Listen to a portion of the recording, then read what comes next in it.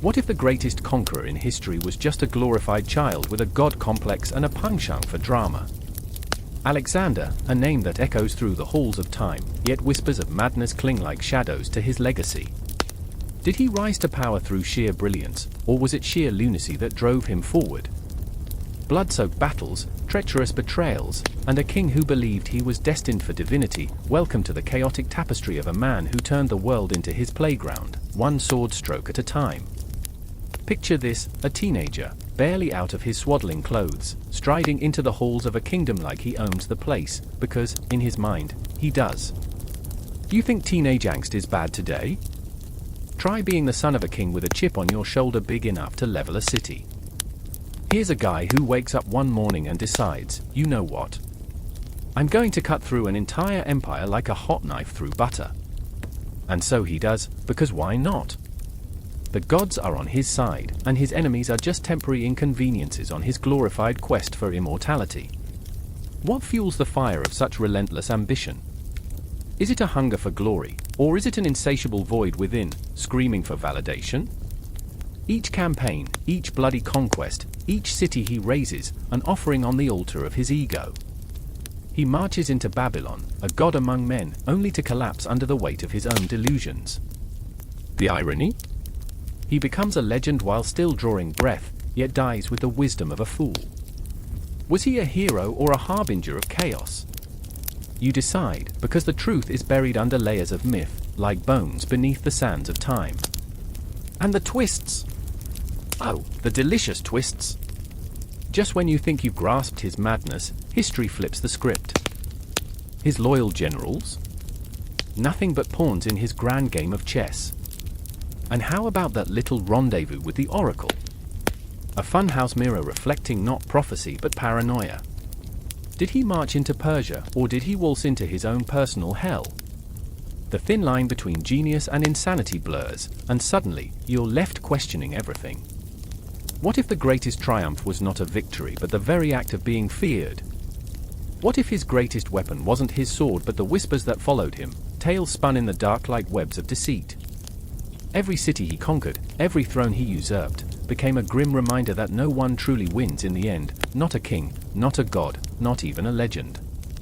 12,000 miles of territory, and still, nothing could fill the void. This isn't just a story of battles and glory, it's a dark, comedic tragedy cloaked in imperial splendor. The ink is still wet on the parchment of history, but what if the truth is more twisted than the myths? Grab the quill, seize the sword, and let the tale of Alexander consume you. Because once you step into this shadowy world, there's no turning back. The sky hung heavy, a bruised grey threatening to unleash a storm, and beneath its oppressive weight, the air crackled with a tension that could snap any moment. In the dusty streets of Pella, the heart of Macedon, whispers coiled around corners like snakes, carrying news that struck like lightning. King Amintas III sat on his throne, a tattered crown perched precariously, reflecting the fears that gnawed at his insides. What is a king but a figurehead, he often murmured, staring into the faces of his council, each one a mask of ambition and betrayal. He could feel their eyes boring into his soul, hungry for power, for blood, his blood. Across the stone-paved courtyard, young Philip stood, barely a man yet already steeped in the weight of legacy. His heart raced, a wild stallion in his chest as he clenched his fists, feeling the pulse of his destiny surge through him. I remember the stories, he whispered to the shadows, those fading echoes of his ancestors, the battles, the treachery, the hunger for greatness. What would he become? A puppet of history or its master? He could see it all so vividly, the armies marching, the cities burning, the cries of the fallen reverberating through time like an eternal lament.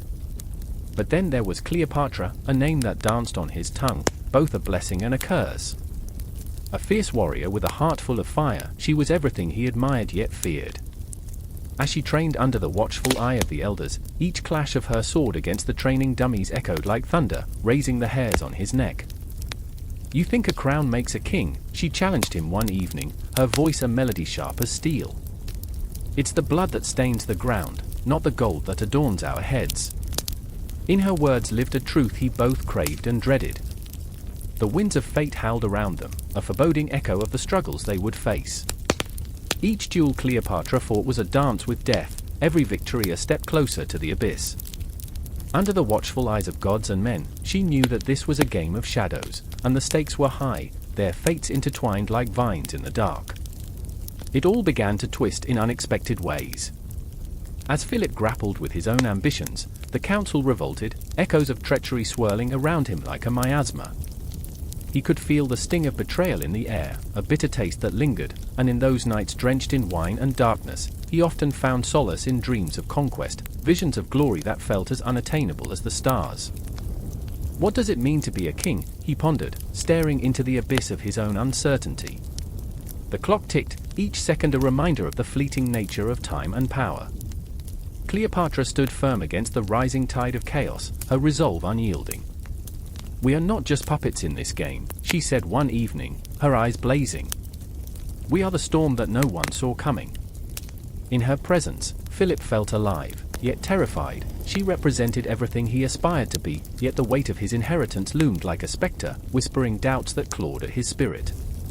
The culmination of their struggles unfurled on a night heavy with portent, as the council's plans crystallized into a chilling reality. Philip, caught in a tempest of conflicting loyalties, faced the choice that would shape him forever. Would he ally with his father's conspirators, or heed Cleopatra's call for loyalty and honor? The shadows closed in around him, and he could almost hear his ancestors' voices, haunting him with their judgment. "I remember the moment everything changed," he would later tell the stars, the weight of regret pooling in his heart. The night was alive with tension, the deep breaths of men preparing for battle echoing like a funeral dirge. Betrayal hung thick, a shroud that wrapped around them all. He could taste it, bitter and metallic, on his tongue. The clash of swords rang out, a symphony of chaos. Philip wielded his blade, each swing a dance with fate, while Cleopatra fought like a tempest unleashed, her eyes fierce and wild. In that violent embrace of steel and spirit, they became something more, symbols of a legacy that was no longer just about conquering lands, but about the indelible mark they would leave upon history. And yet, through the blood and fury, a whisper of understanding emerged. They were not just products of a kingdom, they were the architects of their own stories, hearts beating in rhythm with the thrum of the universe. As the battles raged and the ghosts of the past clashed with the dreams of the future, their destinies intertwined like threads in a tapestry, woven with passion and pain. The cries of the fallen echoed in the night, each one a reminder of the fragility of life, the relentless march of time. "We are but fleeting shadows," Cleopatra had said, and in that moment, as the stars blinked down upon them, Philip understood the weight of her truth. The world was vast, filled with the echoes of dreams and nightmares, and they were but flickers of light amidst the darkness. So, as dawn broke over Macedon, painting the horizon in hues of blood and glory, Philip and Cleopatra stood breathless, their hearts pounding in unison. They were bound by the legacies of their forebears, yet free to carve a new path into the annals of history. The past loomed behind them, a wall of ghosts that could not be ignored, and in the unforgiving light of the new day, they took their first steps toward an uncertain future. But in that moment, as they faced the horizon, a shared understanding flickered between them. They had only just begun. The air crackled with tension, thick and heavy like a storm waiting to break. Shadows danced on the cold stone walls of Aigai, flickering, twisting like the whispers of conspirators huddled in dark corners. Philip, the king, stood at the edge of a precipice, one eye on the horizon, the other on the dagger glinting in the torchlight. He could feel it in his bones, change was coming, and it would drown the unwary. The clock was ticking, and each tick echoed in his chest like a war drum, heralding a battle not just for power, but for his very soul. "Father!" shouted Alexander, bursting into the room, wild-eyed and breathless. The boy was a tempest, a swirling maelstrom of ambition and uncertainty. Philip turned. For a moment, he saw his own youth reflected in those piercing eyes, a stark reminder of dreams long since suffocated by the weight of a crown. "They plot against you. They whisper your name like a curse." "Let them whisper," Philip said, his voice low, a growl wrapped in silk. "Every king has enemies, but it's the whispers that keep them alive. It's the quiet that holds the dagger." He felt the weight of 1,000 years pressing down, the burden of a lineage that demanded greatness from every son. The stakes were higher than just survival, they were about legacy, the fierce need to forge a Macedonia that would resonate through time like the clash of swords. Alexander's brow furrowed, a storm cloud gathering in the depths of his youthful spirit. "But father, they won't rest until I'm what?" Philip interrupted, his voice slicing through the air. "Until I'm a ghost, haunting the very halls I built? No. They'll know my name. The world will tremble before the might of Macedonia." His heart raced, fueled by something primal, a fierce, raw energy that pulsed through him like a living thing.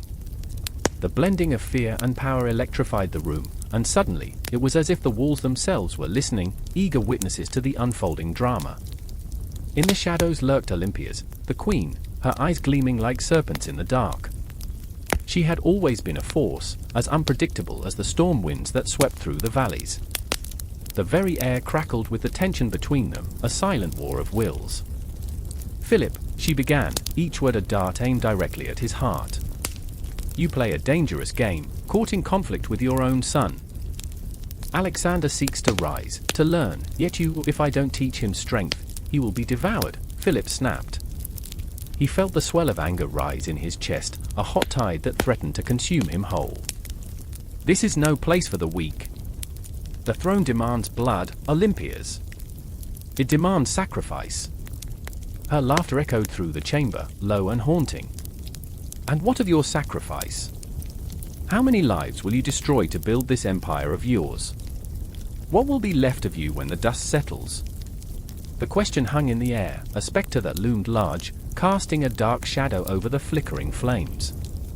Philip clenched his jaw, the king beneath the surface battling the man he once was. "I remember the taste of victory," he murmured, almost to himself. "I remember the thrill of conquest.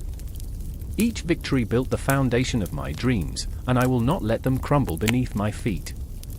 He could see the flash of fear in Alexander's eyes, a reflection of his own swirling doubts. "Father, I want to fight by your side. I want to be strong. But this is not strength. It's survival, boy."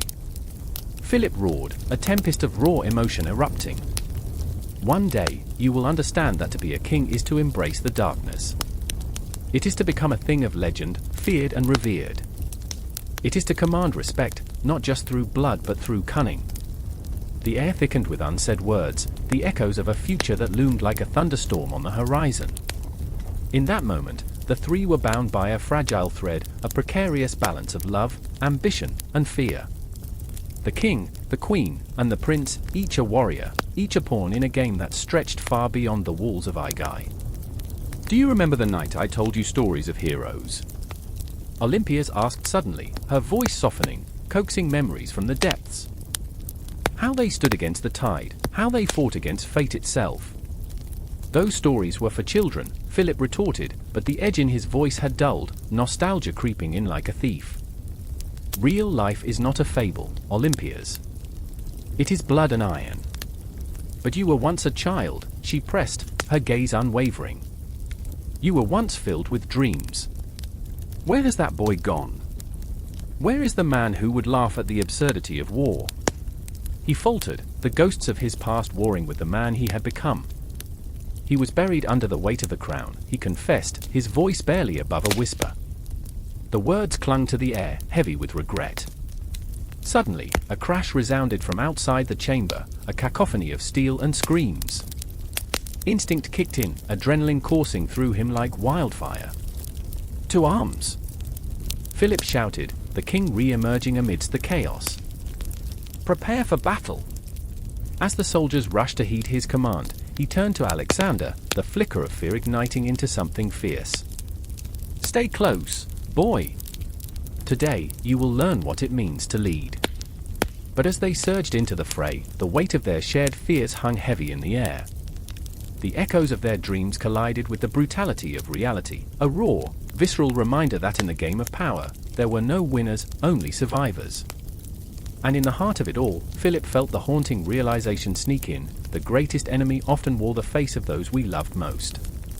As the clash of swords began, the shadows of their conflicts loomed larger, whispering secrets of heartbreak and courage that would shape the future of Macedonia. In that dark moment, amid the chaos and clamor, one thing became painfully clear: it was not merely a fight for the land they tread on, but for the essence of who they were, who they could become. And so, the battle began, not just against foes in the flesh, but against the very nature of their souls. Each heartbeat, each clash of steel, pulled them deeper into an abyss, an endless cycle of power and sacrifice that would redefine their lives forever.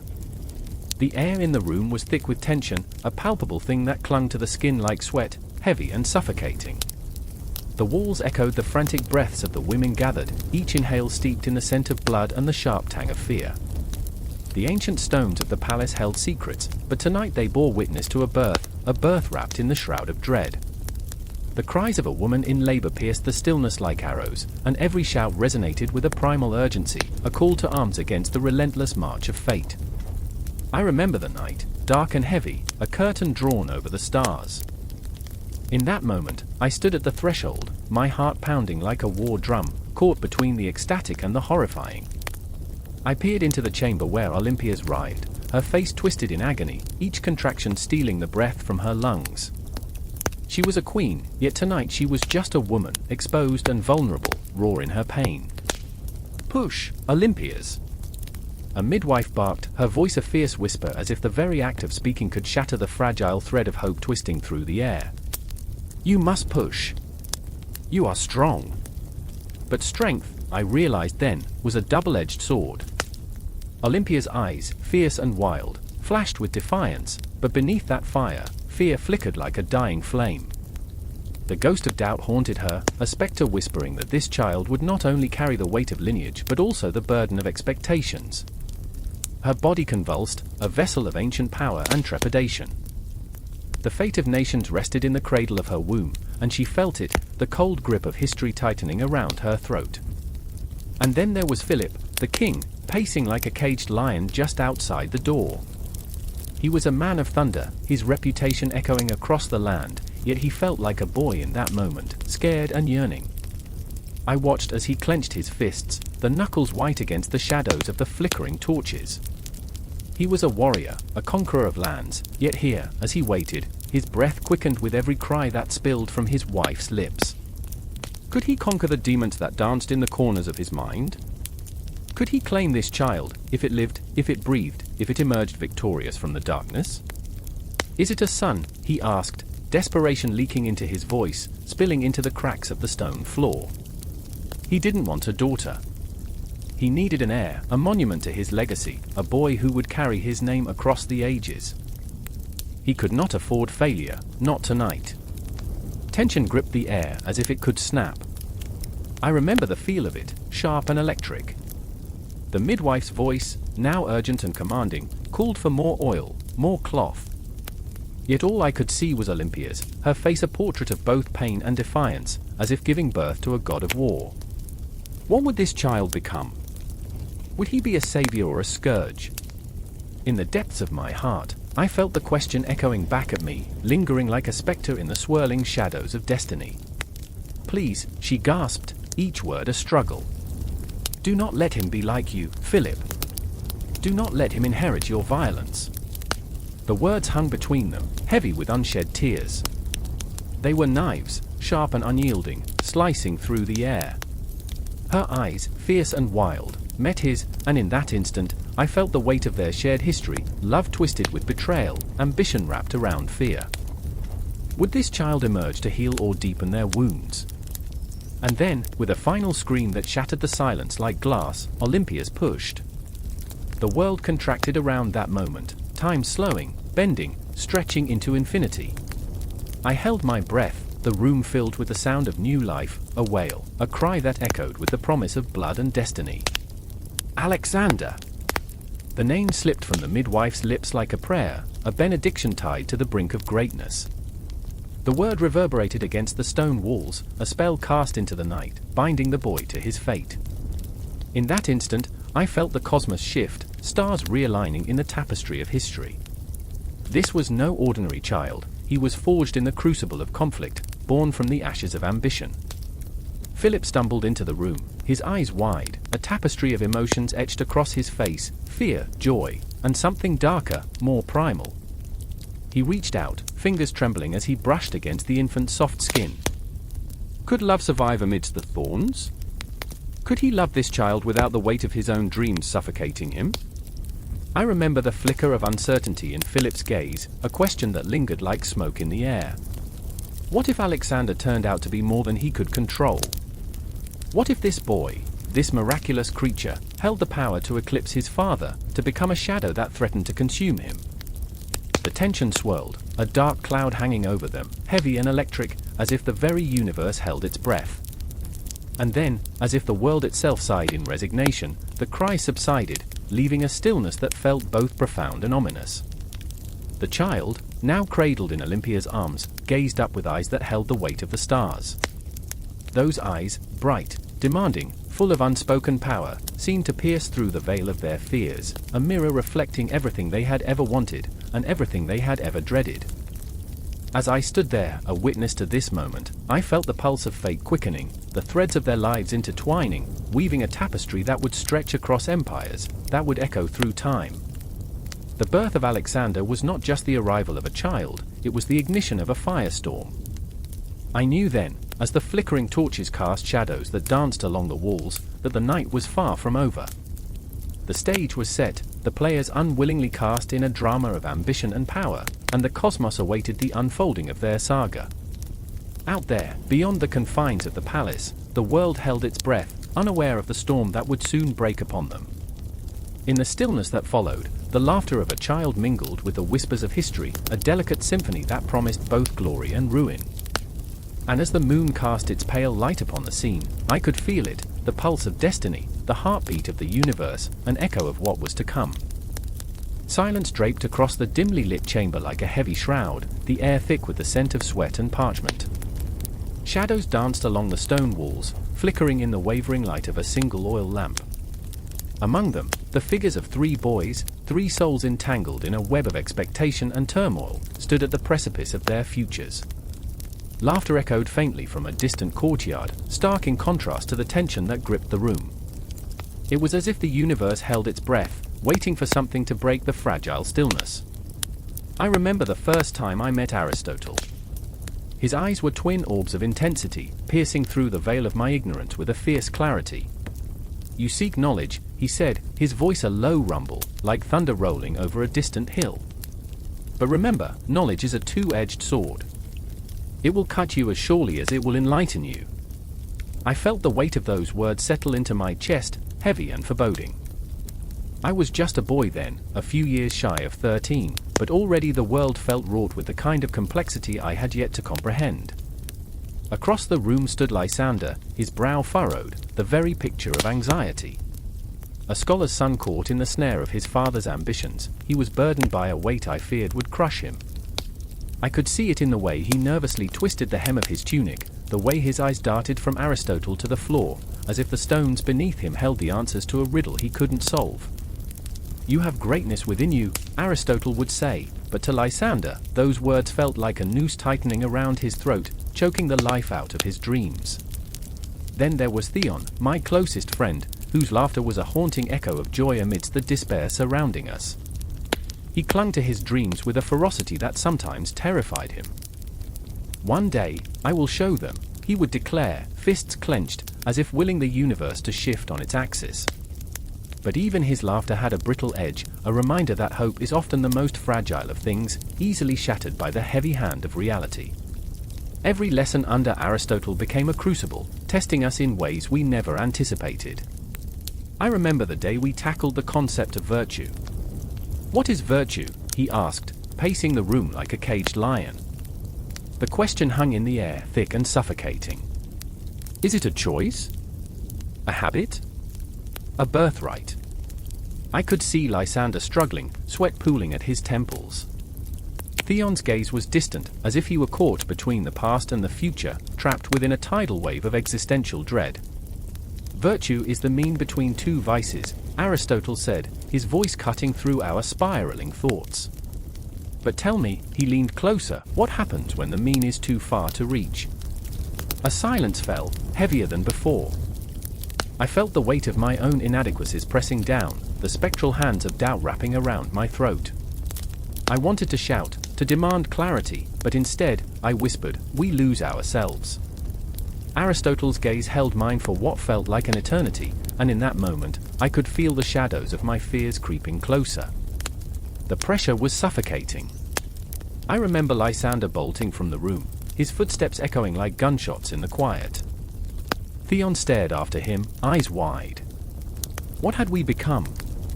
Life outside those stone walls felt like a fever dream, one moment a sun-drenched paradise, the next a haunted labyrinth of expectations and fears. I remember the sun setting behind the hills, casting long shadows that twisted and curled like the doubt spiraling in my mind. Each day was an emotional brawl, a tug-of-war between ambition and despair. I remember lying awake at night, the stars winking at me, mocking my turmoil. What am I meant to be?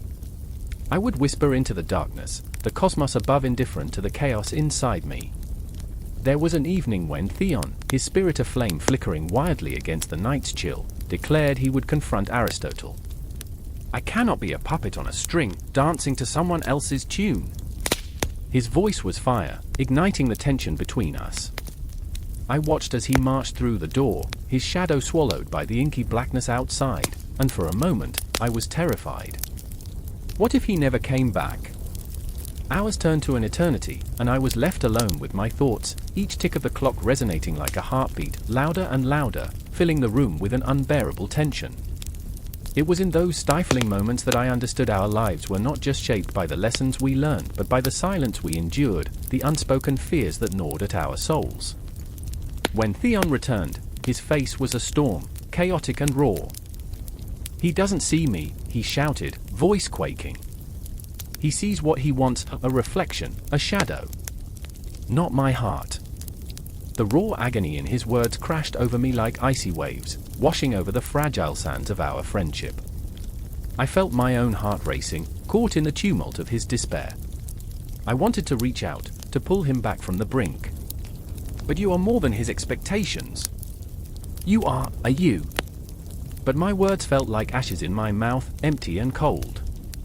The fire in Theon's eyes dimmed, leaving behind a haunting void that echoed the struggles of both Lysander and myself. The days dragged on, each moment heavy with the weight of unfulfilled potential. I remember the final lesson of that year, a discussion on fate and free will. As Aristotle spoke, his voice weaving through the air like a spell, I felt the shadows of despair creeping back in. Are we masters of our destiny, or mere pawns in a cosmic game? Each boy wrestled with the question in silence, the air thick with the ghosts of our uncertainties. I thought of Lysander, of Theon, of my own heart, thrumming wildly against the constraints of expectation. As the lesson closed, I stared into the flickering flame of the oil lamp, the shadows swirling around us like lives unfulfilled. I held my breath, feeling the weight of the cosmos pressing down on my shoulders. Somewhere between the flickering light and the consuming darkness lay our truth, a truth that would echo in our lives, haunting us like a ghost unwilling to rest. In that moment, I realized this was only the beginning. Each lesson, each struggle, was a thread in a much larger tapestry, one that would weave our fates together in ways we couldn't yet fathom. It was a dance on the precipice, a delicate balance of light and shadow, hope and despair. And as we stood there, suspended between the two, I understood that our stories were just beginning to unfold. The tension hung in the air, electric and alive, promising a future that would be as beautiful as it was terrifying. The sound of metal clashing against metal pierced the air, sharp and sudden, a harbinger of chaos. Sweat poured down my back, mingling with the dirt beneath my nails, the earthy aroma rising, a pungent reminder of the ground I stood upon. My breath came fast, each inhale a desperate gasp. The sun hung low, casting long shadows across the training field where warriors fought not for glory but survival, where life turned into a brutal dance of wills. I remember the glint in Eudoro's eyes, a wild spark that spoke of both ambition and fear. He was my closest friend, yet a stranger, a contradiction wrapped in a warrior's flesh. "Today is ours," he shouted, his voice raspy from exertion and something deeper, darker, the weight of unspoken fears. Each swoosh of his sword cut through the air like a whisper of doubt. His movements were fluid, yet I knew his heart pounded with the rhythm of uncertainty, the drums of war echoing in the distance, relentless and unforgiving. Eudoros was more than a soldier, he was a dreamer, a poet trapped in a soldier's armor, his heart a fragile vessel amidst the raging sea of violence we were forced to navigate. I wanted to tell him that dreams had no place on the battlefield, that the sharp edges of reality would slice right through his fragile verses. But in the cacophony of our fellow trainees, I was silent, my words drowned out by the clash of swords and the cries of men. And there was Callista, the fierce girl with a fire in her soul. She wielded her sword like a blazing comet, each cut a fierce testament to her will. I watched her, eyes wide with a mix of admiration and fear. She fought demons as ferocious as any enemy, a past that clawed at her heart, a family torn apart by the brutal hands of fate. "Look at me," she called, her voice soaring above the chaos, a beacon of strength. "I will not be broken." She swung her blade with such ferocity that I felt the wind from her strikes, yet inside, she was a trembling leaf caught in a tempest. I remember the day we were told of the upcoming campaign, the murmurs of the general swirling around us like vultures picking at the bones of dread. "This is your training, your time to prove yourselves," they intoned, their voices cold and distant. The weight of their expectation settled on our shoulders like a heavy cloak. I felt it buckle my knees, a gravity that pulled me down into the earth while the rest of the world soared above. The night before our first real battle, I lay awake, the stars above a distant reminder of a life outside the blood-soaked earth. What if I fail? I whispered into the darkness, my words swallowed by the void. I thought of Eudoros, the way he talked of glory and honor, dreams of a kingdom built on the ashes of our enemies. What if I'm not brave enough? I cursed the tremor in my voice. I could hear the rustle of Callista's breath beside me, her own demons raging in silence. Bravery isn't the absence of fear, she had told me once, a bittersweet smile playing on her lips. It's the courage to fight despite it. But what did that look like? Was bravery a sword in hand, a heart that raced against the ticking clock of fate? Or was it the quiet acceptance of impending doom, a slow, steady breath in the face of a storm? Morning broke with a heavy silence, an eerie calm before the storm of steel and blood. I could taste the dread on my tongue, metallic and bitter. We stood in formation, each soldier a reflection of my own fears and hopes. Eudoros stood beside me, his face set in a mask of determination, yet I caught the flicker of doubt behind his eyes, the fleeting ghost of a dream that threatened to slip away as we marched toward the unknown. And then it began. The clash of metal filled the air like thunder, a cacophony of screams and cries that rattled my bones. I felt the ground beneath me shift, the earth trembling as if it too was aware of the horrid dance we were part of.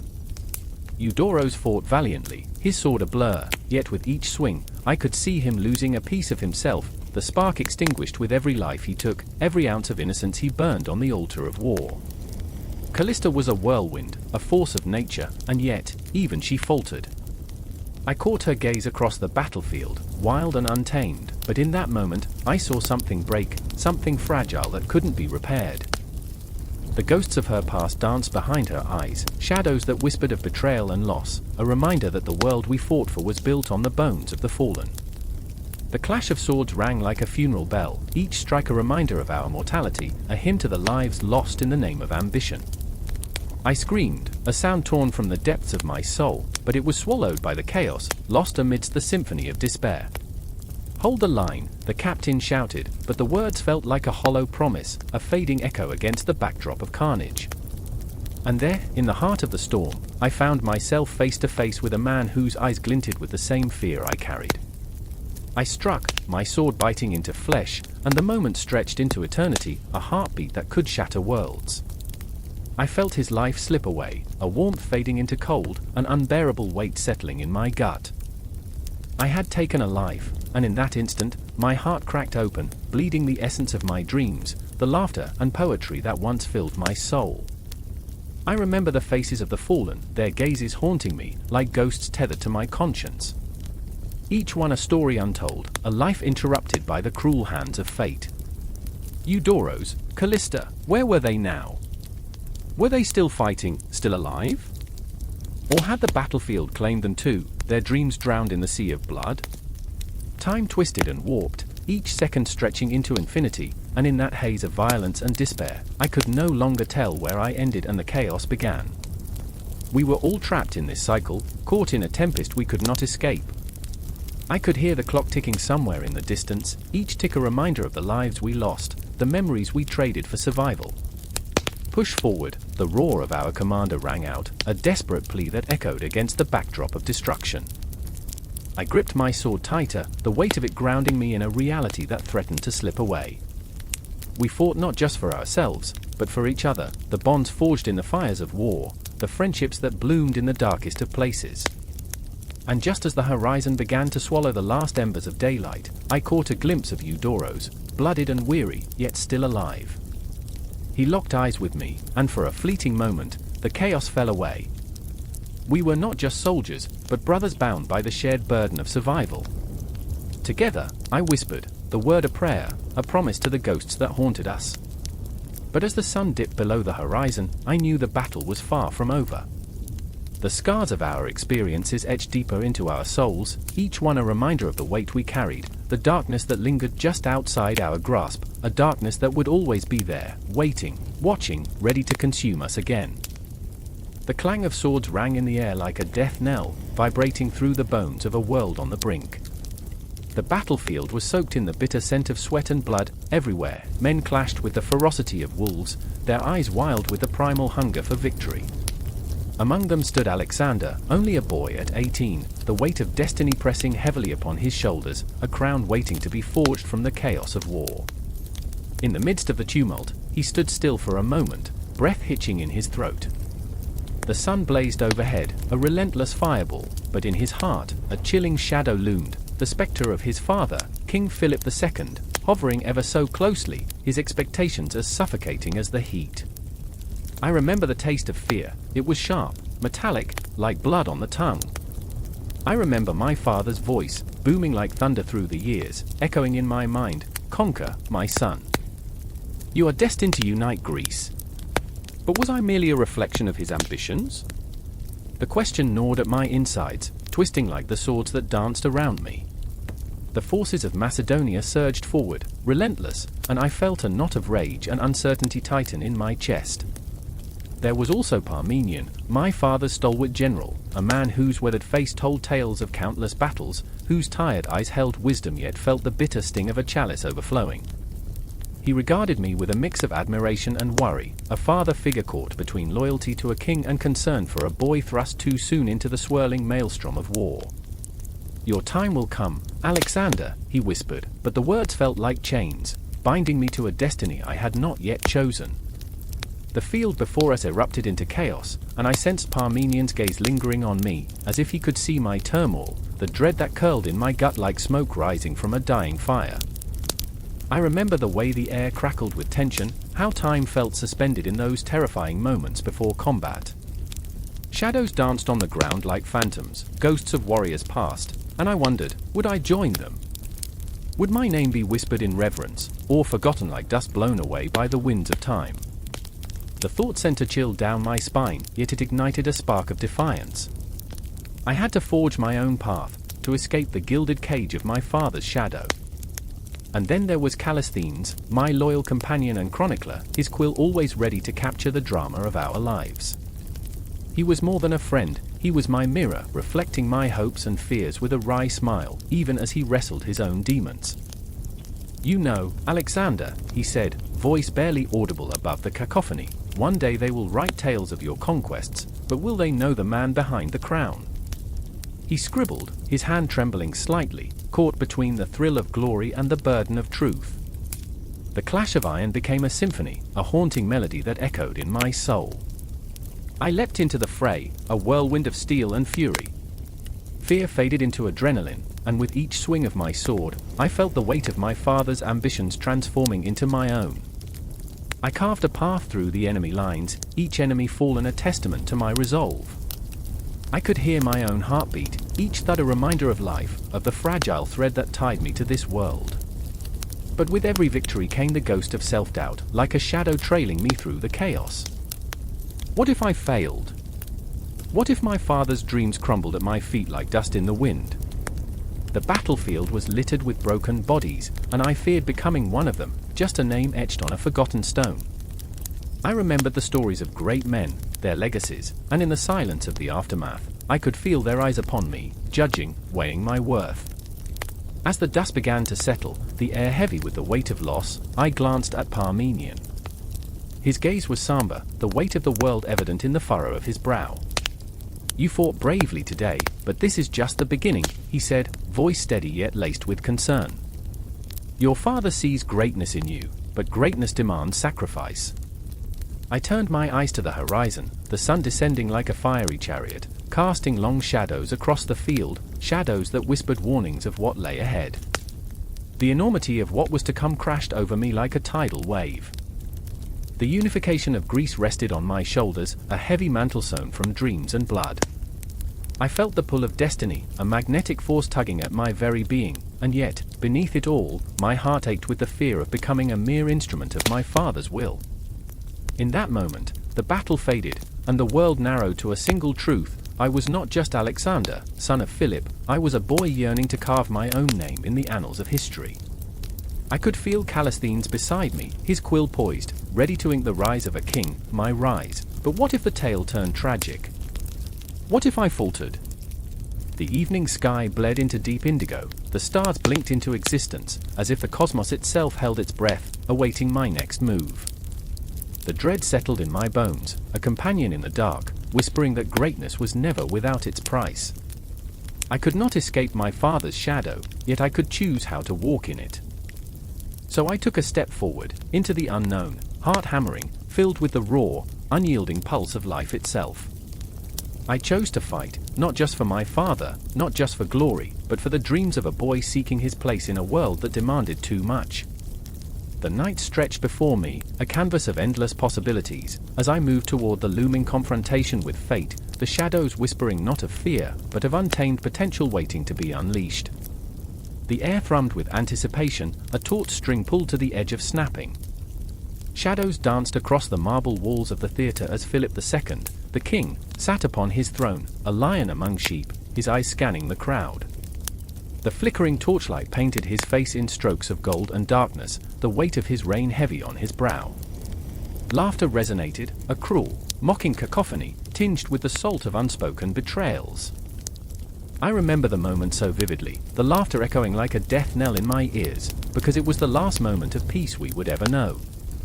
And then, in that electric silence before the storm, I felt fear coil in my stomach, a serpent poised to strike. My heart raced as I caught sight of Alexander, barely a man but already a tempest, brimming with potential and fury. He stood in the shadows, a brooding silhouette against the flickering flame, the weight of expectation pressing down on his shoulders. His fingers twitched. I could see it, the way he struggled against the destiny that clawed at him. A son torn between reverence and rebellion, love and hatred. The crowd buzzed with excitement, their voices a sea of noise, but all I could hear was the hammering in Alexander's chest, echoing the tumult in my own. I remember the scent of sweat and oil, the lingering stench of fear, and it mixed with the sweet notes of ambition, the intoxicating, dizzying aroma that filled the air. Philip was wrapped in gold and power, a king who moved like a god, yet here he was, blind to his own mortality.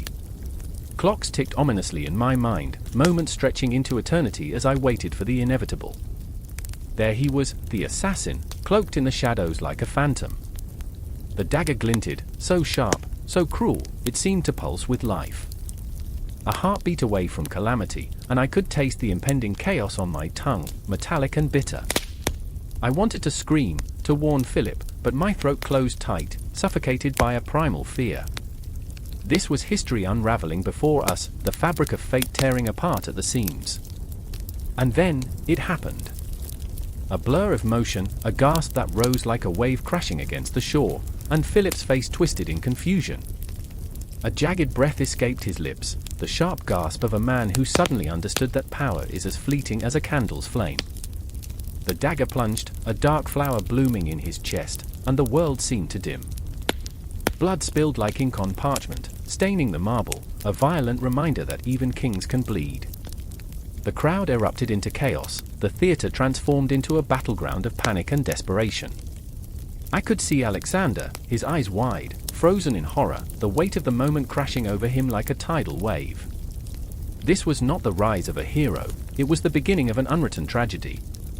In that chaos, I felt the strings of fate pulling taut. Could he feel it too? The darkness creeping in, whispering promises of power even as it wove a shroud around his heart. I remember thinking, he is both the seed of greatness and the shadow of ruin, and it terrified me. The air grew thick with desperation as servants fled, nobles screamed, and the phantom of ambition hovered just out of reach. Philip collapsed, a once mighty king reduced to a broken body on the cold, unforgiving stone. I wanted to mourn him, to feel the weight of his loss, but it was Alexander's face that haunted me. He turned away, his expression a storm of confusion and regret. The lines of his mouth twisted, not in anger but in a painful realization. Sometimes, blood ties are chains, heavy and unbreakable. I remember how his hands clenched into fists, the knuckles white, as if he were wrestling with the very essence of his fate. He wanted to scream, to unleash the tempest within him, the rage and sorrow and fear that threatened to consume him whole. But he stood there, a statue carved from turmoil, caught in the eye of the storm. The world around him spun wildly, the echoes of Philip's last breath reverberating in his mind, mingling with the weight of expectation that hung like a noose around his neck. And then, through the chaos, a voice called out, a desperate plea for order. It was the sound of power shifting, of the throne turning cold. A new leader would rise, and I could feel the tremors of change crackling in the air. I remember thinking, who would pay the price for this? Who would stand in the shadow of ambition and suffer for it?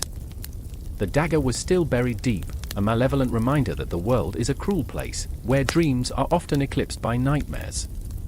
In those moments, I could feel the universe shift, the stars realigning in the heavens, as if the cosmos itself was holding its breath, waiting for the next act in this grand and tragic play. Alexander stepped forward, but the weight of his lineage was a heavy cloak, dragging him back into darkness. I saw it in his eyes, the flicker of defiance, the spark of something fierce and untamed. He was caught between despair and determination, the ghost of his father looming large, a specter that would haunt him through the ages. The scene unfolded like a tapestry, threads of destiny weaving intricate patterns in the air, and yet, the final image remained obscured, shrouded in the haze of impending conflict. I remember feeling the chill of the night creeping in, the shadows wrapping around us, as if the very fabric of time held its breath, bracing for the chaos that lay ahead. The theater was emptying, the echoes of horror reverberating, but the confrontation was far from over. The rise of Alexander had begun with his father's fall, and I couldn't shake the feeling that the true battle was yet to come. The thrill of power was intoxicating, but it was also a poison that would seep into his veins, twisting the very essence of who he would become. I could see it clearly now, the horizon blurring with the promise of bloodshed, ambition igniting like a wildfire, consuming everything in its path. The stage was set, the players assembled, and I was a witness to it all, locked in this moment, feeling the pulse of history pounding behind my ribs. It was just the beginning, the rise of Alexander, forged in the crucible of tragedy. I remember, oh how I remember, the weight of it all settling over us like a dark fog, as the echoes of Philip's last breath faded into the night, leaving only the haunting question, what price would be paid for glory? The air crackled with tension, electric and suffocating. A storm swirled in the distance, rumbling like the belly of a hungry beast, dark clouds clutching the sky as though the heavens themselves held their breath, waiting for something to break. There, in the heart of Pella, the capital of Macedon, Alexander stood among the shadows, feeling the weight of the crown he had yet to wear, the pressure of legacy pushing into his chest like a vice. I remember the moment I first felt that power. It coursed through me like molten gold, intoxicating and terrifying. But power is an untrustworthy friend, clutch it too tightly, and it burns, hold it too loosely, and it slips away. My father, Philip, once said it was a game of chess, a dance of kings, but I often felt like a pawn, caught in a deadly skirmish, the board set ablaze beneath my feet. It was just after dawn when the whispers began. Rumors slithered through the marketplace like serpents, wrapping around the hearts of men and women alike. The Illyrians are restless, they murmured, their eyes darting, glancing over shoulders as if the very walls might betray them. They seek blood. I could almost taste the fear, bitter on my tongue, the sweet tang of treachery heavy in the air. At that moment, I was not just a prince but a man, a young man, barely 20, grappling with the weight of expectations and the ghosts of those who had come before me. I could feel the spirits of my forefathers swirling around me, their voices mingling with the wind. "Prove yourself," they seemed to hiss, "or be forgotten." And there was Hephaestion, my closest companion, standing beside me, his face a mask of worry and longing. His loyalty was a double-edged sword. It brought strength, but it also cut deep. "We cannot afford to be weak, Alex," he whispered, his voice barely rising above the murmurs of the crowd. "They will see your hesitation as fear." His eyes, dark pools of emotion, locked onto mine, pleading for courage, for an answer that would dispel the shadows that loomed over us. I had always thought of Hephaestion as my anchor. But today, I saw the flickers of doubt dance across his brow, a reflection of my own. I feared what our friendship might cost us, what price we would pay for love and loyalty.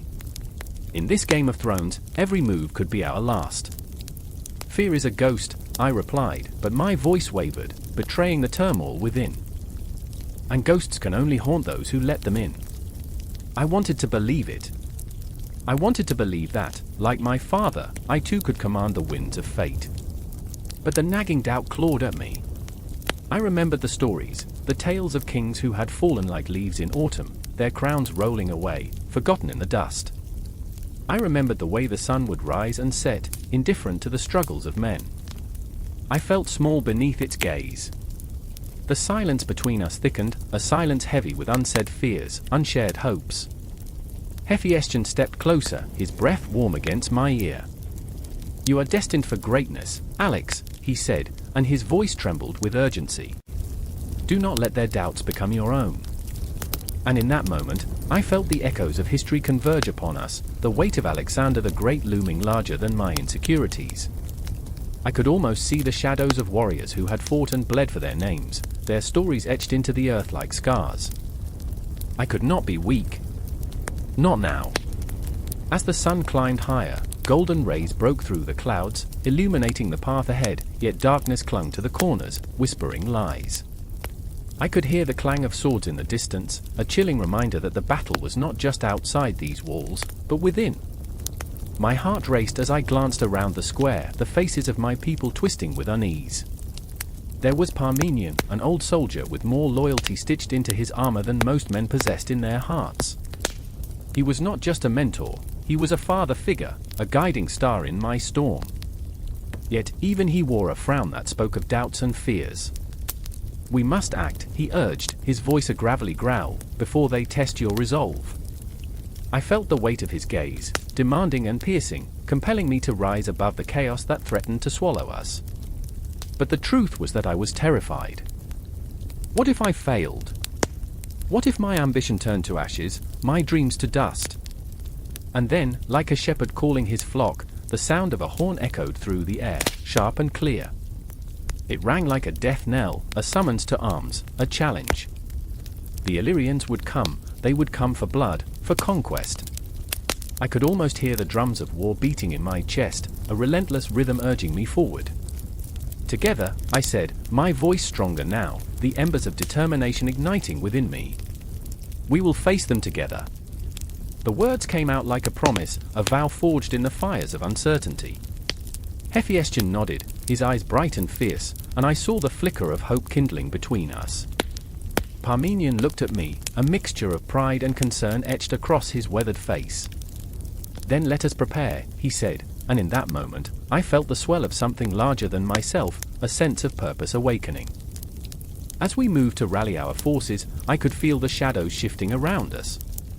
Each step echoed with the ghosts of the past, reminding me that the path to power was littered with the bones of those who had fallen, those who had dared to dream too brightly. In that charged moment, I knew that the real challenge was not just the Illyrians lying in wait, but the fierce tempest of my own emotions, fear, doubt, and an intense craving for greatness. The battle for my destiny had begun, and the stakes were higher than I had ever dared imagine. In the distance, a flash of lightning cut through the gathering gloom, illuminating the faces of men and women who depended on me. I could hear their whispers of hope and dread, a melody of despair and valor, and I vowed, in that breathless space between heartbeats, that I would not let them down. The storm was coming. And with it, the reckoning.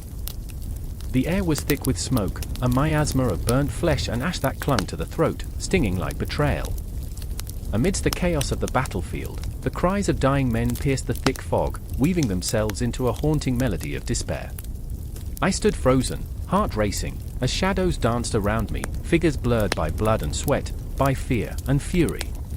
The ground quaked, not just from the clashing swords, but from the very essence of divinity that hung over us like a sword of Damocles, a sacred war that was as much about faith as it was about death. "Father, forgive me," I whispered, though I knew the heavens were silent.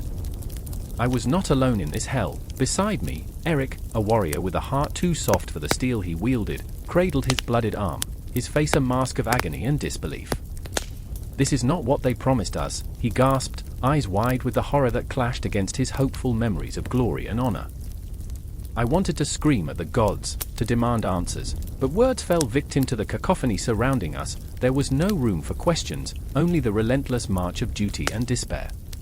The sun hung low, a weary eye watching over our frantic dance with death, and in that moment, I saw everything in shades of red. It wasn't just blood that stained the earth, it was faith, hope, and the souls of the fallen. I turned to Ilara, standing mere paces away, her hair a wild manet of defiance, eyes fierce yet haunted. She was a beacon of strength, but I could see the cracks in her armor. Her faith had been a bright flame, but now it flickered, threatened by the storm of uncertainty that raged within her.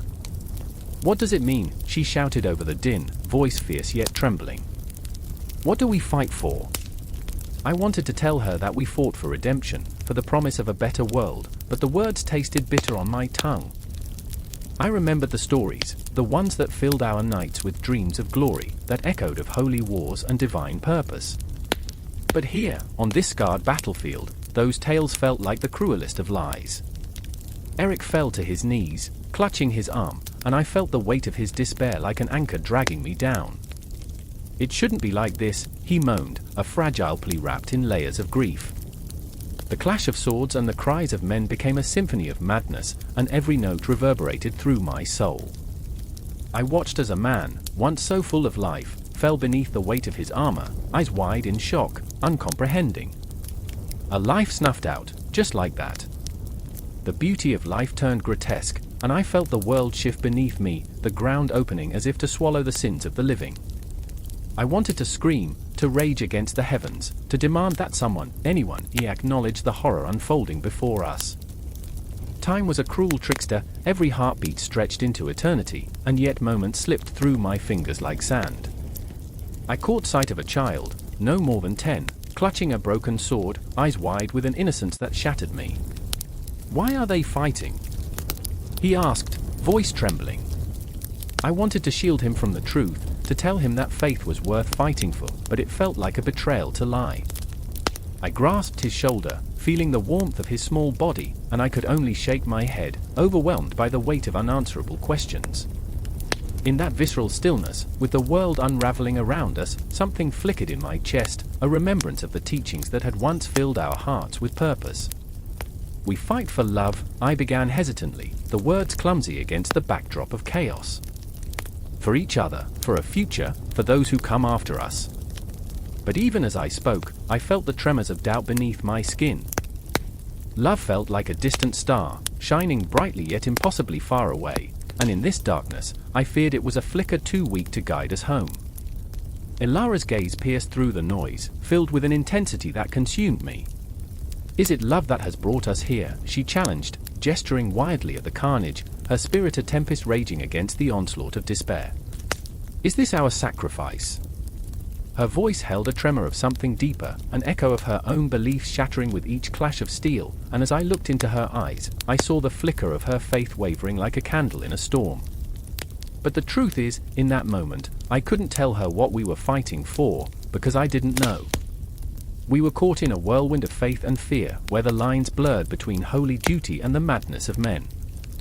I looked around, and for a brief, horrifying second, I understood the ghosts that haunted these lands, the fallen soldiers, their dreams crumbled to dust, their cries woven into the very fabric of our existence.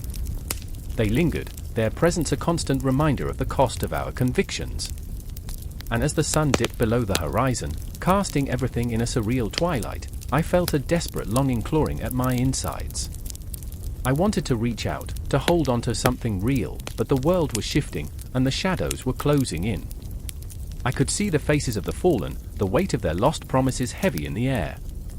"We will remember you," I promised, but even as the words left my lips, a chill swept through me, a whisper that said no one truly remembers. The final clash of swords echoed, a deafening roar of defiance, and in that moment, I grasped Ilara's hand, the warmth that tethered to sanity. "We fight not just for ourselves," I murmured, voice thick with unspoken fears, "but for the chance to believe in something greater." Yet, as those words hung like a fragile thread between us, I knew deep down that belief was a battlefield all its own, a sacred war fought not in the name of gods, but in the depths of our own souls. And just as the tide of battle surged around us, I felt the pulse of the universe, the heartbeat of something vast and ungraspable. The night was approaching, and with it, the specter of uncertainty. I closed my eyes, inhaling the bitter air, hoping that when I opened them again, the world would have shifted anew. But even as the darkness encroached, I felt that we had become a part of something greater, a symphony of chaos and courage, woven together by the threads of our shared humanity. We were fighting, yes, but we were also alive, and in that truth, perhaps, lay the most sacred of all wars. The river swelled, dark and murky, as if it could feel the weight of destiny pressing down on its surface. The air crackled with anticipation, a taut string pulled tight, ready to snap. Soldiers stood shoulder to shoulder, eyes glinting with fear and fervor, the smell of damp earth and sweat mingling in a heady brew. I remember the stillness just before chaos, the moment when the world held its breath, pregnant with possibility. It was there, in that thick silence, that I saw Alexander. He was a flicker of fire against a grey sky, a whirlwind of ambition and youthful arrogance. His gaze pierced through the haze of disquiet, sharp and relentless. Fear danced behind the bravado in his chest. It was a wild beast he struggled to tame. "We will not retreat," he declared, voice trembling with conviction, yet laced with the urgency of a heart racing toward its fate. I felt the thrum of his pulse in those words, a pulse that echoed my own, reverberating in the very marrow of my bones. Beside him stood Cletus, his childhood friend turned captain, a man forged in the crucible of their shared dreams and insecurities. The weight of command draped heavily on Cletus' shoulders, a cloak woven from threads of loyalty and dread. I remember his clenched jaw, the way he stared at the river, his mind a tempest of doubt. "Alexander," he whispered, barely audible, "this is madness. You cannot take on the Persians alone." But how do you tell a wildfire to stay contained? Cletus was caught in the storm of fear. He didn't want to lose his friend, but duty compelled him to follow. And then there was the river, ancient, indifferent, flowing with the memories of battles fought and lives lost. It seemed to laugh at us, churning with dark promise as if whispering secrets of those who had dared to cross it before. I could almost hear its murmur, a ghostly echo of soldiers long gone, their dreams extinguished by the sharp edge of a blade. The earth was soaked in history, but today, it would drink deep of new blood. The Persians stood across the water, their banners snapping in the wind, a restless sea of color and chaos. I remember the glint of steel, the sharpness of the air thick with the scent of impending violence. They were warriors, too, men who had fought and bled for their king, each heartbeat a drumbeat of defiance. I could see the fear in their eyes, mirrored in the faces of Alexander's men. They were not just fighting for victory, they were battling the ghosts of their own doubts. Time stretched and twisted like a dying flame, and then it snapped. "Forward!" Alexander's voice cut through the air, a blade of conviction that sliced through hesitation. The river roared as men surged, hearts pounding a battle hymn, feet pounding the muddy banks. I remember the clash, the sound that reverberated deep in my core, a cacophony of steel and screams. A symphony of chaos that danced in the shadows of fear. Cletus was at Alexander's side, sword drawn, heart racing like a wild horse. He moved like a shadow, slipping through the chaos, instinct guiding him, though his mind screamed for caution. "Stay close," he shouted, but the roar of battle drowned his voice as arrows whistled overhead, finding their mark in the flesh of friends and foes alike. I remember the moment when Cletus saw a soldier fall, his body crumpling like parchment underfoot. It pierced him, a sharp reminder that this was not a game, it was life and death, the stakes far too high. I watched Alexander as he charged, a comet crossing the night sky, daring the heavens to bend to his will. He was magnificent, a force of nature, but even he felt the weight of the world on his shoulders. I remember the fleeting look of vulnerability in his eyes as he struck down an enemy, a split second where the boy and the king merged, where the dreamer faced the abyss. Is this my destiny? I could almost hear him think, a question lost in the cacophony of his triumphs and failures. The river, once a barrier, became a passage to glory, every stroke toward the enemy invigorating Alexander's spirit, every fallen comrade a weight pulling him down. For Greece, he roared, but those words melted into the air, a desperate plea echoing against the roar of battle. I felt the intensity swell, the clash of steel against steel punctuating the air, a heartbeat synchronized with the rhythm of war. It was both beautiful and horrifying, a dance of shadows and blood, where every movement was steeped in the finality of life. Cletus fought beside him, each swing of his sword a promise to protect his friend, yet in that chaos, he felt the fractures of their bond. He was haunted by the knowledge that his loyalty might lead to grief, that standing by Alexander's side could mean facing the abyss of loss. "Alexander! Don't be reckless," he cried out again, but the words were lost, swallowed by the roar of the river and the cries of the dying. And somewhere in that tumult, I lost myself. I was no longer a mere observer, I was entwined in their emotions, the fear, the desperation, the raw drive for glory. I felt my heart race, my breath hitching as arrows flew, as men fell, as dreams clashed against the harsh reality of war. It was both exhilarating and terrifying, the thrill of witnessing destinies colliding in a single, breathless moment. The battle raged on, and with every thrust of Alexander's spear, with every victory that ignited cheers and cries, I felt the weight of history shifting. The river bore witness, its current swirling with the stories of the fallen and the hope of the rising. It was a turning point, a heartbeat in time that would echo through the ages. But even amidst the chaos, shadows loomed, whispering of the sacrifices yet to come, the toll that victory would demand. I remember the tension in the air, a heavy blanket of uncertainty that wrapped around us, promising glory yet tainted with the taste of blood. We were caught in it, lost in the storm, and as the sun dipped below the horizon, I knew this battle was only the beginning, a prelude to a saga that would entwine us all. Time froze, and as the last echoes of the battle began to fade, I felt an impending sense of dread, a whisper of what lay ahead. The river continued to flow, indifferent to the chaos it had witnessed, while shadows lengthened, heralding the next round in this endless cycle of ambition and conflict. The air was thick with the briny smell of sweat and fear, a pungent reminder that Halicarnassus was on the brink of despair. I stood there, heart pounding, as the cries of men echoed through the narrow streets, each voice a ghost desperate for salvation. The walls of the city loomed high, a fortress trembling under the weight of its own secrets, and I could feel the very stones vibrating with anticipation, as if they knew what was to come. I remember a soft murmur, the faint rustle of a shadow slipping through the night. It was Lyra, her eyes like two dark pools reflecting the depths of her soul, her hands trembling but resolute. She was a warrior, not in the traditional sense, but in a way that twisted within her. A woman navigating the chaos of a besieged city, where every heartbeat felt like a countdown, a ticking clock urging her to act, before all hope faded to black.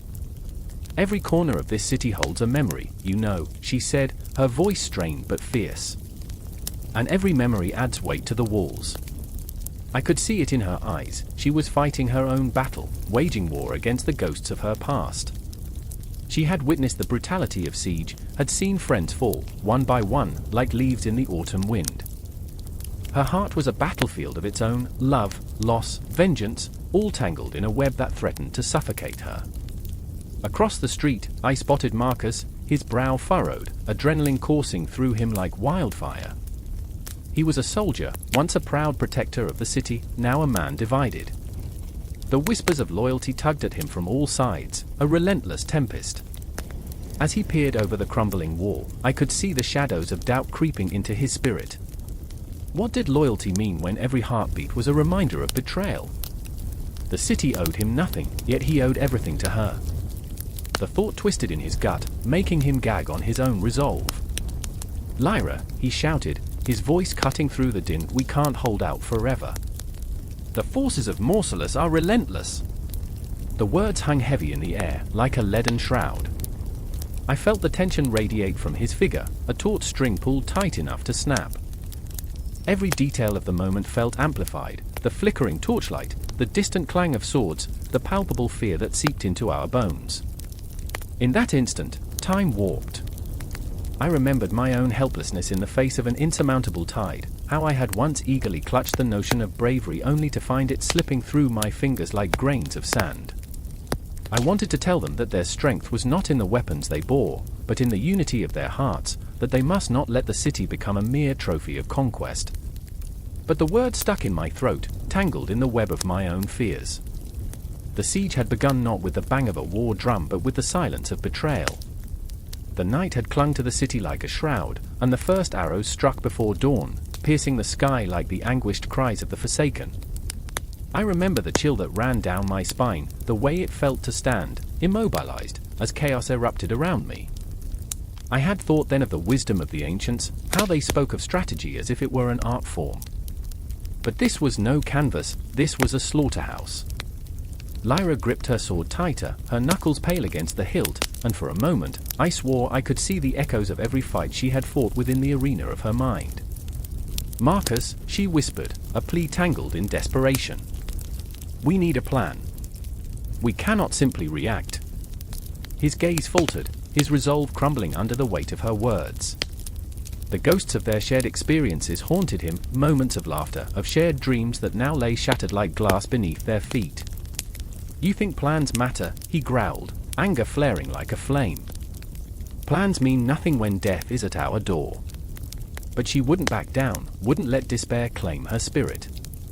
"We're not dead yet," she snapped, and in that moment, she was more than a mere woman, she was the embodiment of hope, fierce, defiant, and unyielding. "We need to draw them in. Let them think they can take us. Then we strike back." The tension was a living thing, wrapping around us, squeezing the breath from our lungs. Outside, the clamor of the enemy grew louder, a cacophony of war drums and shouts that twisted my stomach into knots. I could almost see the specter of death hovering just beyond the walls, waiting to claim its next victim.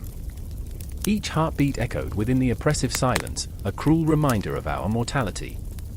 I thought of time, the ticking clock of life, relentless and unforgiving. It was a cruel joke that the world spun on, unbothered by our struggles. And as the weight of our choices loomed like a storm cloud, I felt the gravity of our predicament. The city was a living organism, and we were the cells fighting against decay. Lyra stepped closer, her breath an urgent whisper. "We must unite. They will come for us one by one if we don't fight as one." The words hung in the air, filled with the intensity of unyielding hope and the weight of inevitable despair. And so, amid the chaos, we took a breath, slow, deliberate, like the calm before a storm. We began to weave our plans, a tapestry of strategy and desperation. Every moment bled into the next, an unending cycle of fear and determination. The city would not fall without a fight, and we would not let our hearts be extinguished. I could feel the pulse of history around us, alive and throbbing, waiting for the next turn of fate. What came next was inevitable, a clash of wills, a brutal dance of survival. And as we prepared for battle, I held their gaze, knowing that whatever lay beyond those walls, we would face it together. The siege was not just a fight for Halicarnassus, it was a fight for our very souls. The shadows loomed, but we were the light, flickering, yet fierce. The night was a thick velvet, heavy with the scent of smoke and fear, wrapping around the city like a lover's embrace gone sour. Aaron stood on the edge of the crumbling wall, staring into the obsidian depths below, his heart drumming a desperate rhythm against his ribs. He could hear the echoes of distant gunfire, a cruel melody underscoring the chaos unfurling in the streets. The liberation of Asia Minor was not a glorious sunrise, it was a blooded dusk, a requiem for the lost, and he was knee-deep in the aftermath, a reluctant soldier caught between the dreams of freedom and the nightmares of war. I remember the faces, he would later tell himself, as if the act of remembering might erase the horror. The unrelenting ghosts of those he couldn't save flickered in his mind like dying fireflies, their eyes wide and accusing. He clenched his fists, the grit of the stone walls biting into his palms. What have I done? What hadn't he done?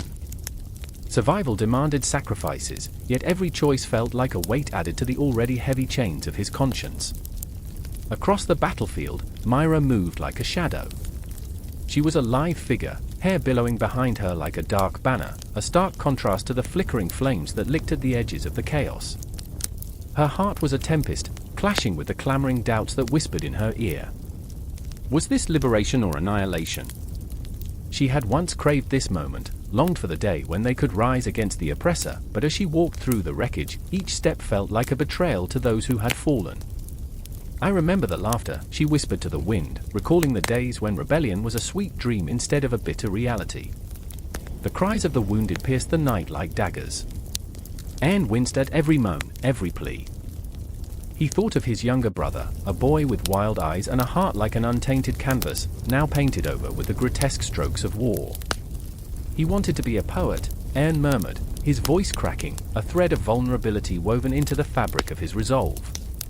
The thought of his brother's dreams being swallowed by this monstrous reality ignited the embers of rage within him. No more dreams will die here. He had to believe that. He had to fight. But in the depths of Myra's heart, a different battle raged. She had been inspired by the stories of heroes, brave men and women who toppled tyrants, but reality painted a harsher picture. What is freedom worth? She pondered as she knelt beside a fallen soldier, his lifeless eyes staring into the void, as if searching for answers she could never provide. Was it worth his life? Was it worth all this bloodshed? The weight of her choices pressed down, knotted her stomach like a noose. In that moment, she felt the sting of futility wrap around her throat, choking her spirit. The air crackled with tension, anticipation coiling tighter and tighter. Anne and Myra, two broken souls, were destined to meet, to collide in the chaos. He spotted her then, her silhouette etched against the flames, and despite the destruction surrounding them, something within him sparked. "Myra," he called, his voice raw with emotion. She turned, and in that split second, time fractured, the world around them blurred, every heartbeat amplifying their connection. I thought you were dead," she breathed, the weight of her relief palpable yet laced with dread. They felt the ghost of a smile dance on their lips, an echo of innocence lost. But beneath that fragile moment lay a chasm of despair, an undercurrent threatening to swallow them both. "Not yet," he replied, the resolve in his tone a fragile thread holding together their shattered hopes. "But I'm not sure how much longer I can keep pretending." Her gaze softened, but the reality of the battlefield clawed at her heart. "Neither can I," she confessed, tears glistening like a veil of stars in her eyes. "But what choice do we have?" The answer hung heavy in the air, a dark cloud overshadowing the flickering light of possibility. They were warriors, lovers, lost souls caught in a web of conflicting desires. Anne needed her strength, Myra craved his courage. Together, they could forge a path, but at what cost? A sudden explosion shattered the moment, the earth trembling beneath their feet. The sound was deafening, an ominous reminder that time was slipping through their fingers like grains of sand, and the clock of fate was ticking down. "We have to move," Anne shouted, urgency flooding his veins. They pressed forward, navigating through the wreckage as shadows danced in the flickering firelight. Anne's mind raced, haunted by the faces, the memories. "I remember hope," he whispered into the chaos. "I remember what it feels like to dream." But that dream was fading, slipping further away with every passing moment, every life lost, every choice made. Myra's heart pounded in her chest as they dashed through the ruins, adrenaline coursing through her like a wildfire. "What if we fail?" she gasped, the weight of her fear crashing down around them. "Then we will rise again," Anne replied, gripping her hand tight as they ran. "We have to believe that." His words were a lifeline, a flicker of hope in the darkness, but doubt loomed like a specter, casting long shadows over their resolve. As they reached the edge of the city, the horizon stretched into infinity, black clouds swirling ominously above. They paused, breathless, hearts racing with a mixture of terror and exhilaration. In that moment, a new vision for Conquest unfolded, a vision not just of land and power, but of the souls intertwined in this fight for freedom. A vision that dared to hope amidst the despair. But the night was far from over. The liberators were coming, and the true test awaited just beyond the horizon. Anne and Myra exchanged a glance, understanding passing between them like electricity. Together, they would face whatever lay ahead, bound by the chaos, the heartbreak, and the unyielding hope that perhaps, just perhaps, they could reshape this world. They were no longer just soldiers, they were warriors of a new dream, standing on the precipice of an uncertain future. The echoes of their footsteps faded into the distance, swallowed by the shadows of the night, a prelude to the storm that was yet to come. The sun hung low in the sky, a molten orb casting long shadows across the parched earth. The air was thick with anticipation, a tension coiling tighter with every heartbeat, every breath. A stillness, eerie and profound, swept through the ranks of Alexander's army, a moment suspended in time before the storm. It felt as if the very world held its breath, gathering itself for the clash that was to come, an orchestra before the symphony of destruction, where the notes of valor and fear would play a haunting melody. I remember the weight of the sword in my hands, the leather grip slick with sweat and something more, fear, perhaps, or the remnants of last night's dreams where I was not a soldier but a boy, running through fields of golden wheat, untouched by the harshness of battle. But here, the ground was no longer a playground, it was a canvas for carnage, and shadows of men I once knew now loomed like ghosts in my mind, whispering warnings I could not quite grasp. I clenched my jaw, forcing the memories back, feeling the pulse of my heart echoing the drumbeats of war. Across the battlefield, Darius III awaited, a titan cloaked in the arrogance of kings. He stood atop his chariot, a figure carved from stone, his eyes gleaming with a mix of fury and disbelief as he surveyed the smaller, yet fiercely determined army before him. He was the embodiment of Persian pride, and I could see it in the way his hands gripped the reins, knuckles white, veins bulging like angry rivers beneath pale skin. But even titans can falter. I could feel it, a crack in his confidence, a hesitation disguised beneath layers of imperial bravado. And I wanted to shout, to breathe into the void of his uncertainty, "You are just a man, after all." Beside me, there was Hephaestion, my dearest friend and my heart's mirror. The battle had hardened us, forged us into something fierce, but oh, how it had chipped away at our souls. I could see the shadows beneath his eyes, the weight of 1,000 unspoken fears. The air was thick with unacknowledged love, a bond that lingered between us like a spectre, haunting yet sweet. He caught my gaze, a flicker of understanding passing between us, and for a fleeting moment, the chaos faded, the world reduced to just the two of us, standing on the brink of annihilation. "Remember when we thought glory was a golden coin?" he asked, voice low, but I could hear the tremor, the laughter that reverberated with an edge of desperation. "We were fools, Alexander." Fools, yes. We had dreamed of honor and heroism, visions of parades and laurels adorning our heads. But today, as the sun dipped lower, it felt like a cruel joke, a mockery of our youth. I wanted to reach out, to tell him we were more than soldiers, we were dreamers caught in the web of destiny, weaving our future with threads of blood and pain. But the words tangled in my throat, heavy with the truth we both understood, there would be no glory here, only survival. The evening breeze rustled through the dry grass, a whisper from the past that sent shivers down my spine. I thought of my mother, her hands weathered and worn as she wove stories into the fabric of my childhood, tales of heroes who triumphed against the odds. "Be brave," she would say, her voice a hymn that still echoed in my mind. Bravery is not the absence of fear, but the will to face it. Fear was a wild stallion, galloping through my veins, a reminder of what was at stake, not just my life, but the lives of those who believed in me, who followed me into this madness. I remembered our youth, the fire of ambition that burned within us, and wondered if we had merely traded one form of blindness for another. Had we been so enamored by the concept of conquest that we failed to see the cost? A distant horn blared, slicing through the silence like a blade. The moment was shattered. My breath quickened, urgency wrapping itself around my heart, tightening like a vice. The lines were drawn, the time for dreams had vanished. "Today, we fight for our freedom," I shouted, voice rising above the din of the gathering soldiers. It came from deep within, a raw, primal call that surged through me, igniting something in the air. They may have numbers, but we have resolve. I watched as the men around me, my brothers, absorbed the words, their faces set, the fire rekindling in their eyes. I could feel Hephaestion beside me, his spirit intertwining with mine, a bond forged in the crucible of battle, ready to face whatever horrors awaited. The clash began like thunder, a wave of chaos descending. Steel met steel, a cacophony of screams and shouts that mingled with the cries of the dying. The world blurred, it was a dance of shadows and flesh, a macabre ballet where the only certainty was the inevitability of death.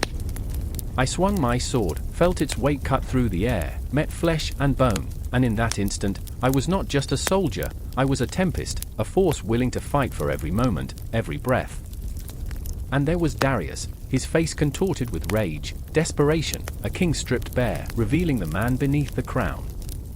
I charged, heart racing, the ground trembling beneath my feet as I surged forward, ready to face the titan that stood between us and our fate.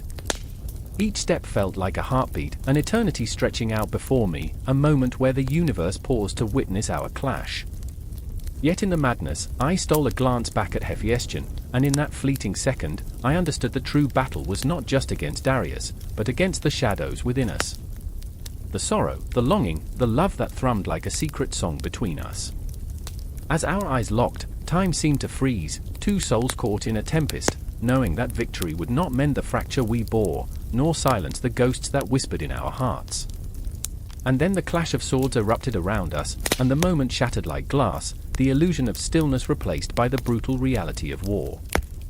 I plunged into the fray, the air heavy with the scent of sweat and blood, and I fought, not just for glory, but for the bond we shared, for the dreams that once danced in the golden fields of our youth, now marred by the shadows of battle. But I could feel the weight of the cosmos above us, a reminder that in the grand tapestry of existence, nothing was ever truly lost or won. Only transformed, spun into new threads, where every heartbeat resonated with the ghosts of the past and the echoes of what was still to come. And as I plunged into the chaos, I knew this was just the beginning.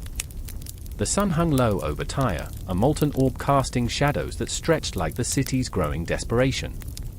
The salty air was thick with the scent of fear and smoke, whispers of hopelessness curling through the heat.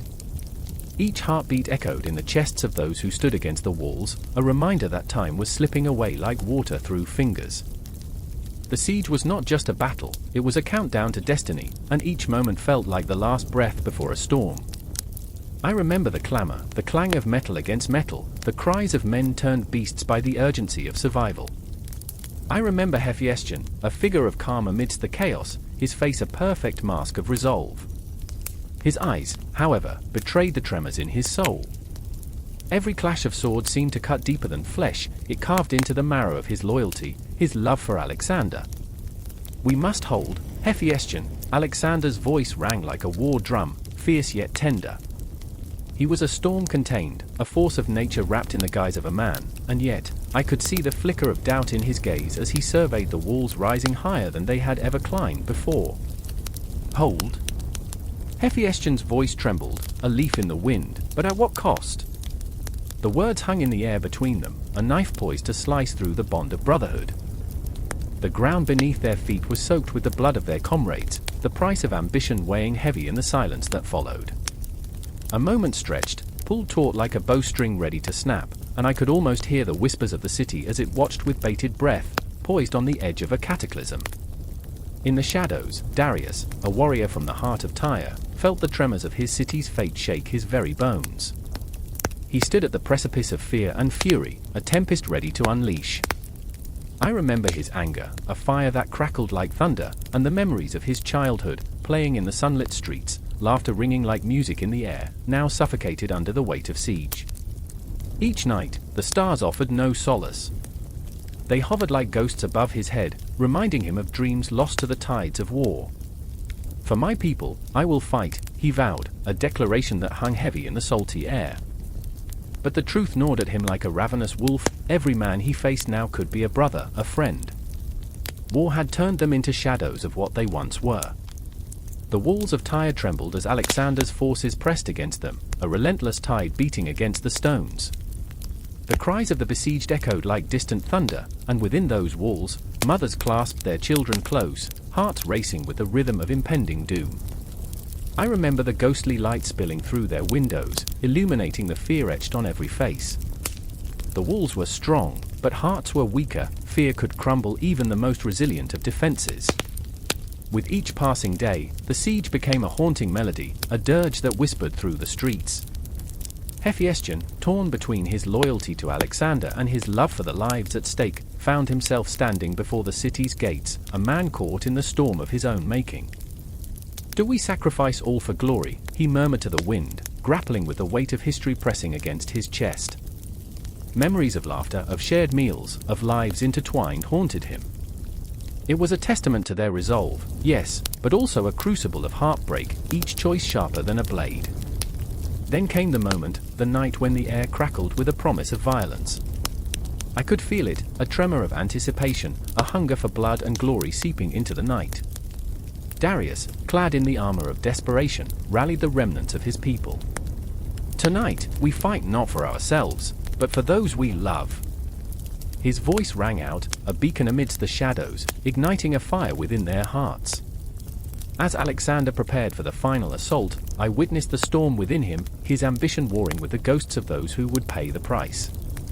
"This city represents everything I seek," he whispered to himself, though the words tasted bitter. The cosmos hung heavy above him, stars blinking like eyes witnessing his choices, as if the universe itself dared him to act. The clash of swords rang out, a symphony of destruction as the two forces collided in a cacophony of despair. I remember the faces, twisted in fury and fear. I remember the moment Hephaestion broke, watching as lives collided, dreams shattered against the stone of their ambitions. "No! Stop!" he cried, but the tide had turned, and chaos surged like a predator unleashed. In that crucible of conflict, time fractured, memories swirling like autumn leaves caught in a tempest. Each clash and scream echoed through my mind, a haunting refrain that would never fade. Darius fought with the desperation of a man clinging to life, every swing of his sword a plea for his city, for his people. But in the depths of battle, amidst the swirling chaos, he felt the weight of his choices. Was he truly defending his home, or merely prolonging the inevitable? And then, silence. A stillness that suffocated, a breath held too long. The dust settled, and the world shifted on its axis, leaving behind the echoes of what had been. The walls of Tyre still stood, but they were stained with more than just blood. They bore the weight of dreams lost and futures rewritten in the language of despair. I stood there, a ghost in this tale, feeling the world collapse around me. The siege was not merely a battle, it was a testament to the endurance of the human spirit, a reminder that within every heart lies the capacity for both courage and heartbreak. The streets would tell the stories, the walls would remember the cries, and in the ashes, hope flickered like a dying flame. The intensity of the moment hung heavy in the air, lingering, teasing the edges of memory. This was a turning point, a moment where resolve met its reckoning. I could feel it, thumping in my chest, a restless energy that would not be quelled. As Tyre stood poised on the brink of salvation or destruction, the future remained unwritten, whispers of what could come dancing in the shadows.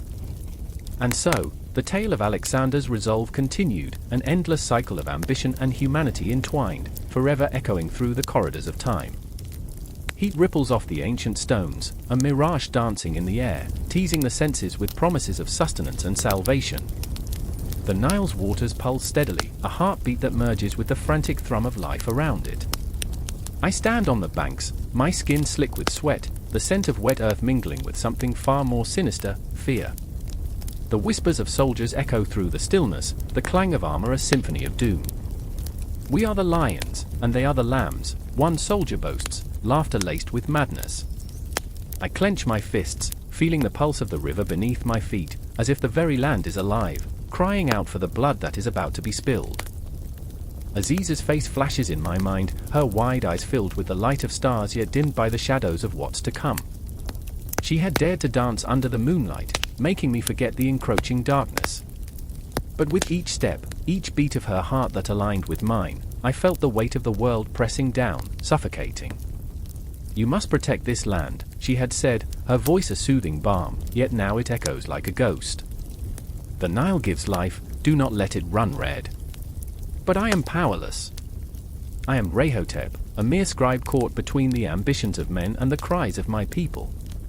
I can hear the clinking of gold coins exchanged for treachery, and I remember the laughter that followed, a sound so hollow it could only belong to the damned. I close my eyes against the memory, yet it clings to me like a shroud. The whispers of the priest swirl around me, their murmurs weaving a tapestry of threats, curses, and prophesies. A pharaoh is a god, but gods can bleed, they chant, a refrain that haunts me, a reminder that even the mighty can fall. Yet amid this chaos stands Pharaoh Ptolemy, the embodiment of power, a living statue, but inside him, I can see the tremors of uncertainty. His hands tremble as he gazes upon the horizon, a vision of the approaching army rippling like storm clouds. They will take what is ours, he mutters, but I can hear the fear lurking in his voice, can see the cracks in his facade. The Nile will drown them, he insists, but the confidence in his tone doesn't reach his eyes. His gaze drifts toward me, wild and desperate.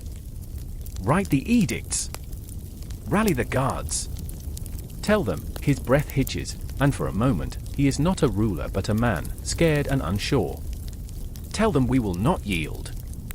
But I cannot shake the feeling that we are the ones being hunted. A sinking dread fills my chest as I think of Aziza, her soft laughter now echoing in the silence that follows her absence. Will you remember me? She asked, her voice barely a whisper, as if she knew something I did not. I had promised her, but now? Now, as the shadows stretch and the sun sinks lower, I fear I will not have the chance to keep my word. The sun bleeds into the horizon, crimson and gold, a harbinger of doom. We are the pharaohs of the Nile, Ptolemy shouts, rallying the troops with a fervor that feels like desperation wrapped in grandeur. I stand, ink-stained fingers clutching my scrolls, feeling the weight of history press upon my shoulders. Each word I write is a prayer, a plea to the gods who seem to have abandoned us to our fate. The Nile is our lifeblood, but today, it feels like a noose tightening around our throats. And then it happens. The first shout pierces the evening air. They are here. It rips through the tension, sending ripples of panic through the ranks. The soldiers flinch, faces pale as ghosts, the bravado of moments before splintering into fear. Ptolemy's facade crumbles, his voice cracking as he calls for cohesion, for resolve. His eyes dart around, he is a king unmoored, adrift in a sea of chaos. I can feel the tremor in my own heart, as if it knows the truth before my mind can comprehend it. The Nile roars, a symphony of unrest, as if it speaks to the very core of the land. This land is our mother, and we will not forsake her. Ptolemy booms, his rallying cry echoing off the walls of memory. But it is no match for the impending tide of despair. I catch a glimpse of Aziza's shadow, a fleeting memory dancing through my mind, her laughter mingling with the cries of the dying. What would you do? She had asked, a challenge wrapped in innocence. Would you fight for me? My heart aches with the weight of her absence, the chasm of uncertainty between us. Would I fight? Would I stand against the tide? The first clash of swords rings out, metal biting metal, a horrid hymn of war that sends shivers down my spine. The scent of blood mingles with the dust, and I stumble back, reeling. I can feel the world collapsing around me, the very ground trembles, the Nile shudders, and for a heartbeat, time stands still. I remember the lessons of old, the whispers of the ancients shared by flickering torchlight. In darkness, there is power, in fear, there is strength. But in that moment, all I feel is the paralyzing fear that grips my soul. I watch as Ptolemy raises his sword high, a beacon of false hope in the chaos, but I know, deep in my bones, that the Nile will not remember this day kindly. It will swallow our dreams whole, just as it has swallowed nations before. The ground is slick with promises unkept, and I stand witness to the tragedy unfolding. Aziza's laughter echoes again, haunting and joyful, and I grasp at the memory with desperate fingers. You must remember, the chant of her voice, like a spell over the chaos, brings clarity. I steel myself, feeling the rush of something primal, something unyielding surge through me. I will fight for her, I whisper, the words a lifeline amidst the storm. But the battle rages on, a cacophony of despair and fury. I grip my scrolls tighter, the ink smudging under the pressure of my pulse. Each heartbeat is a reminder of what is at stake, our lives, our land, our history. The Nile will rise and fall, but today, it feels like it is about to drown us all. And just as I think the flames of despair will consume us, a figure emerges from the shadows, a woman, fierce and unyielding, eyes ablaze with a fire that rivals the sun. It is Aziza, not a ghost but flesh and blood, stepping into the chaos with a resolve that shatters the madness around her. "We will not yield," she screams, and her voice cuts through the din, a clarion call that pulls us from the brink. In that breathless moment, I can feel the world shift. The Nile may roar, but we are more than just shadows on its banks. We are the children of the earth, the guardians of our fate, and as the sun dips below the horizon, I realize we are not just fighting for survival, we are fighting for each other. The battle is far from over, but somehow, we find strength in the chaos, hope in the heart of despair. Time becomes a relentless tide, sweeping us into the night, and as I stand beside Aziza, the weight of the world feels a little lighter. We are not alone. Together, we will carve our story into the very fabric of the Nile, and as we face the darkness, I hear the echoes of our ancestors. They whisper, urging us onward, reminding us, we are the storm that will not be silenced. The air hummed with tension, thick enough to cut with a knife. It was a night like no other, a night where the stars seemed to hold their breath, watching as shadows dance beneath the flickering oil lamps. I stood there, the chaos swirling around me, my heart pounding like a war drum, drowning out the terrified whispers and the clash of metal against metal. The ground trembled beneath my feet, each tremor echoing the uncertainty in my soul. The founding of Alexandria hung in the balance, and all that stood between its birth and obliteration was a single moment of fate. I remember the scent of smoke, acrid and choking, mingling with salt from the nearby sea. The waves crashed against the shore, but it was the cries of men and women that haunted my ears. Among them, I felt the weight of two lives, their struggles, their desires, their fears. My brother, Cassius, stood fiercely beside me, a fire igniting his resolve. His eyes blazed with the determination of a lion ready to defend its pride, but inside, I saw the flicker of doubt. He was a warrior, yes, but the cost of victory was a price too steep for a heart burdened with love for those he fought to protect. And then there was her. The maiden of dreams, the one we both cherished, Sophia. A firefly trapped in a glass jar, beautiful yet vulnerable, her dreams of a better future threatened by the encroaching darkness. I turned toward her, my heart twisting at the sight of her, a flicker of hope in the whirlwind of despair. Her auburn hair danced in the wind, framing a face etched with determination but marred by fear. "We must stand together," she said, her voice a melody amidst the chaos, yet it trembled, betraying the tempest within. "Together," I whispered back, but the word felt hollow. What did it mean when the ground beneath us could swallow our dreams whole? As the first clash of swords echoed in the night, I flinched, the sound piercing through the haze of desperation. I could see the soldiers, men bound by duty, but torn by the weight of their choices. Each thrust of the blade was a plea for survival, a desperate bid for power, and I understood that our beloved Alexandria was not just a city, it was a battlefield for the souls of its inhabitants, a canvas painted with blood and heartache. I remember my fingers, trembling as they tightened around the hilt of my sword. The metal felt cold, unyielding, but it was the only thing anchoring me in this storm. Cassius fought valiantly, his body a blur of movement, carving a path through the chaos. Each strike was a heartbeat, each fall of an enemy a breath held in the moment. But victory gnawed at him, a relentless spectre whispering dread into his ear. "What if we fail?" he called out, his voice strained. "What if all this is for nothing?"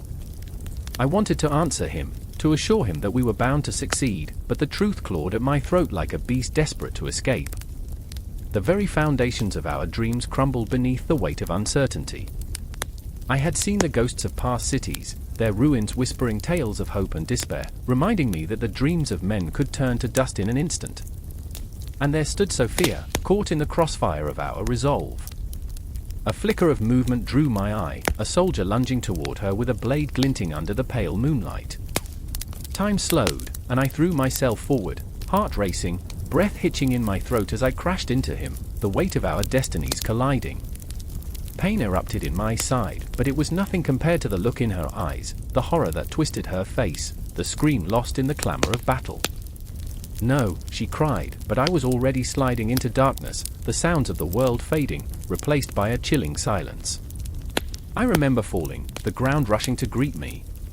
I could still see Cassius fighting on, a warrior amidst a storm, but as I lay there, gasping for breath, the light dimmed. Would this be the end of our dreams? A city forged in blood, our sacrifices lost to the shadows? But in that moment, suspended between life and death, I felt a surge of warmth. It wrapped around me like a blanket, a flicker of hope igniting in the dark. I could almost hear the waves of the sea whispering promises of tomorrow, an eternal cycle of rebirth and destruction, a reminder that every ending is but a prelude to a new beginning. And then, through the veil of pain, I saw her face again, Sophia, kneeling beside me, her hands trembling as they cradled my head. "Please," she sobbed, and I could feel her tears mingling with my blood, a bittersweet reminder of what was at stake. "You cannot leave me. We are meant to build this city together." Her words ignited something deep within me, a flicker of defiance against the encroaching darkness. I forced myself to focus, to push through the pain that enveloped me like fog. Together, I gasped, feeling the weight of our dreams lay heavily between us. But as I reached for her hand, Cassius stumbled back, his breath coming in ragged gasps. The conflict that raged within him mirrored the chaos of the battle, the choice between loyalty to brotherhood and the love that wove through our lives like a silken thread. "I can't leave you," he choked, frustration etching lines across his brow. The fight raged on around us, the air thick with desperation. And still, I held on to that flickering light, the promise of Alexandria, a city that could rise from the ashes of our hearts, a beacon for the lost souls pulled into the tide of history. As the night deepened, I realized this moment was not the end. No, it was a beginning wrapped in the cloak of a crisis, a thread woven through the fabric of time. "We will build it," I whispered, my voice barely a breath. "A city for the ages." And with that, as darkness loomed and the world spun in a cacophony of chaos and hope, I understood that even as the stars held their breath, we were not alone. Together, we would fight for our dreams, even if they rose from the ashes of despair, echoing through the very core of our beings. The story would continue, an unfinished tapestry, woven with blood and spirit, echoing through the ages. The sun hung low on the horizon, a molten orb bleeding orange across the sky as the winds of Siwa whispered secrets through the palms. I stood there, heart pounding, feeling the weight of the earth beneath my feet, sensing that something monumental was about to unfold. A village shrouded in myth and silence, where the very air crackled with anticipation, and the temples loomed like ancient sentinels, watching, waiting. The oracle was near, her voice a silken thread drawing us toward fate, yet fear twisted in my gut like a viper. "Do you think she'll see us?" Layla's voice trembled, slicing through the stillness, heavy with doubt. Her eyes sparkled with hope and fear, a tempest in a fragile vessel. I remembered the legends, the stories of those who had sought her counsel, bending their knees before her, baring their souls. Yet the price of such wisdom was steep, and I could feel Layla's uncertainty gnawing at her resolve. "I remember," I murmured, the words slipping from my lips like a confession. "I remember the tales of those who returned, changed." A shiver clawed up my spine, a reminder that some things are not meant to be known. The oracle could illuminate the darkest corners of our souls, but what if the light exposed horrors we weren't ready to face? Layla's fingers brushed against mine, grounding me. "We have to know, don't we?"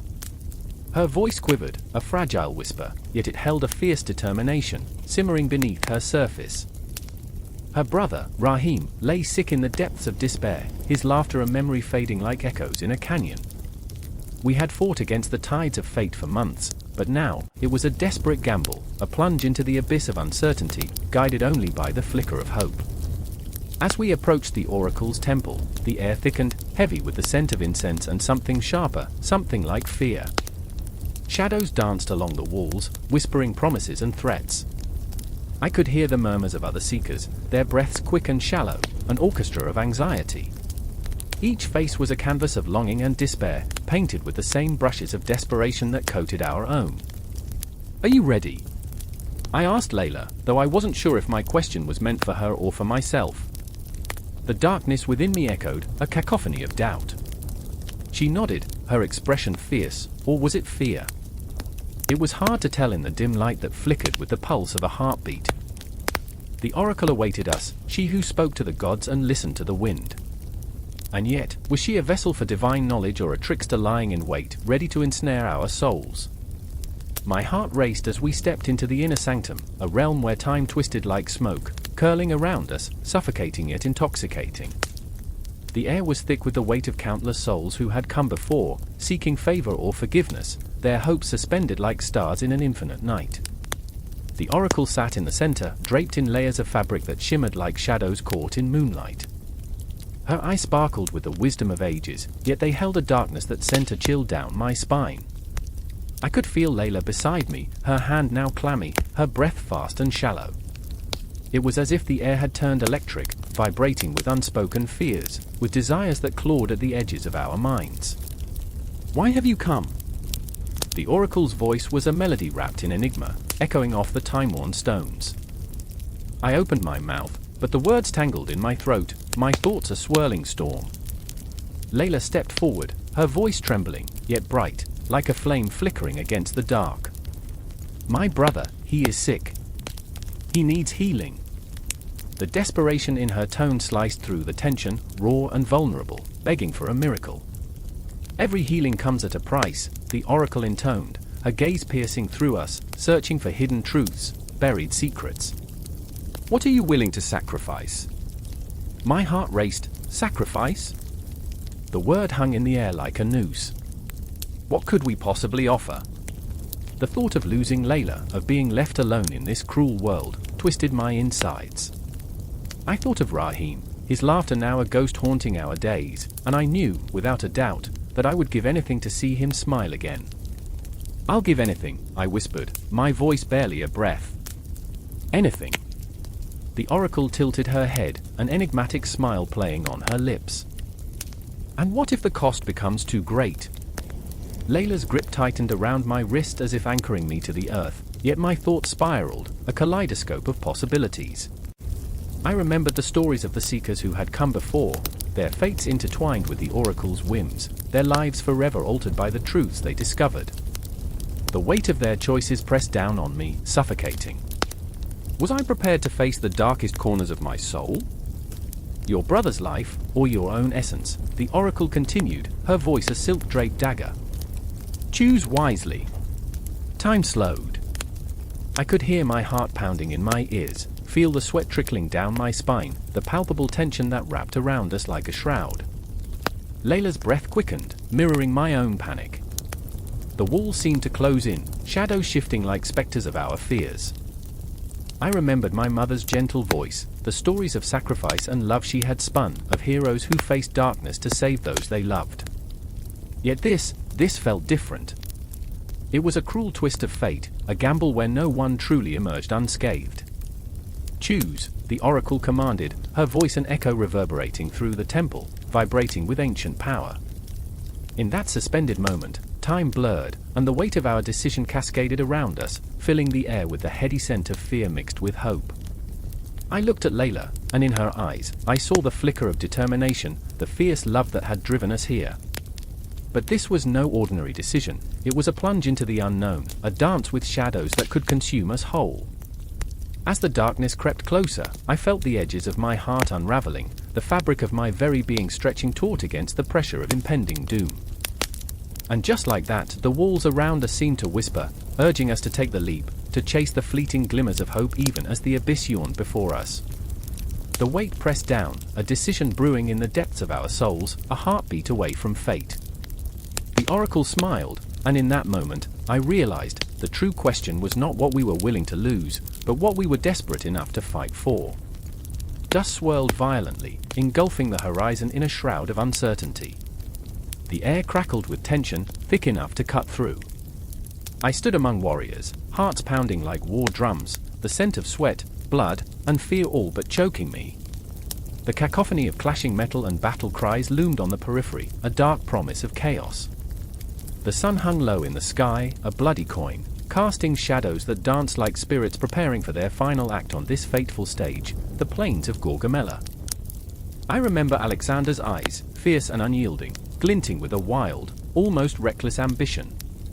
He was a storm, an uncontainable force, and yet, there was a whisper of doubt beneath the surface. I saw it, a fleeting moment when he turned from the horizon to gaze at us, his army, 1,000 souls ready to follow him into the abyss. Today, we forge our fate, he declared, yet I couldn't shake the feeling that he sought redemption as much as victory. Like a man teetering on the edge of a precipice, he was both hero and haunted. Beside me stood Hephaestion, his closest friend, his heart tethered to Alexander's every move. I could feel the weight of his uncertainty, the deep well of longing hiding beneath his bravado. He wore his armor like a second skin, but I knew the truth, the shine could never mask the cracks beneath. "Are we warriors or fools?" he whispered, and his voice trembled, as if the very ground beneath us questioned our resolve. His devotion was palpable, but so was his fear. What if victory meant losing the very thing that made him human? Blood would flow, but at what cost? A distant rumble echoed, the Persian chariots advancing like thunderclouds ready to unleash their wrath. The earth shook under their weight, and my pulse quickened in response, a drumbeat of impending doom. I could feel the tension in Hephaestion's muscles, a taut bowstring ready to snap. "You must trust him," I urged, but my voice wavered. Was I convincing him or myself? The Persian army stretched across the plain, an ocean of men clad in the banners of a once mighty empire. Darius, their king, loomed larger than life, a figure of majesty and terror, yet I sensed his vulnerability. I remember the flicker of doubt in his steely gaze, the tight grip on his sword as if it could ward off the specter of defeat that loomed incessantly at his flank. Was he not a man like us, riddled with fears and shadows? Even he, a king, could feel the weight of destiny pressing down like a vice. The horns of war blared, an unsettling lullaby that sent shivers down my spine. We surged forward, a tidal wave unleashed, and the world transformed into an inferno of chaos. I felt the crunch of bones beneath my feet, the metallic taste of blood on my lips. It was beautiful and horrifying, a grotesque dance of life and death, and in that moment, I understood the absurdity of our existence. Glory hung in the air, thick and cloying, but so did desperation. Every clash of swords reverberated like a heartbeat, a reminder that life was fleeting. I caught a glimpse of Alexander, a whirlwind of energy, his blade slicing through the air, each stroke a prayer, a curse, a fierce declaration of existence. And yet, as I watched him battle, I could see the flicker of doubt dancing in his eyes, an echo of the boy he once was, questioning if he could ever truly escape the shadow of his father, of his own expectations. He was a god among men, yet he was still just a man, terrified, yearning, and desperate for approval. Hephaestion fought beside him, a guardian angel amidst the chaos, but with each thrust of his spear, I could feel his soul eroding like sand slipping through fingers. "What if this is where we end?" he cried out, and my heart shattered at his vulnerability. What would victory mean if it cost him the one thing he cherished most? I wanted to reach out to him, to anchor him amidst the storm, but I was swept away. The sun dipped lower, the battlefield bathed in a macabre crimson glow. I thought of the families waiting back home, the dreams of a peaceful life shattered like glass underfoot. I thought of the laughter that filled the halls of our youth, now replaced by the cries of the dying. Our lives were woven together in this brutal tapestry, yet here we were, strangers battling for a crown, while the ghosts of our past whispered warnings in our ears. "Remember me," Hephaestion shouted as he charged alongside Alexander, his voice drowned out by the thunder of hooves and the clash of steel. "Remember us!" In the heart of the chaos, I saw the moment of reckoning. The Persian center crumbled, the ghost of Darius fleeing into the shadows, his dreams turning to dust. And as the tide began to shift, I felt a surge of elation mixed with sorrow. The victory was ours, but at what price? The echoes of laughter, of camaraderie, of love faded with each fallen body scattered across the field. The sun finally set, casting long shadows over the remnants of what had been. I stood there, breathless, the weight of triumph a heavy mantle on my shoulders. We were conquerors, yet the victory tasted bittersweet, like ashes on the tongue. Alexander looked out over the carnage, his face a mask of triumph and despair. He was a king, but the crown felt more like a shackle. The battle was won, but the war within continued, a tempest of ambition, love, and the ghosts of those we had lost. I remember the silence that followed, a heavy, suffocating silence where the only sound was the distant wail of the wind, a haunting lullaby for the fallen. And in that moment, we became something more, for we were not just victors, we were forever changed, bound to each other and to the choices we made. What lay ahead? The stars blinked silently above, indifferent to our struggles.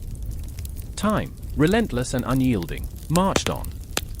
We had won a battle, but the war within us raged on, a ceaseless storm brewing in the depths of our souls, the battle of Gaugamela merely a prologue to the endless conflict that lay ahead.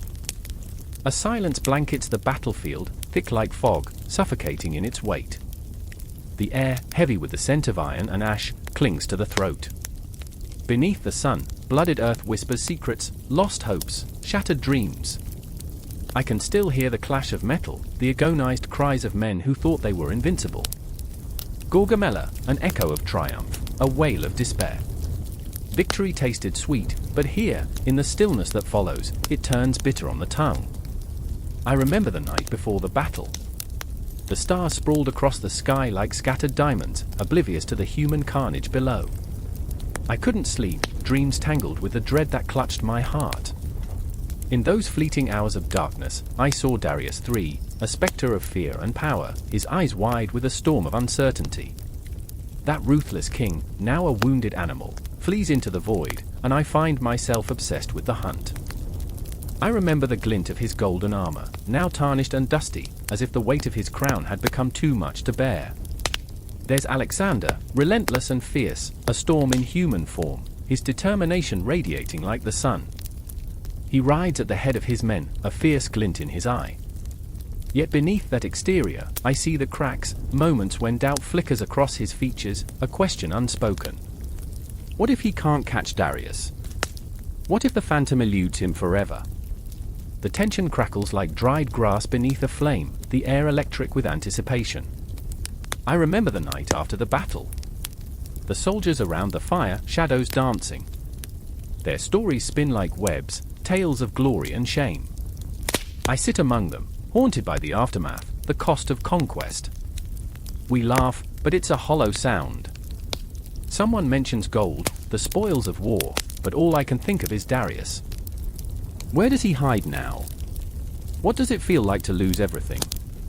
I want to scream at the ghosts swirling around us, to crush the laughter beneath my heel. This is no festivity, this is a haunted victory. Pausanias, his face etched with lines of worry, whispers to me, "What if he gets away, my friend? What if we are chasing phantoms?" The question stabs deeper than any sword. I can't face it. I can't bear the thought of Darius slipping through our fingers, an unreal wisp of smoke against the backdrop of our dreams. The shadows grow longer, and the stars shimmer with a mocking light. We ride through the night, the moon a cruel witness. The road is uneven, the path laid out before us like a cruel joke, riddled with obstacles and uncertainty. I feel my heart pounding, each beat a reminder of what's at stake. Alexander leads us, eyes fierce, but I wonder if he feels it too, the gnawing fear that victory might just be another name for failure. And then there's Ascension, my closest companion, riding beside me, his face a mask of determination and anxiety. I watch him. How he grips the reins, knuckles white, as the miles stretch before us like a chasm. We will find him, he says, but I hear the tremor in his voice, the cracks beneath his bravado.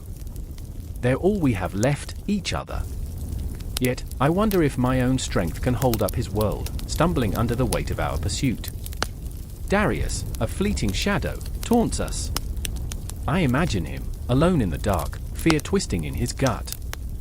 He's still out there, somewhere on this vast stage of dust and darkness, plotting his next move like a heartbroken king in a ruined castle. I can almost hear his breath, a raspy whisper against the night. Time bends in the darkness.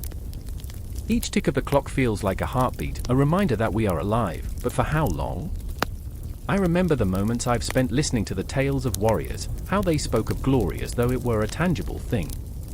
But here, on this endless road, I realize glory is just an illusion, something we chase blindly. The more we pursue, the further away it dances, a cruel jest. I glance back at my comrades, their faces illuminated by the flickering light of our campfire. Their eyes hold a flicker of hope, a flame that refuses to die. Yet, for every spark of excitement, I see the shadows lurking just behind, the weight of the lives we've taken, the families torn asunder. What if I told them that victory feels like a noose tightening around my throat? That every cheer after Gaugamela echoes like a dirge in my soul? No, I keep that to myself. Better to wear a mask of confidence, to march forward into the unknown, heart pounding with the rhythm of our shared destiny. And then, it happens. A flash of movement in the distance. The riders surrounding me still, breath caught. Is it Darius? My heart races with a heady mixture of fear and exhilaration. The chase has led us to this moment, and the air crackles with electricity. I remember how it felt when the sun kissed the horizon, painting the world in hues of red and gold. Now, those colors bleed into darkness as the night swallows the last remnants of daylight. Shadows stretch across the ground, and I can almost feel them creeping closer, wrapping around me like a shroud. Prepare yourselves, Alexander's voice cuts through the tension, steel and resolve. But I feel the weight of uncertainty pressing down. What if this is a trap?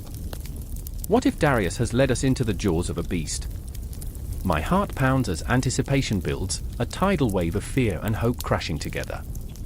This isn't just a battle of swords, it's a struggle for the soul. Where do we go from here? The chase pulses through our veins, a relentless drumbeat.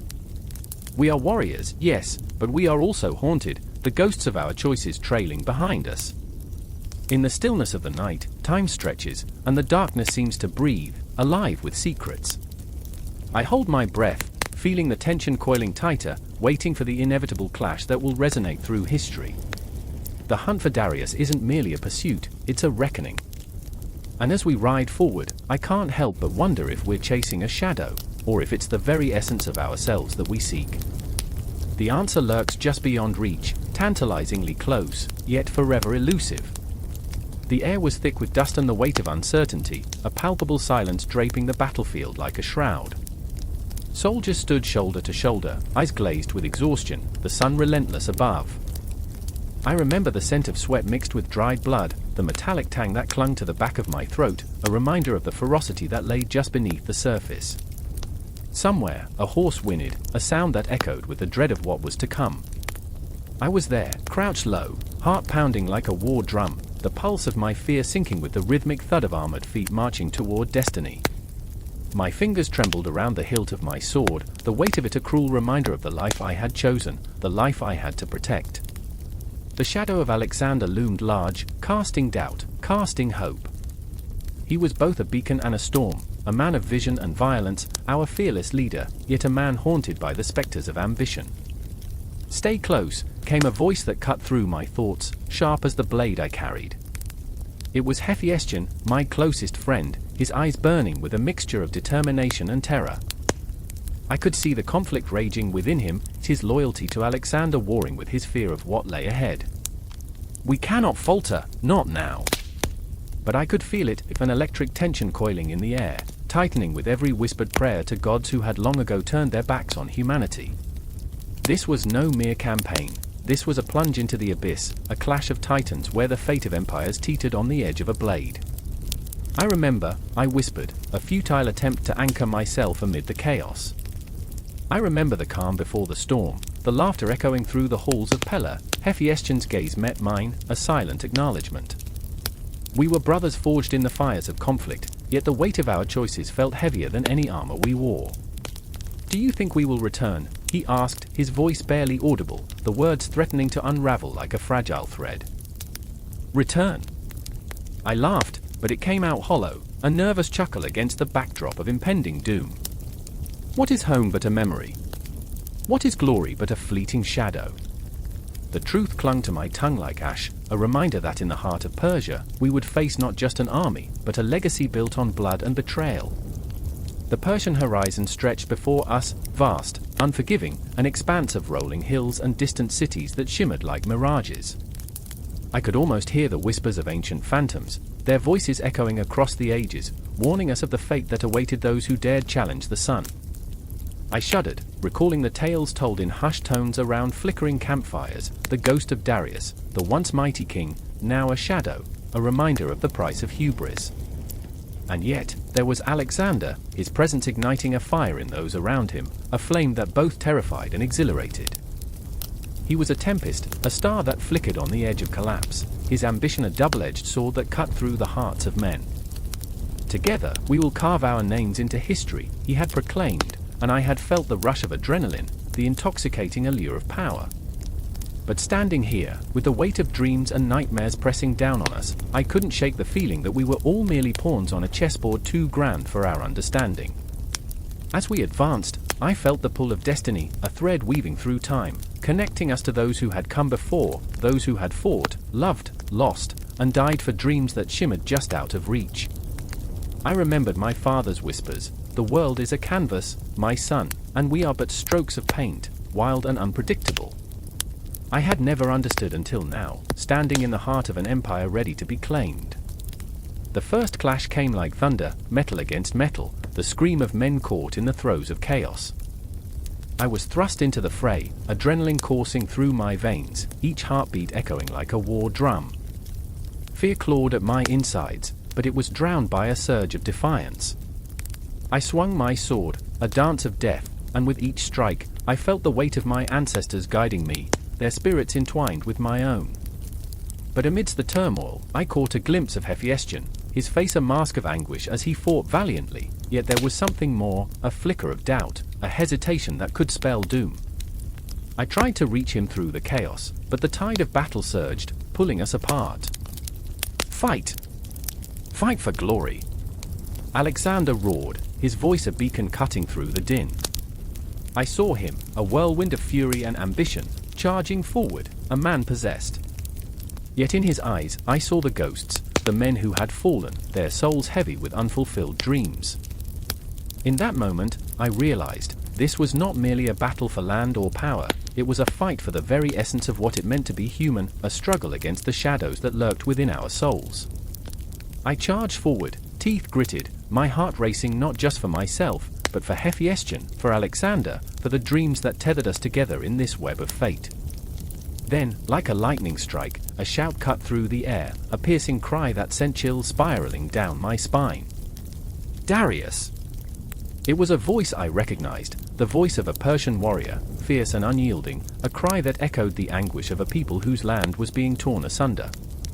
In that moment, I felt the weight of history pressing down upon us, the inevitability of conflict, a cycle that had spun for ages, one that could not be escaped. The battlefield transformed, the sun seemed to dim as shadows danced across the ground, and I could hear the whispers of despair mingling with the roars of battle. In that cacophony, I saw a vision, a dream cloaked in nightmares, not just the glory of victory, but the ghosts of our past, forever chasing us, reminding us that every conquest came at a cost. And in that fleeting moment of revelation, as swords clashed and cries echoed, I understood, we were not just conquering cities, we were carving our souls into the annals of time, a testament to our flaws, our courage, and the relentless pursuit of freedom, an endeavor that, like time itself, would never truly end. My heart raced, not just with the thrill of battle, but with the haunting realization that each swing of my sword, each breath I took, was a step further into a story that would never conclude, an endless cycle of hope and despair wrapped in the embrace of the cosmos. And so, the battle raged on, a symphony of chaos, and I knew we stood on the precipice of something greater, a convergence of fate, a moment where our lives intertwined with the echoes of history. The Persian campaign had begun, and with it, the echoes of our choices would stretch across time, an eternal dance of shadows and light. Smoke billowed into the air, curling like the fingers of the damned reaching for the sky, a serpent of destruction coiling around the sacred heart of a city that had known glory. The earth trembled beneath the weight of defeat, the air thick with the acrid scent of burning memories. I could hear it, the crackling of timbers, the wails of the wind, the whispers of ancient ghosts whose laughter had once filled the halls of Persepolis. The laughter was gone now, replaced by the scream of a civilization unraveling, and with it, the chilling reminder of what we lose when we forget. I stood there, heart pounding like a war drum, a soldier in a battle that felt as endless as time itself. Ash rained down like a macabre snow, settling on my shoulders, my hair, my very soul. I was not alone. Beside me, two figures emerged from the haze.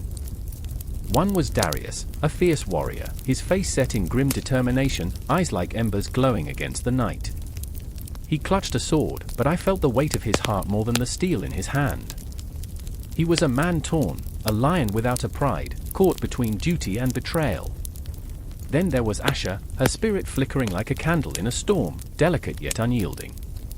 She had loved this city and all it stood for, a cradle of art, wisdom, and glory, but now, she watched it burn, and I could see the fire in her eyes was not just for the city, it was for something deeper, something that lay between Darius and me. "Look!" Darius shouted, his voice a raw edge against the backdrop of chaos. "How could they do this? To our home?" His hands trembled, not only with anger but with the weight of lost dreams. He had spoken of our future, of a land where children would grow up under a sky untainted by war. But now, I could see it, the visions crumbling, the hope dissolving into smoke. I wanted to comfort him, but the words caught in my throat like shards of glass. What did I have to offer? A history lesson? A promise of better days? We were drowning in the ashes of our past. Asher stepped forward, her voice a whisper beneath the roar of the flames. "It's not just the city, Darius. It's what it stands for." Her gaze pierced through the horror, searching for meaning in the madness. "We are the keepers of a legacy. This fire doesn't just consume buildings, it devours our very essence." Her hands trembled as if reaching for something that could bring us all back. I could see the flicker of doubt in her eyes, though, a question that gnawed at her heart. Was there anything worth saving? Flames danced in the distance, painting the night with hues of orange and red, a grotesque celebration of destruction. I caught a glimpse of the palace, its grand pillars now wrapped in the embrace of fire. "They think they can erase us," I muttered, half to myself, half to the two souls beside me. But memories are stubborn. They cling like shadows. I wanted to scream, to rage against the injustice of it all, but the words faltered as memories flooded my mind, vivid and haunting. I remembered our laughter echoing off marble walls, the way we'd danced under the stars, our dreams woven into the very fabric of this city. "Memories don't feed the flames," Darius replied, his voice low, simmering with anger. "They don't shield us from the truth." He turned to Asher, and for a moment, the world around us faded. There was a connection, a spark that whispered of unspoken feelings. In the chaos, they stood like a lighthouse in a storm, and I felt my heart twist with an emotion I couldn't name. The heat was suffocating, a living thing that clawed at our throats. "What will we do?" I asked, though I feared the answer. The truth loomed over us, heavy and oppressive, like an ancient weight threatening to crush our spirits. Asher clenched her fists, resolve hardening her features. "We fight," she declared, voice rising above the crackle of destruction. "We fight not just for Persepolis but for the stories that live in its ashes." And there it was, the heartbeat of our struggle, a rhythm that pulsed through the ruins and into our veins. I felt a surge of something wild and fierce, a desire to protect what little remained. We were battered, bruised, but not broken. In that moment, I saw the flickering light of hope amidst the shadows, a promise that even in the face of annihilation, the human spirit could ignite. Together, we moved forward, driven by the fire inside us. As we approached the inferno, I could see the silhouettes of our comrades, faces smeared with soot, eyes shimmering with tears and fury. I remembered the tales of heroes, of those who stood against the tide, not because they were fearless, but because they were filled with a purpose greater than themselves. The air crackled with tension, and I could feel the weight of our shared determination. "Let them burn the city," I whispered, though it felt like treason on my tongue. "But let them not burn our spirits."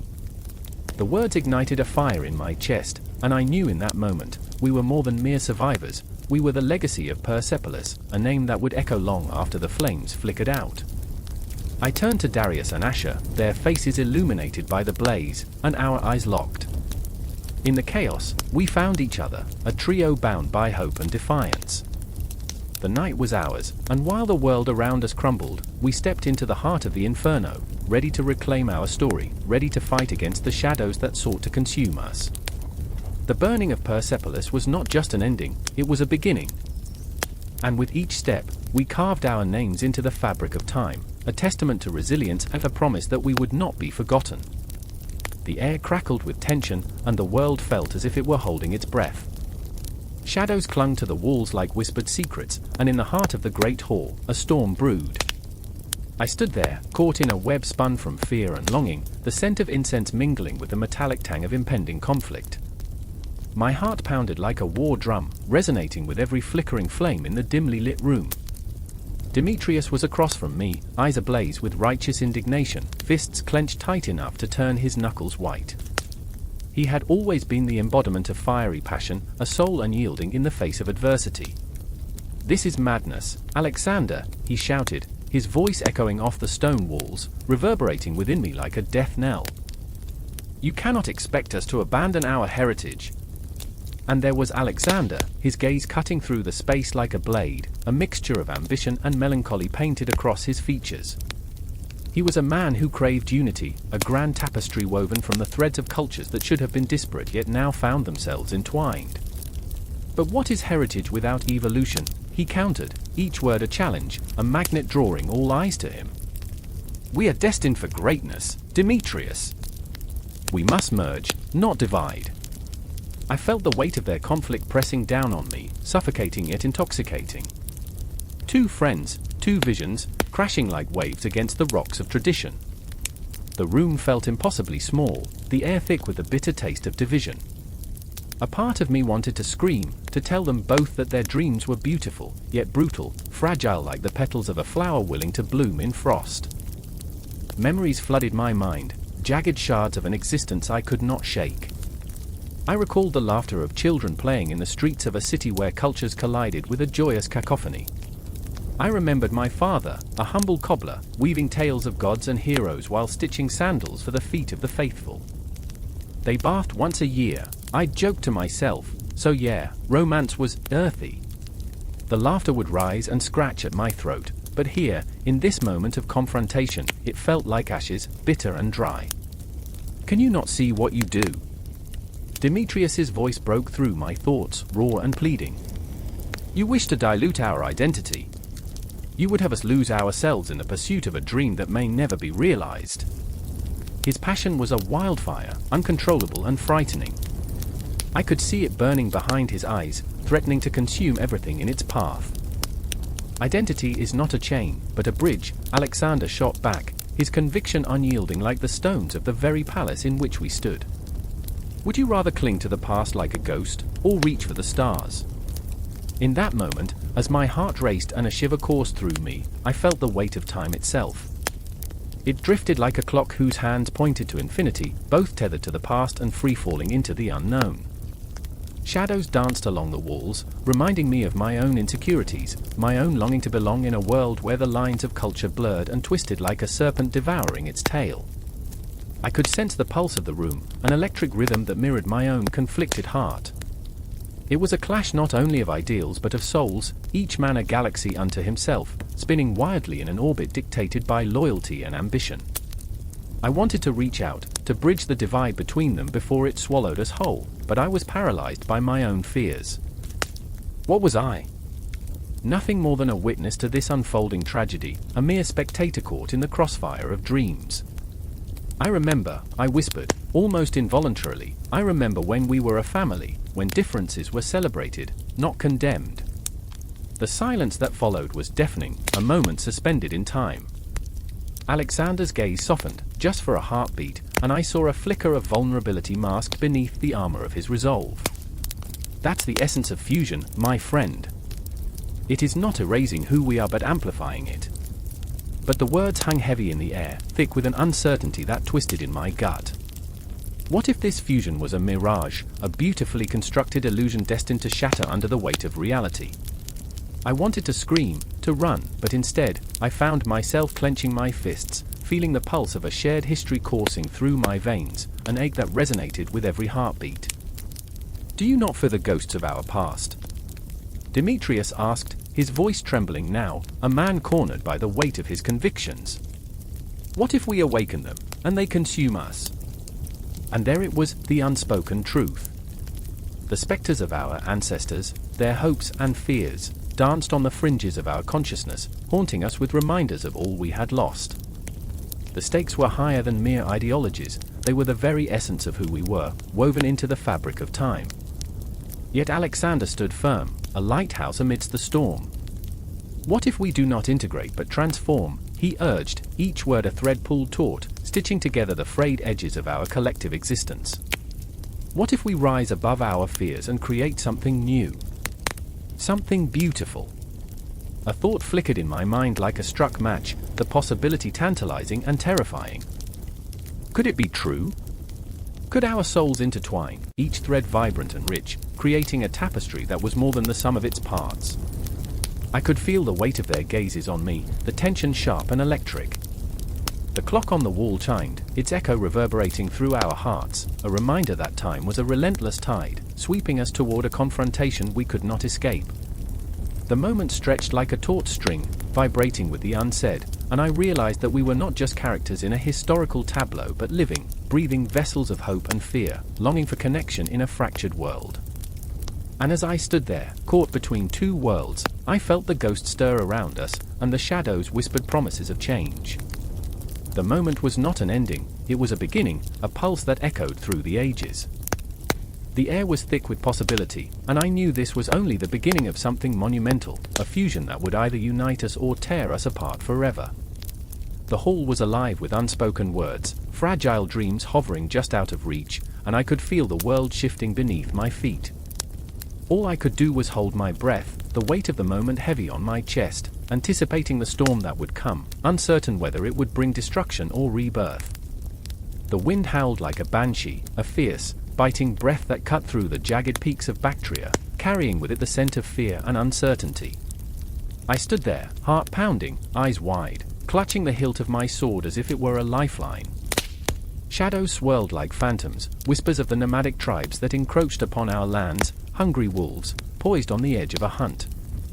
I remember when the sky turned blood red, an omen that felt as heavy as a tombstone. My brother, Arosh, had tried to laugh it off, but the mirth in his voice cracked like brittle glass. "Just a sunset," he said, but I could see it in his eyes, the flicker of doubt, the spectre of dread. We were soldiers, yes, but also brothers caught in the web of fate, one foot in the realm of the living, the other teetering on the precipice of the abyss. Then came the clash, a thunderous roar, the sound of hoofs pounding the earth like the drums of war. The nomads were upon us, a torrent of chaos, wild and untamed. I could hear Arosh shouting, his voice laced with the steel of determination, yet underneath, I felt the tremor of his fear. "Stand fast," he bellowed, even as the world around us twisted into a maelstrom of dust and sweat, blood and screams. I remember the scent of the battlefield, acrid and thick, like the charred remains of my dreams. My heart raced as I swung my sword, the weight of it familiar yet foreign, every stroke a desperate plea for survival. Tragedy and glory wove together like the threads of a fraying tapestry, and I was but a solitary stitch, trying to hold it all together. In the chaos, I caught a glimpse of Kira, the healer, her face pale, eyes wide with disbelief as she moved among the fallen, a ghost in a realm of the living.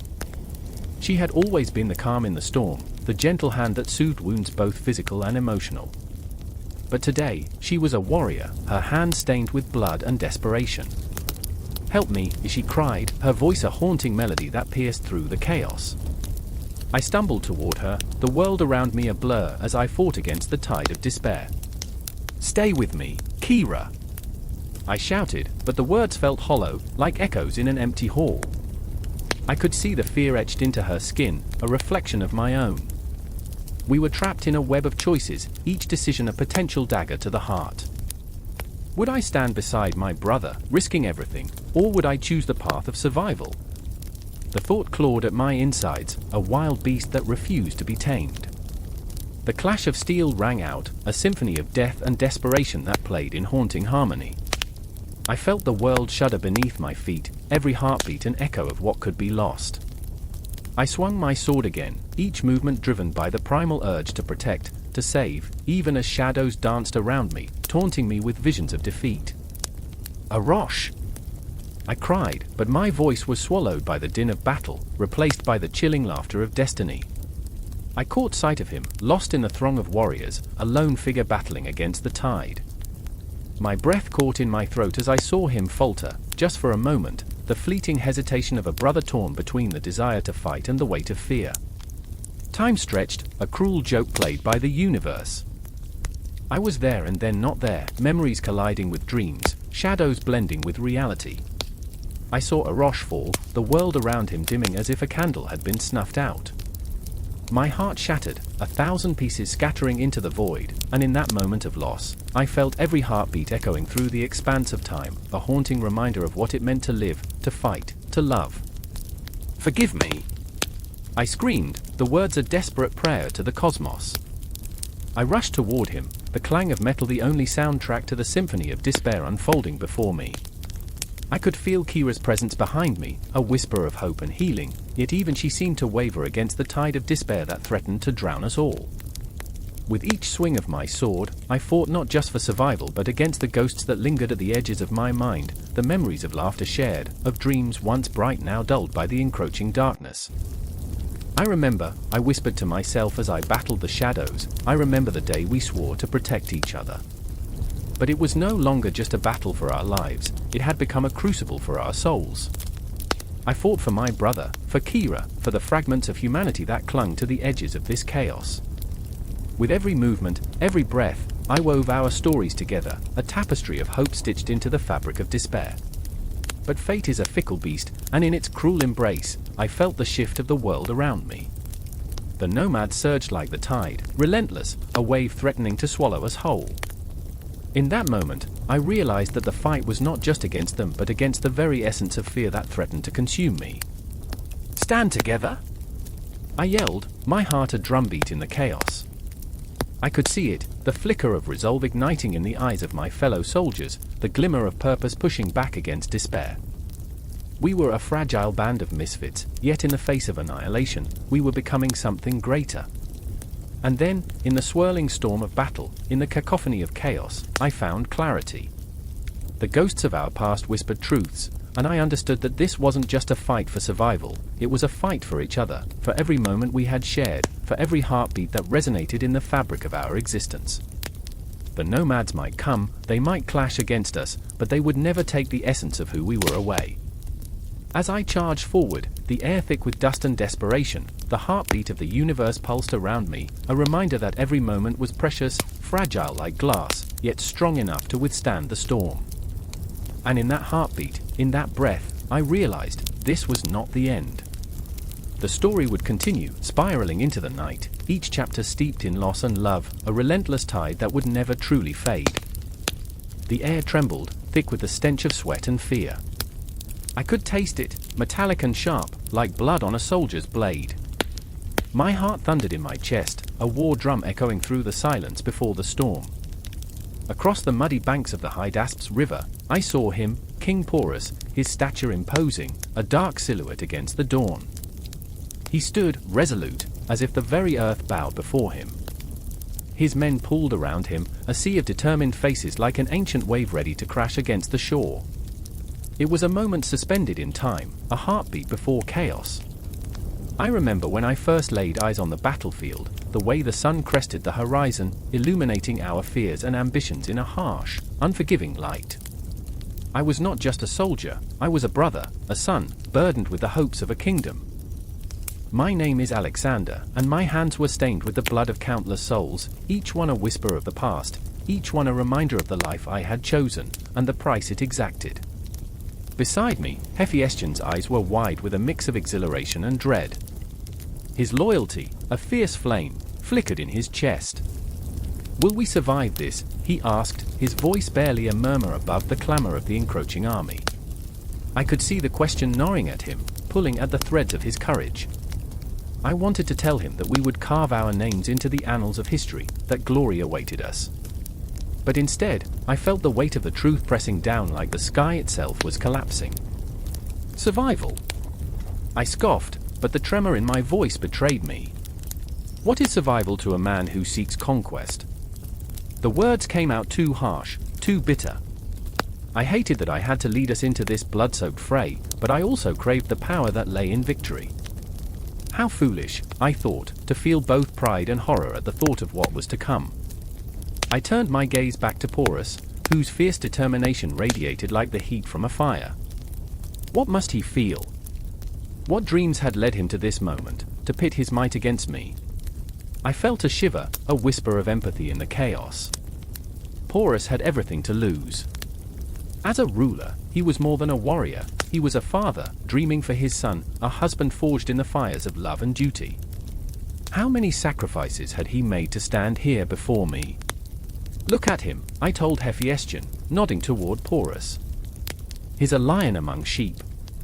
I didn't just see an adversary, I saw a man drenched in the same fears and desires that coursed through my veins. The same shadows danced in his eyes. "Then let's bring him down," Hephaestion replied, fists clenched, determination flaring in his chest. But I saw something else in his gaze, doubt creeping in like a thief in the night, stealing his resolve. I knew he feared for my life, for our futures. As the battle horn sounded, a visceral jolt shot through my body. The moment stretched, taut like a bowstring, and then snapped. Chaos erupted. War cries tore through the air, a cacophony of rage and despair. I charged forward, the ground shaking beneath my feet, my sword raised high. Each clash of metal rang like thunder, drowning out the wails of the dying. In that swirling chaos, I glimpsed Porus, a magnificent warrior, wielding his spear with a grace that belied his size. He moved like a tempest, fierce and wild, cutting through men with a single sweep. I felt an admiration bubble in my chest, quickly throttled by the demand for survival. I had to confront him. As I moved through the throng, shadows of memory flickered in and out, moments spent in laughter, a childhood spent in dreams of glory, a promise made to those I loved. My father's stern face, the way he'd hold me and teach me about the weight of responsibility. A king must know his people, he'd say, and a warrior must understand his enemy. And here was my enemy, standing proudly, with the same love and loyalty coursing through his veins. "Alexander!" Hephaestion's voice pierced through the roar. I turned, saw him struggling through the crowd, his face a mask of resolve and fear. "Don't lose yourself." But how could I not lose myself? I was already drowning. With every swing of my sword, I was not just fighting Porus, I was battling the ghosts of my past, the lives I'd taken, the friendships frayed by ambition. My heart ached with longing for a world where swords didn't decide the fate of men, where laughter echoed instead of cries of anguish. Then, I was upon him. Porus stood, spear poised, eyes blazing. For a moment, the chaos fell away, leaving just the two of us. Time froze, and I felt the weight of destiny pressing down on us both, two kings on the precipice of oblivion. "Who are you?" he shouted over the din, his voice like thunder. "Another conqueror seeking glory? Or a man with a heart?" "I am both," I gasped, my breath ragged, consumed by the uncertainty of what lay ahead. "But I cannot escape my fate. The world demands blood, and I am a vessel." His eyes hardened, but I saw a flicker of understanding, a recognition of shared burdens. And as we clashed, the world around us faded, the river a distant echo, the sounds of battle a mere whisper. In that moment, I was not just a conqueror, I was a man facing himself, battling the shadows of his heart. The dance of death began, and I felt the pulse of the cosmos in every blow. I was not just fighting for my kingdom, I was fighting for my soul. Rain! It drummed against the metal roof like 1,000 tiny soldiers marching toward some uncertain doom. I stood there, soaked, heart racing, teetering on the edge of what felt like a revelation or a catastrophe. The air was thick with the scent of earth, fresh yet tainted, like the bittersweet taste of nostalgia, a memory I couldn't quite grasp. I could hear the faint call of a distant conch shell, echoing through the jungle, a haunting siren that froze time and ignited the shadows lurking just beyond the tree line. I remember the first time I laid eyes on this sprawling land, a dazzling tapestry of color and chaos, yet now it felt like a heavy shroud wrapped around my heart. Each breath was a reminder that the vibrant hues of saffron and jade were merely masks, hiding something far more sinister beneath. Was it the haunting eyes of the villagers? Or perhaps the whispers of ancient spirits that danced in the smoky air? I couldn't tell anymore. Suddenly, a sharp cry pierced the rain-soaked silence. It was Arjun. His face was a mask of anguish, eyes wide as if he'd seen the devil himself. "They're coming," he yelled, breathless, the words spilling from his lips like shards of glass. The desperation in his voice struck a chord deep within me, a chord plucked by the hands of guilt and fear. He was my friend, my brother in this madness, but I hadn't prepared him for this. I never could. The villagers had warned us, the stories of the shadows that roamed the night, of the ancient curse that gripped the land. I had brushed them aside, chalking it up to local superstition. But here we were, and the weight of their history bore down on us like a storm cloud threatening to burst. Panic bubbled in my chest, a visceral thing that clawed at my insides. "Stay close," I whispered, as if saying it would somehow protect us. The jungle loomed, wild and untamed, a creature of its own. It seemed to breathe, pulsing with life yet saturated with danger. The vibrant greens masked treachery, and the shadows that danced in the periphery spoke of secrets long buried. Arjun and I pressed on, the weight of our mission heavy on our shoulders. We were outsiders, drawn here by the allure of discovery, but now we were mere moths fluttering toward a flame that threatened to consume us. The pulse of the jungle quickened, echoing in my ears, and the air crackled with a tension that felt almost alive. I remember the fear etched into his face, those small, fragile lines that only appeared when the world became too much to bear. Arjun had always been the brave one, I was the dreamer. But today, in the midst of uncertainty, we were both lost souls searching for a flicker of light. Then there was Myra. She was a thunderstorm wrapped in silk, fierce yet tender, her laughter ringing like wind chimes in the midst of chaos. But now, her laughter felt distant, overshadowed by a darkness that clung to her spirit. "They'll kill us, you know," she said, her voice steady yet laced with uncertainty. "The more we dig, the more they will want to silence us." I could see the fire in her eyes dimming, extinguished by the weight of our choices. I wanted to reach out, to reassure her that we were safe, that the truth was worth fighting for. But could I really promise that? The truth was a fickle friend, one that could turn on you in an instant. We pressed deeper into the heart of the jungle. The trees towered above us like ancient guardians, their roots twisting like serpents, threatening to trip us into the abyss. The air thickened with foreboding, as if the very fabric of time warped around us, pulling us toward an inescapable fate. "Do you hear that?" Arjun's voice trembled. I could hear it too, the faint drumming, the ritualistic chant that pulsed like a heartbeat beneath our feet. The villagers had spoken of this, they called it the dance of shadows, a celebration of life and death intertwined. But all I felt was dread, an insistent itch creeping up my spine. I remember the way Myra's hand brushed against mine, a fleeting connection that sent electric shocks through my body. "We can't turn back now." "Not when we're so close," she whispered, her eyes gleaming with something I couldn't quite name. Determination, perhaps? Or reckless abandon? It didn't matter, the choice was made, and the consequences were ours to bear. With each step, I could feel the weight of their expectations pressing down on me. I wanted to be brave for them, to shield them from the horrors of this expedition. But here I was, trembling beneath the burden of our own curiosity. We were driven by an insatiable hunger for truth, yet that hunger felt like a curse, gnawing at our hearts and souls. The drumming grew louder, echoing through the trees, rhythmic and unyielding. It was the heartbeat of the jungle, beckoning us closer to the edge of something unknown. What lay beyond the veil of darkness? I could almost taste it, a mixture of fear and exhilaration, an intoxicating concoction that pulled us inexorably toward the precipice. I could feel the shadows shift around us, weaving in and out of existence, taunting us with whispers of what was to come. We weren't just explorers here, we were trespassers in a tale older than time itself. The land was alive, breathing, and watching. And as we stepped into the clearing, the enormity of our choices crashed over us like a tidal wave. I remember the stillness that enveloped us, the way time seemed to suspend itself in that moment. The jungle held its breath, and so did we, teetering on the brink of revelation or ruin.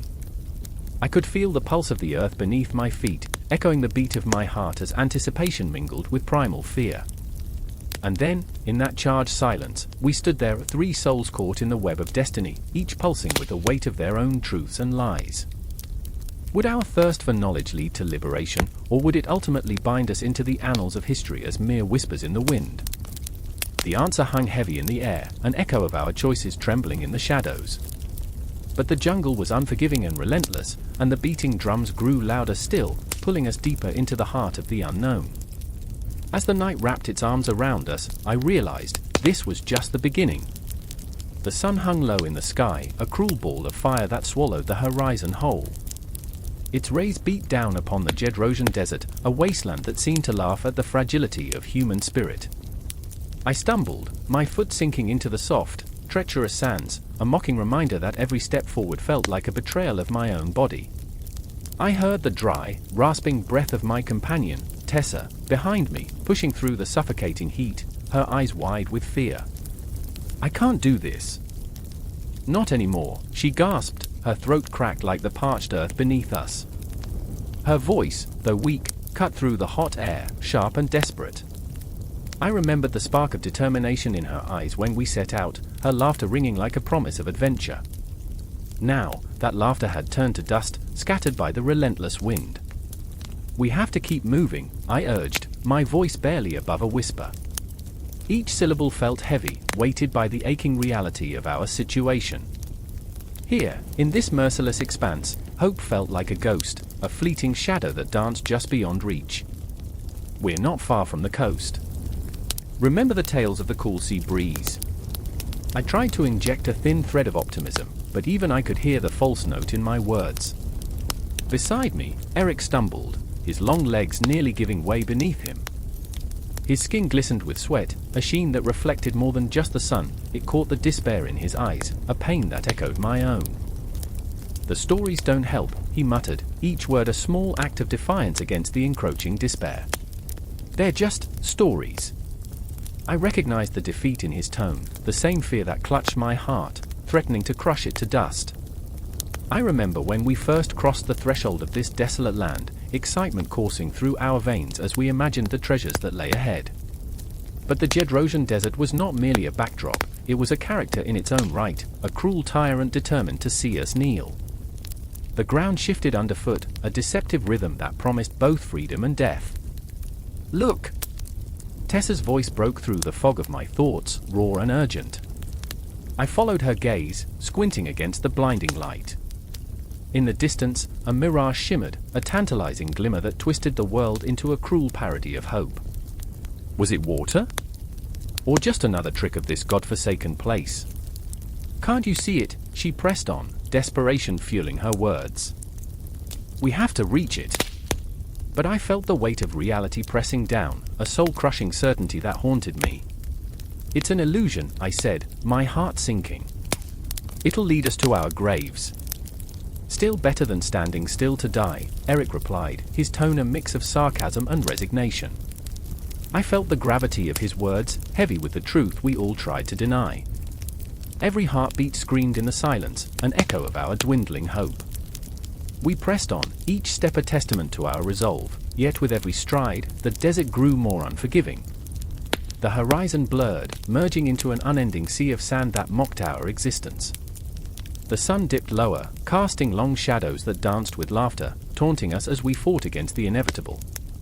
I remember the moment Tessa collapsed, her body folding like a wilted flower. "I can't," she gasped, the beautiful fire in her spirit extinguished. I knelt beside her, my heart tearing as I met her gaze.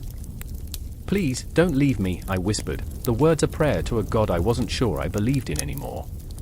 The weight of our shared dreams hung heavy between us, the promise of laughter and light now a distant memory.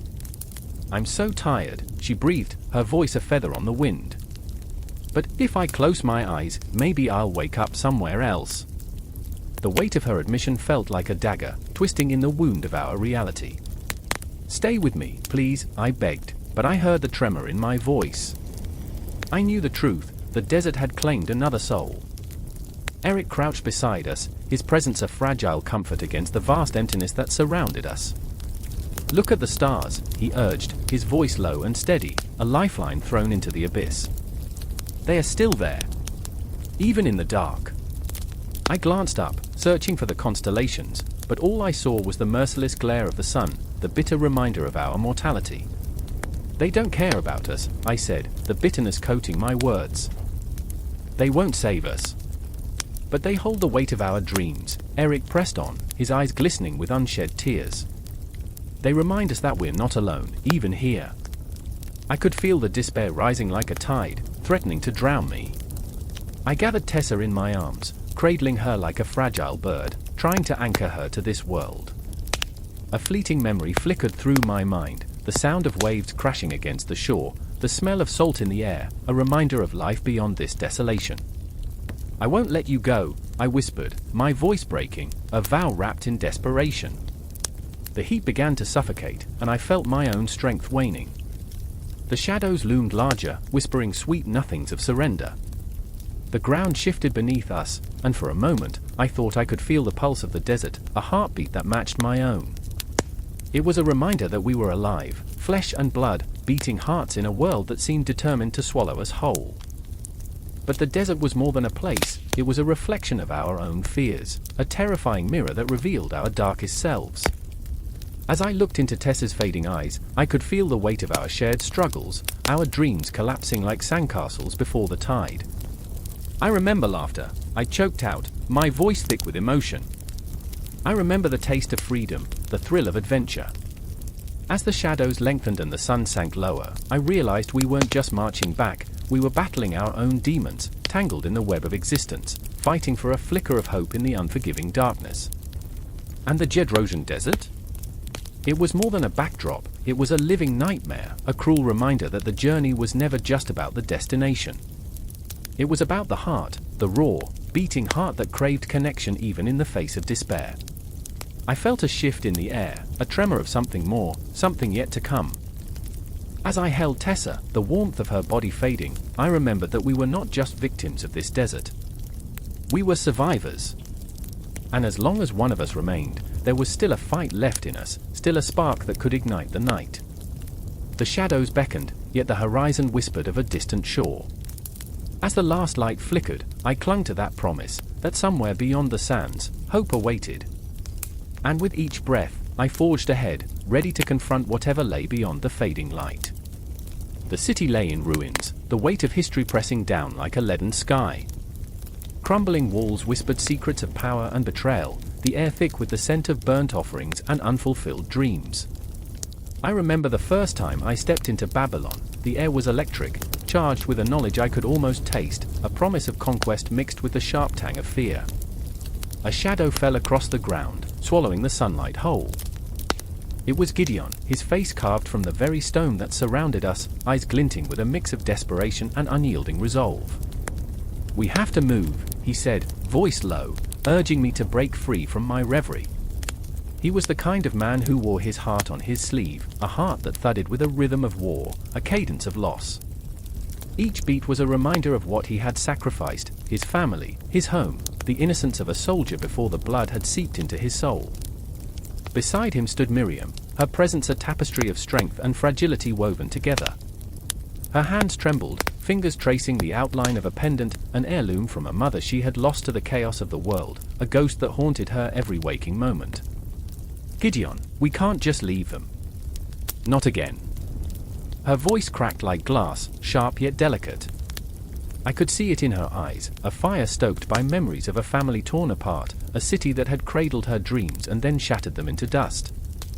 "Do you hear that?" I whispered, the echoes of distant cries weaving through the ruins, a symphony of despair.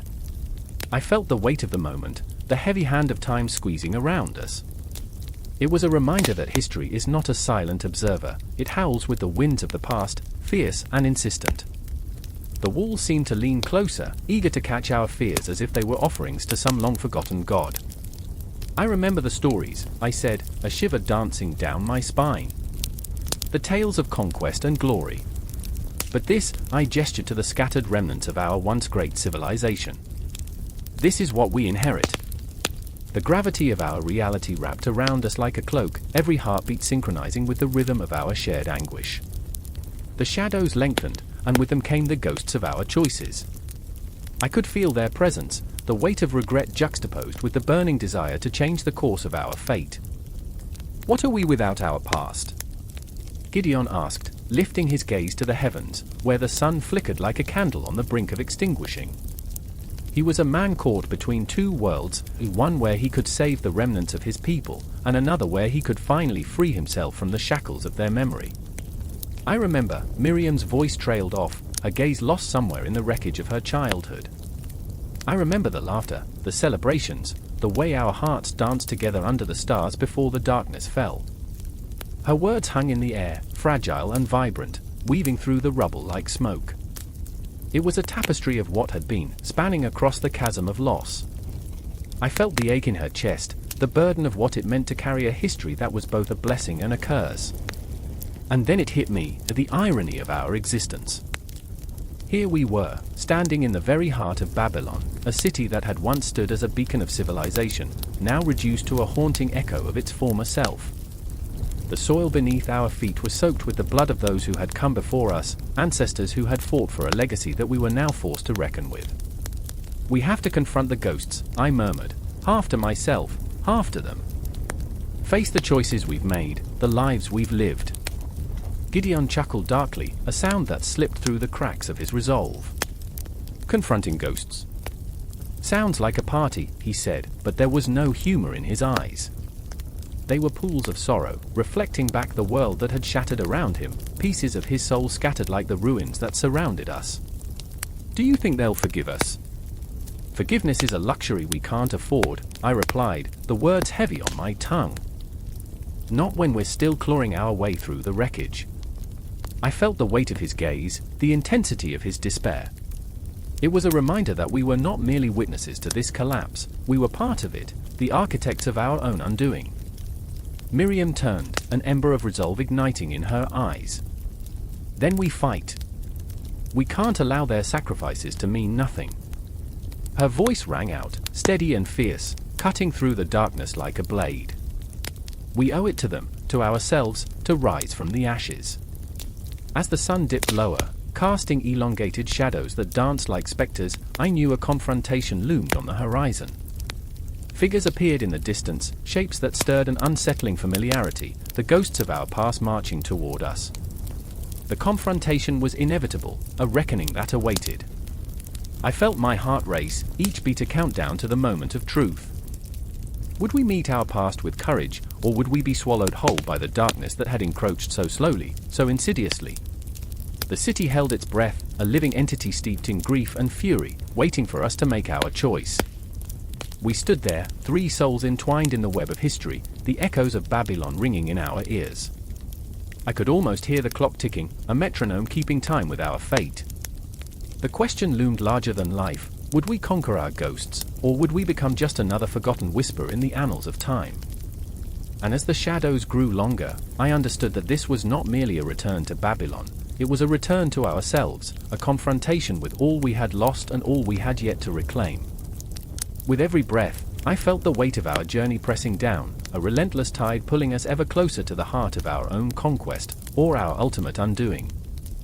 The clock struck 10, the sound echoing like a death knell through the desolate halls of the castle. Each chime sent a tremor through the very foundations of the empire, a reminder that time, relentless and haunting, was slipping away. Shadows danced against the stone walls, flickering, whispering secrets of betrayal and despair. I stood there, breath held tight, as the weight of 1,000 decisions crashed upon me.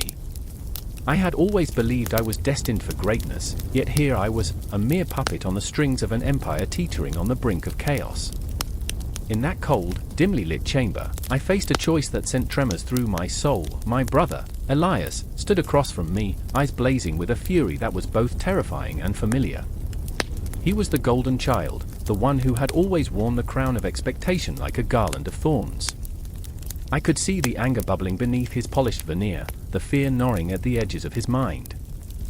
"You would sacrifice everything for your ideals," he spat, voice a low growl in the darkness. "The people, the empire, for what? A dream." I remember the way his hands clenched into fists, knuckles white and trembling. I wanted to scream. I wanted to shake him and tell him that dreams were all we had left. But instead, I swallowed my words, the silence thick enough to choke on. The walls closed in around us, heavy with unspoken truths. The empire, our empire, was crumbling like dust in the wind, and here we were, caught in our own tragic play, two brothers torn apart by ambition and desperation. Do you remember the way the stars looked on that night? I found myself whispering, caught in the riptide of memory. When we thought we could rule the world with just a flicker of our fire. The laughter of that night echoed in my mind, vibrant and pure. We were young, untethered, dreaming of conquest and glory, not knowing how easily those dreams could shatter. Now, the weight of our father's legacy crushed us, and the laughter felt like a ghost, haunting our every step.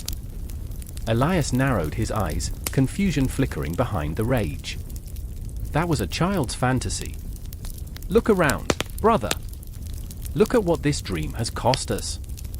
His voice trembled, not with anger now, but with a raw vulnerability that made my heart ache. I saw the boy he once was, the boy lost in a world of blood and betrayal, overwhelmed by the enormity of leadership. I remembered our father's stern face, the disdain for weakness that had been drilled into us like nails into flesh. The ghosts of our past loomed large, their specters whispering doubts, fears, and the sharp sting of regret. I remember the nights we would lie in the grass, I said, my voice barely above a whisper. The constellations our only witnesses. We thought we could change the world. My heart raced, caught between the nostalgia of innocence and the bitter reality of our present. The taste of iron settled in my mouth, the blood of our ambition soaking into the ground beneath us. He stepped closer, the air thickening with the weight of our shared sorrow. And now? Now we stand on the precipice of ruin. Every decision, every sacrifice, it's all led us here. We're losing them, Aiden. The people, they're suffering. His voice cracked, the facade slipping just enough to reveal the fear that clawed at him. The very people we had vowed to protect were slipping through our fingers like sand, each grain screaming of our failures. I glanced outside the narrow window, where the city lay sprawled beneath a shroud of smoke and despair. The cries of the people, once vibrant and full of life, had turned into a haunting chorus of hopelessness. They bathed once a year, I thought bitterly, the absurdity of it all stinging my heart like a slap. So yeah, romance was earthy. The sarcasm was a defense mechanism, a shield against the encroaching darkness. In that moment, a flicker of resolve ignited within me. We can't let them suffer. We have to make a choice, Elias. We can save them. My breath caught in my throat as I spoke those words, a fragile hope intertwining with the fear that gnawed at my soul. But deep down, I knew that hope was a dangerous thing, it could lead us to salvation or to ruin. The silence that followed was suffocating. I could see the gears turning in his mind, the internal battle raging behind his stormy gaze. "What do you propose?" he asked, his voice a mixture of skepticism and desperation. The vulnerability startled me, a crack in the armor of my brother, and for a moment, I saw hope flicker in his eyes, like a candle fighting against the suffocating darkness. "An alliance," I said, each word heavy with the weight of implications. "With those we once called enemies. We could unite, forge a new path. A council, a democracy, a way to give the people a voice." My heart raced as I spoke, the vision lighting a fire within the depths of my being. But even as I dreamed, I felt the cold fingers of fear clutch at my throat. What if they rejected me? What if my ideals crumbled under the weight of reality? Elias's face hardened, the flicker of hope extinguished. "You want to let them choose? They don't even know what they want." He was right, and the truth stabbed at me. The people were lost, like children wandering in the dark, and in their confusion, they turned to violence. I could see the blood on their hands, a reflection of our failures. "Then we must guide them," I pleaded, desperation creeping into my voice. "We have to show them a better way. It's the only chance we have left." The clock chimed again, each toll a reminder of the time we had lost, the moment slipping away like the sand in an hourglass, a haunting reminder of mortality. In that moment, as the weight of our impending decision pressed down upon us, I felt the universe hold its breath. I saw the stars above, a tapestry of potential waiting to be unraveled. The fate of an empire rested upon our shoulders, and the echoes of our past whispered in my ears. I could no longer ignore the ghosts. They were here, watching, judging, waiting for us to act. "Will you stand with me, Elias?" I asked, my voice trembling with the enormity of the request. The silence enveloped us, thick and heavy, an abyss of uncertainty yawning wide. But even in that darkness, I felt something shift, a flicker of possibility igniting between us, and for the first time in a long while, I dared to hope. The clock chimed again, the sound reverberating against the walls, a harbinger of what was to come. Would we rise to meet the challenge, or would we become another casualty of time? The answer hung in the air, electric and charged, as we stood on the edge of fate, two brothers bound by blood and torn by ambition.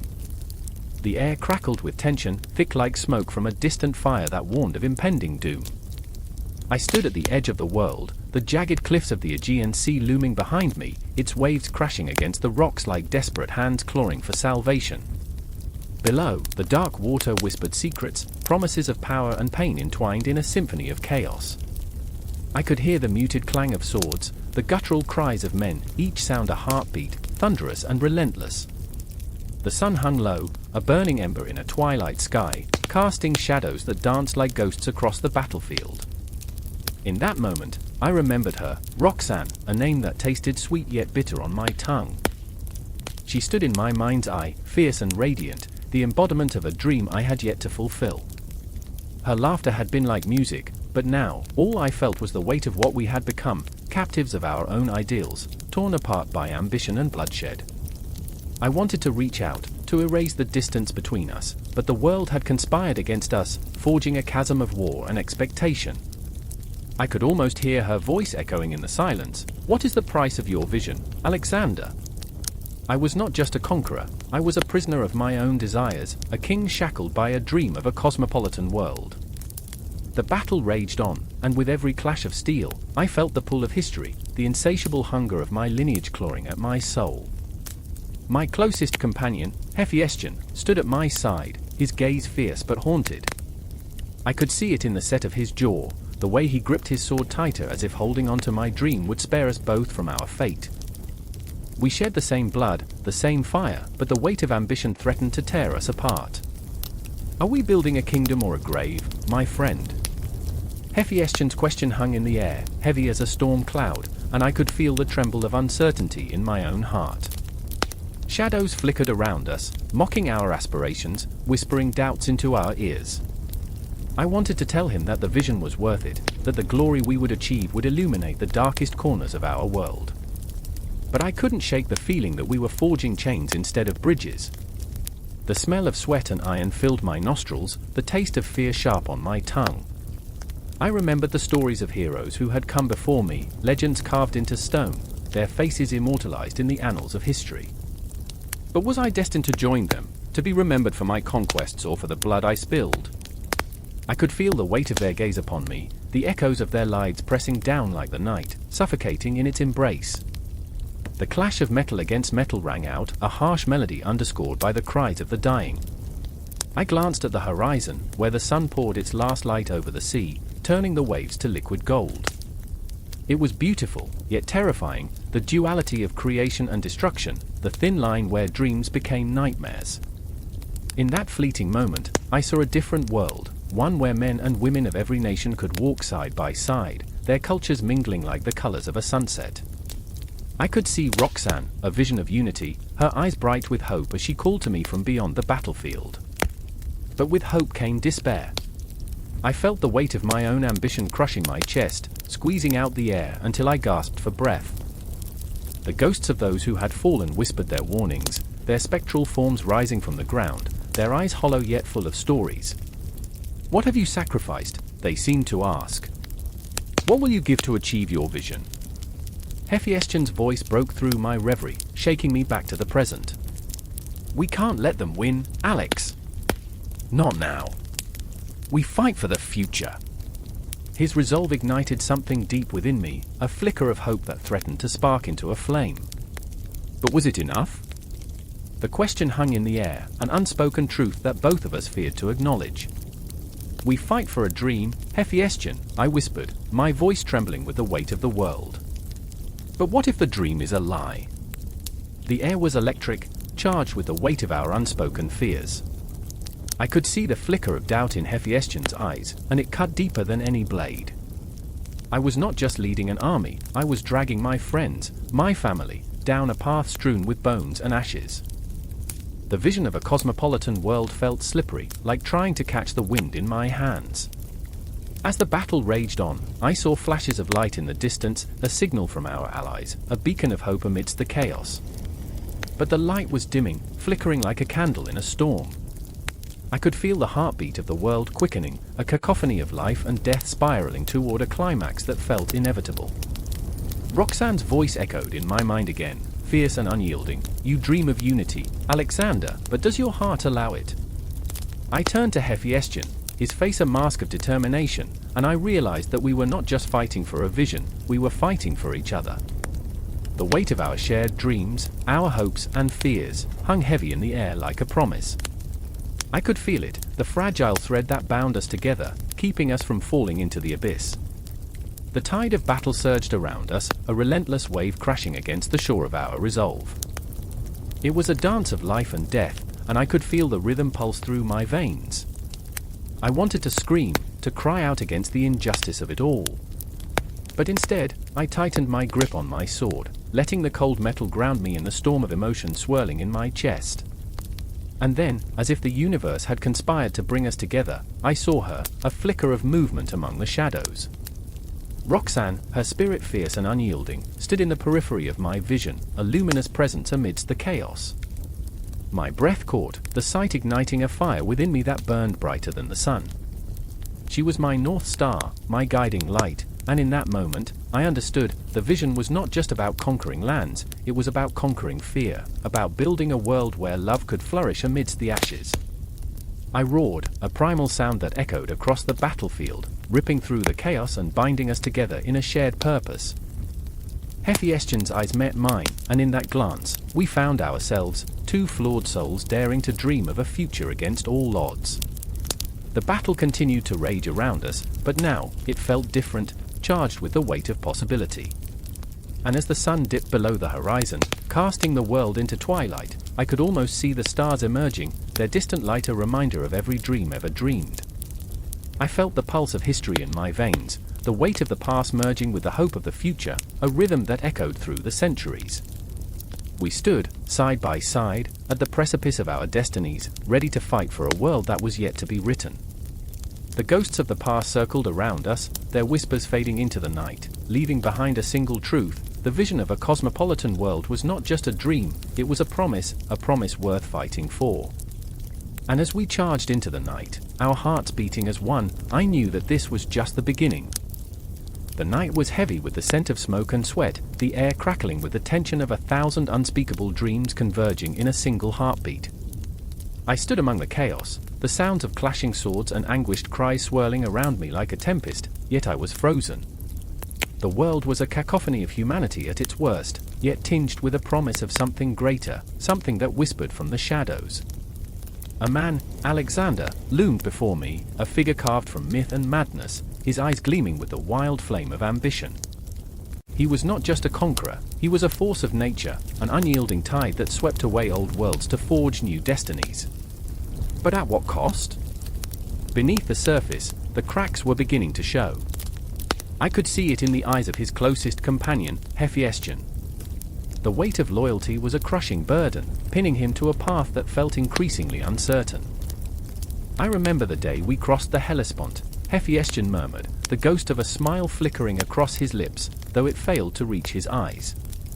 The thrill of adventure, the taste of freedom, it felt like we could touch the stars.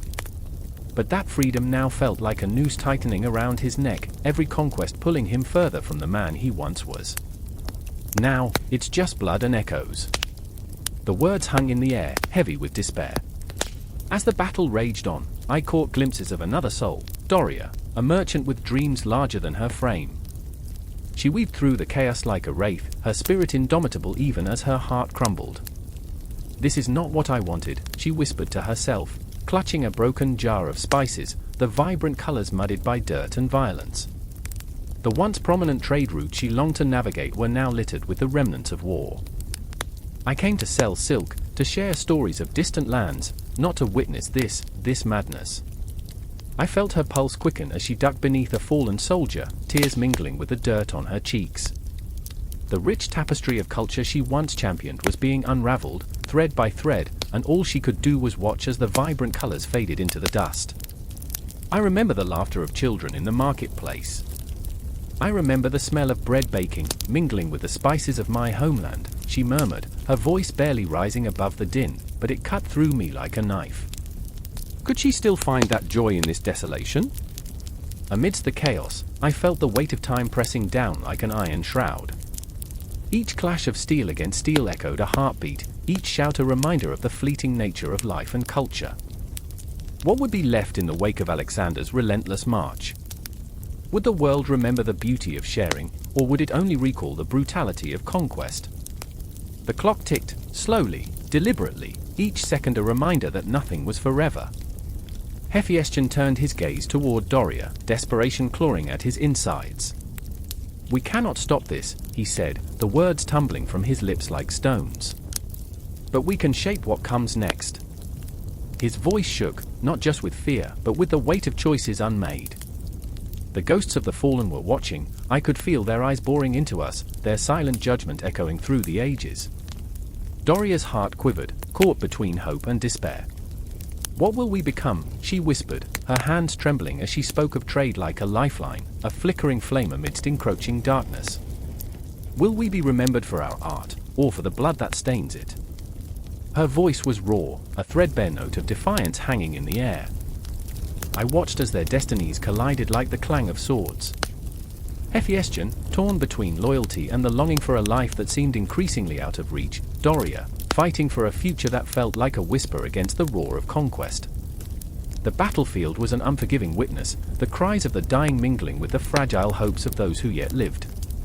As the sun dipped below the horizon, casting long shadows over the field, I felt the tension coiling tighter, a spring ready to snap. "The world is reshaping itself," Hephaestion said, his voice barely above a whisper. "But we have a choice, our hearts, our souls, our stories, they can still endure." But could they? The night stretched on, an abyss of uncertainty. I could feel the weight of the cosmos pressing down, stars flickering like distant memories. What would Alexander's campaign leave behind? New cities, new cultures, or just a graveyard of dreams? In that uncertain twilight, as darkness enveloped us, I realized how fragile the threads of connection truly were. War tore at the fabric of trade and culture, each battle a reminder of the fragility of dreams. Yet, within the chaos, a spark of hope flickered. Perhaps out of destruction could rise something beautiful, a new tapestry woven from blood and tears, laughter and sorrow. And just as the night seemed ready to swallow us whole, I caught Hephaestion's gaze locking onto Doria's, a fragile bridge forming between them, a silent promise amidst the storm. Could love, loyalty, and a shared dream be enough to carry them through? Their hearts beat as one, a shared rhythm against the encroaching darkness. I felt it pulse within my own chest, an invocation of something ancient and powerful, a chance to transcend the violence that surrounded us. Perhaps, in the aftermath, as the echoes of this battle faded into whispers, we would remember. We would remember the taste of adventure, the scent of spices, the laughter of children. And in that remembrance, there might just be a chance for rebirth, a chance for the world to rise anew from the ashes of conflict. As the last echoes of the dying day fell silent, I realized that we stood not at the end, but at the precipice of something unseen, a new dawn, forged from the fires of conquest and the resilience of memory. There's a moment of silence that hangs like a noose, thick and suffocating, just before the storm breaks. The air is heavy, pregnant with tension, as if the world itself is holding its breath, waiting. A whisper of a breeze carries the scent of iron and sweat, of a kingdom on the brink of disintegration. You can almost hear the echoes of the past, the distant clash of swords, the cries of the fallen. It's a sound that resonates deep in the marrow of your bones, a chilling reminder of what is at stake, everything. In the shadowy corners of the palace, where light barely penetrates, 3 figures stand poised on the edge of a precipice. Lysimachus, with his broad shoulders and intense blue eyes, eyes which once sparkled with the thrill of conquest, now clouded with doubt. His hands tremble, not from fear, but from the weight of destiny. He remembers the laughter they shared, the way they once toasted to glory, to dreams of empires. Yet now, those dreams feel like shards of glass, cutting deep into the skin of camaraderie. Across from him, Ptolemy's face is a mask of stoic resolve, but beneath it, a tempest brews. The flicker of a candle illuminates the tight lines of his jaw, revealing the gnawing worry that festers within. He's always been the strategist, the planner, but plans are like castles built of sand, fragile and subject to the tides of betrayal. The memory of Alexander's vibrant laughter pierces him, a haunting melody that lingers long after the music has stopped. "What would you have done, my friend?" he whispers to the air, to the spectre of a man who united nations and shattered the very fabric of time. And then there's Cassander, the wild card, the one who dances on the edge of chaos, a smirk playing on his lips that fuels the flames of uncertainty. He's the embodiment of ambition, a creature of dreams and nightmares, reviled and adored in equal measure. The weight of the world rests heavily on him, and in his eyes, you can see the flicker of rebellion, a longing for power that twists like a serpent in his gut. "This is our moment, gentlemen," he says, voice dripping with a manic energy. "The throne is ours for the taking. What's a little bloodshed when the world is at our feet?" But underneath the bravado, there's a gnawing fear, a blaring alarm that echoes through the caverns of their minds. The death of Alexander has left a gaping chasm, a void that craves to be filled, and the question of succession hangs like a guillotine. They stand on the precipice of a war that could fracture everything they have built, a war that could turn friends into foes overnight. The shadows seem to stretch, whispering secrets that chill the spine and ignite the fire of ambition. "Do you remember Lysimachus?" Ptolemy's voice trembles slightly, the memory slipping through his fingers like grains of sand. "That night by the river, when we spoke of glory, of building a legacy." Lysimachus clenches his fists. He remembers. He remembers the camaraderie that felt invincible, the way they believed in each other, how they believed they could conquer the world. "And now look at us," he replies, his voice a low growl, clawing at each other like dogs over a bone. Cassander's laughter rings out, sharp and jarring, cutting through the tension. "Bone? Please, this is a feast. A banquet of power. We are but players on a grand stage." But that laughter feels hollow. The specters of their past haunt them, oppressive and relentless, and with each passing moment, the darkness grows thicker. The ghosts of ambitions unfulfilled and allegiances broken linger in the air, and they claw at their hearts, demanding attention. The weight of their choices presses heavily, and the reality of their situation sinks in like a sinking ship.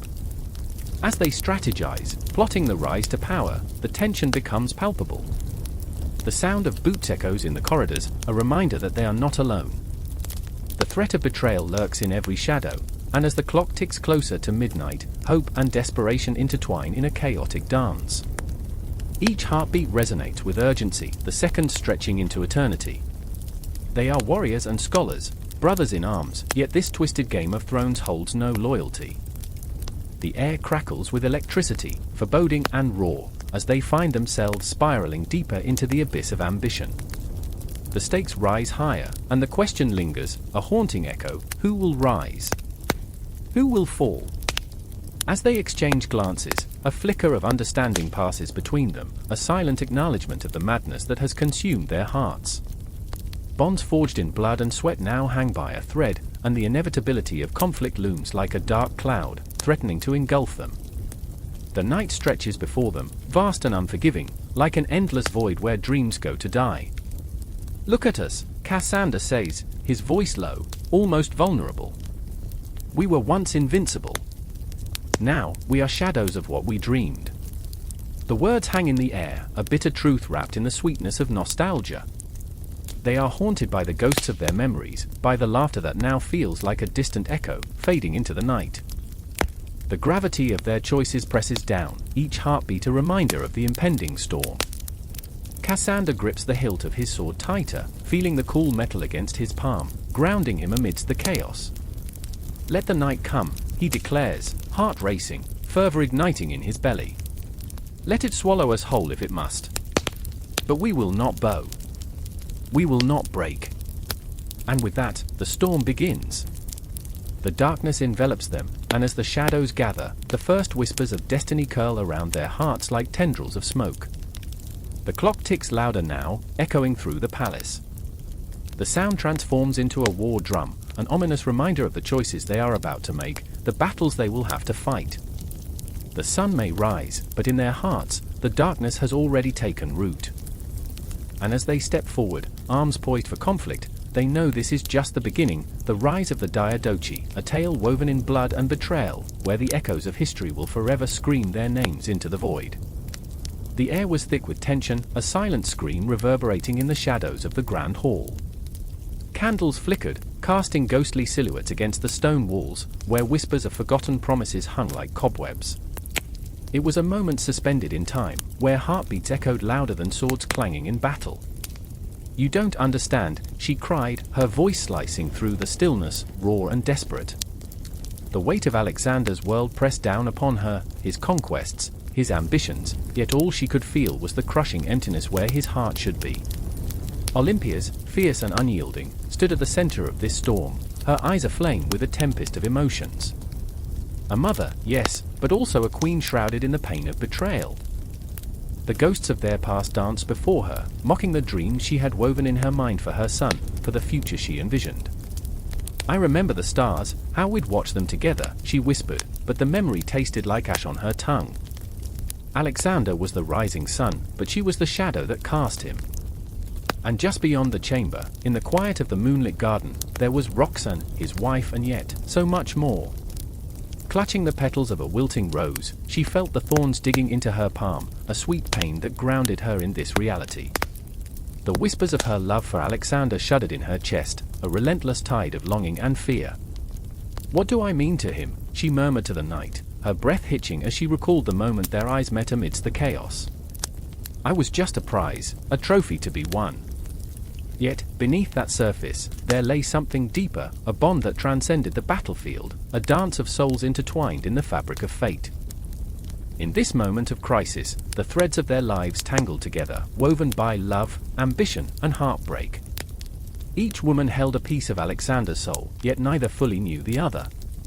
"He is my son," Olympias insisted, as if the declaration could shatter the barriers between them. "But he is also her husband," the bitter truth echoed in her mind, clashing against the fierce love she felt for him. What was a mother without her child? A queen without her throne? The air crackled with potential, as if the universe itself held its breath, waiting for the inevitable clash. Roxanne stepped into the hall, her heart pounding against her ribcage, a caged bird desperate for freedom. "He loves me," she said, the conviction in her voice wavering under the weight of doubt. "Or does he? Is it just the chains of fate that bind us?" The words fell heavy between them, a declaration and a question wrapped in one. She felt Olympias's gaze pierce through her, challenging yet searching, as if the two women were engaged in some ancient ritual of power, each defending her claim on the man who straddled both worlds. "Love is never simple," Olympias replied, her voice low, like thunder rumbling in the distance. "It is a battlefield in itself." And in that instant, the truth unfurled like the petals of a flower, beautiful yet sharp. She remembered the night spent whispering secrets to the stars, promising her son the world. "I loved him fiercely," she admitted, her heart cracking open like an ancient relic, "but the world is cruel." A fragile silence stretched between them, filled with the whispered dreams and unspoken fears of two women caught in the wake of a man's legacy. "I remember the way he looked at me," Roxanne said, her voice trembling, like I was the only one in the universe. But the shadows loomed larger than her memories, and doubts clawed at her heart. What if it was just an illusion, a fleeting moment in a tempest of ambition and conquest? He is destined for greatness, and I am just a whisper in his saga. The weight of the cosmos pressed upon her, a reminder that love was often overshadowed by the demands of history. Their eyes collided, two worlds, two souls, one man. The tension crackled like a live wire, and with each breath, the distance between them narrowed. "You cannot claim what you do not hold," Olympia spat, the fierce protector igniting the flames of her spirit. The room seemed to pulse, the very stones vibrating with their unyielding will. There was power in their connection, raw and uncut, a symphony of strength and vulnerability battling for dominance in the uncharted territory of love. But then, in the heart of their confrontation, the air shifted. The sound of footsteps echoed down the corridor, and suddenly, everything felt fragile, like a delicate glass sculpture on the brink of shattering. "He's coming," Roxanne whispered, terror and anticipation gripping her, the tension transforming into something electric. Would he choose his mother or his wife? Would he rise like a phoenix from the ashes of their conflict, or would he be consumed by it? The footsteps drew closer, a heartbeat away from a truth that could alter the course of their lives forever. Olympias felt the fire within her, the burning need to protect her son, and the fear of losing him to someone else's dream. "You must remember," she said, her voice a low growl, "he is mine first." And there it was, the unyielding bond of a mother, fierce and unwavering, even as she felt the cracks forming beneath her. The shadows of history loomed over them, ready to claim their fates as the doors swung open. As Alexander stepped into the room, the world shifted again, reality colliding with dreams in a cacophony of emotion. Time froze, and in that heartbeat, everything hung in the balance: love, loyalty, ambition, the haunting echoes of what it meant to be a mother, a wife, a queen. The women stood before him, mirrors of their own desires, each reflecting a different path, a different purpose. The air was thick with unspoken words and wild emotions, a storm of feeling that no one could escape. In this moment, the weight of their collective hearts beat as one, a rhythm of longing, rivalry, and an undying love that held them captive to fate. And as Alexander faced them, the tension thrummed through the air like an electric current, promising that this was only the beginning of a conflict that would echo through the ages, leaving scars that would never truly heal. The air hung thick, as if it had swallowed a scream. A strange wind whipped through the ancient marketplace, carrying with it the scent of dust and desperation. I could hear the frantic whispers of the townspeople, their eyes wide with fear, hearts racing like the hooves of the chariots racing outside the city walls. Somewhere, a bell tolled, slow, deliberate, marking the passage of hope into the realm of despair. I was there, ensnared in a moment where reality blurred into myth, where the fate of a kingdom rested on a knot, a tangle of rope and ambition that would twist lives forever. I remember the weight of my own heart thudding like a war drum. My eyes darted to the figure standing at the center of the chaos, a wild-haired youth named Alexios. He was a blacksmith's son, yet his spirit burned brighter than the forge. But in this moment, buried beneath the layers of expectation and his own self-doubt, he looked lost, an ember surrounded by darkened skies. "I can't do this," he muttered, his voice barely more than a whisper, fear gnawing at his insides. The weight of his lineage pressed down on him like a mountain, the legacy of a hero he never wanted. The whispers of the crowd twisted around him, a noose of judgment. And then there was Callista, her presence a tempest of contradictions. She stood to the side, a fierce spark in the fading light, eyes aflame with a mix of anger and anguish. Shadows danced across her face, revealing the truth of her heart, a heart that craved freedom but was tethered to the chains of loyalty. "You have to try," she urged, her voice steady despite the tremor in her hands. "What if you're the one to break this curse?" She was bold, yet fear flickered behind her bravado, a fear that he might, indeed, fail. Yet, she couldn't let it show, not now. Not in a moment that demanded bravery. I remember the knot, the insidious knot that had entangled their lives. It hung before them, a grotesque monument to indecision and fate. What was it, this Gordian knot? A simple tangle of rope that had become a symbol of despair and destiny. Legend spoke of a prophecy, a promise that whoever could untie it would seize the throne of the mighty kingdom of Phrygia. But what was a throne worth if the man who sat upon it was bound by fear? As I stood there, my breath caught in my throat. The tension in the air snapped, electric, as Alexios stepped forward. Each step echoed like a heartbeat in the silence, reverberating through the crowd. I could see his fingers trembling, their rough calluses belying the softness of his heart. He reached for the knot, fingers brushing against the coarse fibers, a visceral reminder of all he had ever feared: failure, expectation, the weight of a crown. "Do it," Callista urged, her voice a fierce whisper that cut through the silence. "You're more than a blacksmith's son. You're more than what they expect you to be." Her words wrapped around him like the very knot, binding, encouraging, suffocating. I could feel the heat radiating between them, a tempest of unspoken feelings threatening to explode. The crowd leaned in closer, their breath held tight, a collective heartbeat thrumming with anticipation. And then came the moment, a sudden spark, a meager flame in the dark. With a deep breath, he closed his eyes. All the doubts, the fears, the burdens of legacy crashed over him like waves. For one agonizing heartbeat, he was suspended, time itself holding its breath. Then he opened his eyes, fierce determination coursing through his veins. "I remember," he spoke, voice low, "I remember the stories my father told of heroes and their trials. I remember the fire in my heart, the laughter of the forge, and the warmth of a life unchained." With a swift motion, he drew a dagger from his belt. Yes, a dagger, not for violence but for liberation. The crowd gasped, a collective intake of breath, but Alexios was not deterred. Each slice through the rope was a scream of defiance, a battle against fate's cruel grip. I could feel the energy shift, the air crackling with raw emotion. Callista's eyes widened, filling with tears. "No, don't," she cried, fear and admiration colliding in her chest. But the dagger sang against the rope, each cut igniting a fire in the crowd, a pulse of shared hope. The knot began to unravel, threads falling away, a dance of chaos and clarity. Yet, in that moment of triumph, I felt the weight of another truth. What if the knot wasn't just a physical barrier? What if it was a reflection of their own tangled lives, their desires interwoven with fear and expectation? The final severing of the last strand released a collective gasp, a gasp that held the weight of all their dreams, all their fears. The crowd erupted into chaos, a wild cacophony of joy and disbelief. But beneath that surface, the tension remained, coiled and ready to strike.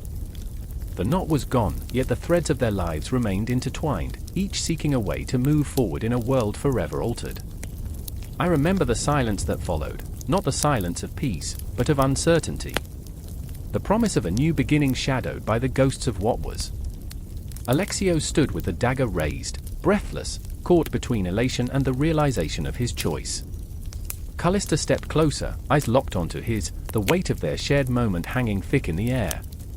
Their destinies would intertwine, but the real battle was yet to come, not against the knot, but against the very fabric of their lives, woven with dreams and fears, hope and despair. And as I stood watching, the shadows grew longer, wrapping around them like a shroud. The marketplace buzzed with the whispers of a new legend, but deep within, the real story thrummed, a raw, visceral pulse of humanity caught in the dance of myth and reality.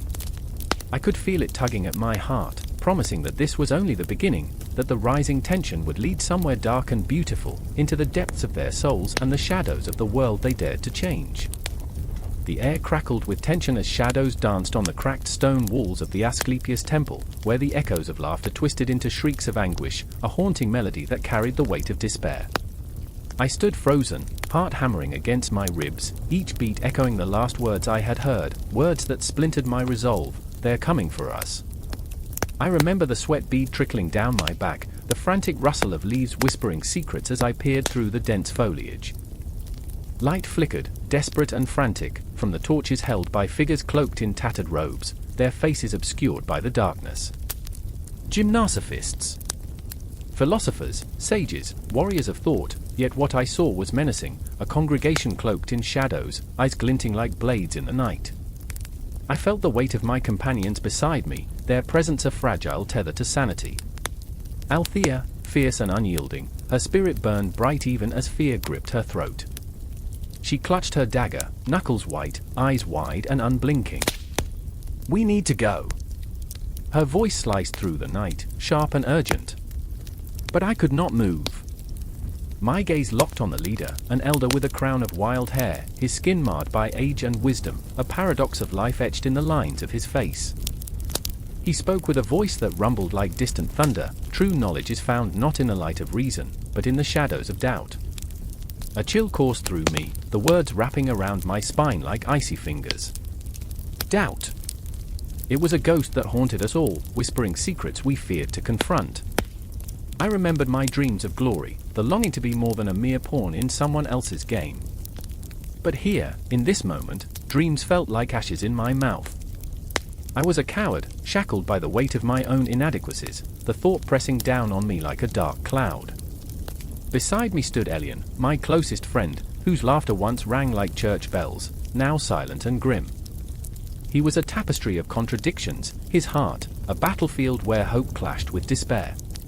"They won't hurt us," he whispered, though his voice trembled, and I could see the truth lurking behind his eyes. The gymnosophists were not mere men, they were the embodiment of everything we feared. Their thoughts were knives, and their words, poison. Suddenly, there was a rustle in the underbrush, a sharp intake of breath echoing like a gunshot through the stillness. They were upon us. The flickering torches illuminated their faces, grotesque masks twisted in determination, eyes burning with an insatiable hunger for understanding. "Come, child of the mundane," the elder beckoned, his voice like molten steel, "and feel the pulse of the universe." I felt myself teetering on the edge of an abyss, the allure of their wisdom draped in shadows. Althea's grip on my arm was a lifeline, her fear palpable, yet there was a flicker of curiosity igniting in her eyes. "What if they have answers?" she whispered, barely audible over the pounding of my heart. "What if?" The words tasted like honey and poison. I could sense the darkness clawing at us, the deeper truths that lay beneath the surface, dancing just out of reach. I wanted to scream, to flee, but the gravity of their gaze held me captive.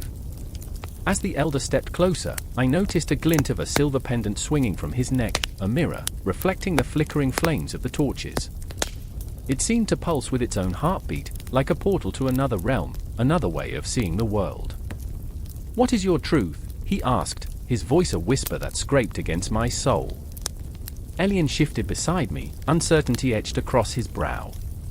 "I don't know why I'm here," he finally admitted, and the rawness of his confession hung in the air, a fragile thread of honesty. It connected us, a shared vulnerability in a world that demanded armor and bravado. "What if truth is just an illusion?" the elder continued, his words a dark lullaby, each syllable wrapping around our hearts like a serpent. "What if the very act of seeking is what binds you to your suffering?" The wisdom in his voice dripped with a seductive despair, and I found myself yearning to understand, even as dread coiled within me. Althea stepped forward, defiance igniting her spirit. "You speak of suffering, yet you thrive in it. What do you know of joy?" Her voice rang out, fierce and unyielding, slicing through the dark like sunlight breaking through storm clouds. The elder's eye sparkled with something ancient, something both terrifying and beautiful. "Joy is the ephemeral shadow cast by suffering," he replied, a smile curling upon his lips, sending shivers down my spine. I felt a storm brewing within me, a whirlpool of confusion, anger, and desire for freedom. The tension crackled in the air, a palpable energy that threatened to explode. I looked at Elian, his face a mirror of my own turmoil, and I felt the ground shift beneath us. And then, it happened. A sudden noise, sharp and thunderous, like the rending of the world, a warning or perhaps a promise. "Run!" I screamed, breaking the spell that had bound us. The moment fractured, splintering into chaos as the gymnosophists surged forward, voices rising like a chorus of lost souls. I didn't think. I just moved, adrenaline surging as I grabbed Althea's hand and pulled her after me. Elian followed, breathless and wide-eyed, our hearts pounding in sync as we raced into the night, the shadows relentless in pursuit. Behind us, the elder's voice lingered, echoing in the twilight, haunting and hypnotic. "You can't escape your own truth." And in that moment of flight, I realized, truth was not a destination, but a path, fraught with peril and possibility. As we ran, the cosmos spun above us, infinite and ungraspable, and I wondered if we were running toward something far greater than ourselves, or merely away from the darkness that sought to consume us. The chase had begun, and the night was alive with the echoes of what we had yet to face. The air hung thick, like a blanket smothering the last flickers of a dying fire. Shadows danced along the walls of the crumbling fort, teasing the edges of reality. Every creak of the ancient would a whisper of the past. Outside, the storm raged, a symphony of thunder and rain, vibrating through the earth as if the very ground itself was mourning. Inside, it was a different kind of tempest. I could feel it in my bones, a sensation more potent than the chill that seeped through the cracks. My heart raced as I caught a glimpse of Lydia, her silhouette framed by the flickering torchlight, a mere wisp of a woman with the weight of the world etched into her every feature. She was no longer the fierce warrior I had known, the one who stormed through battles with a spark in her eye and a blade that sang through the air. Now, at the precipice of this final campaign, she was tired, the fire within her dimmed to a mere ember. "I can't do this anymore," she muttered, her voice a fragile whisper, barely above the roar of the storm outside. Each word sounded like shattering glass, cutting through the tension that clung to the air. The truth hung between us, heavy and suffocating. I remember the countless nights we had spent dreaming of glory, of victories, and the songs that would be sung in our honor. But all that felt like distant echoes now, fading against the backdrop of iron and fear. I watched her take a deep breath, fingers trembling as they brushed the hilt of her sword, a gesture that once filled me with pride, now just a reminder of the weight she carried. "Lydia," I started, words jumbling in my throat, the fear of what lay ahead constricting my chest. How could I remind her of the power she still possessed? It felt cruel to drag her back to the battlefield when her spirit was already half buried beneath the weight of fatigue and loss. "Don't." Her eyes, two stormy seas reflecting the turmoil within, pierced through my uncertainty. "We both know it's over. The years have taken their toll. I'm not the warrior I used to be." I wanted to argue, to insist that she still had fire left to burn. I wanted to promise her that the world still needed her. But with each passing moment, the truth settled deeper, like a stone in my gut. We were older now, and age had clawed away at our resolve like a predator, gnawing at our very souls. "Then what do we do?" I whispered, desperation creeping into my voice. "Just give up." The silence that followed felt like a chasm, vast and dark. I could almost hear the clock ticking, each second a reminder of how fleeting this life was, how little time we had left to fight against the inevitable. Lydia looked away, her gaze drifting toward the window, where sheets of rain blurred the world beyond. "Sometimes," she said softly, "the bravest thing we can do is to walk away." "No." The word burst from me, raw and defiant. "We can't just abandon everything we fought for." "Everything," she echoed, the ghost of a smile playing at the corners of her lips, a cruel mockery of joy. "What have we really fought for, Roderick? For glory? For songs? Or was it to stave off the creeping shadows of our own mortality?" I flinched as if struck. She was right. The battles we had fought had begun to feel like a cruel game, a chase against time that left us weary, almost hollow. "Aren't you afraid?" I asked, voice cracking under the weight of my own vulnerability. "Afraid of what happens if we just stop?" She turned back to me, eyes fierce, ignited by a sudden spark of passion. "What's more terrifying, fighting a losing battle or accepting the truth of our situation? I'm tired of running." And there it was, the essence of our conflict, the heart of our despair. We had become warriors against time, but time was winning, relentless and unyielding, and the fatigue was like a poison, seeping into our veins. I could feel the pulse of my own heart, frantic and wild, echoing the urgency of our plight. As I opened my mouth to respond, the door crashed open, a gust of wind sweeping through the room like a spectre of chaos. In strode Marcus, younger and stronger, his body still lithe with the vigor of youth, but his expression betrayed a depth of understanding that belied his years. "There's no time," he shouted, breathless. "They're coming. We need to prepare." Lydia's expression shifted, fear mingled with determination, her warrior spirit flickering back to life, if only for a moment. "Then we fight," she asserted, but I could see the shadows creeping back into her resolve, fatigue clinging to her like a second skin. "Fight," I echoed, glancing between them, the desperate longing in my heart clawing at my throat. "At what cost?" Marcus stepped forward, youthful bravado shining in his eyes. "At the cost of everything we believe in. We owe it to ourselves. To the world." But what world? The one we knew was crumbling, a landscape marred by despair and fading hope. I wanted to scream, to shake them both awake, to pull them from the darkness that threatened to swallow us whole. The fight against aging and fatigue felt insurmountable, but the anticipation of the coming battle thrummed through the air like a war drum. As the wind howled outside, carrying with it the fury of the storm, it was clear that our final campaign had begun. The clock ticked louder, heartbeat by heartbeat, each second stretching into eternity. We were on the brink of something monumental, yet the weight of weariness pressed down upon us like a heavy cloak, and deep within, I feared we were already too late. With one last glance at Lydia, I saw a flicker of hope in her eyes, a small, stubborn flame refusing to be extinguished. It ignited something in me, a will to fight even when the odds felt insurmountable. So we stood together, 3 warriors bound by the burden of time. And as the storm raged on, we braced ourselves for the battle ahead, against the shadows that loomed ever closer, knowing that we were racing against more than just our enemies. We were battling against ourselves, against the fatigue that threatened to pull us under.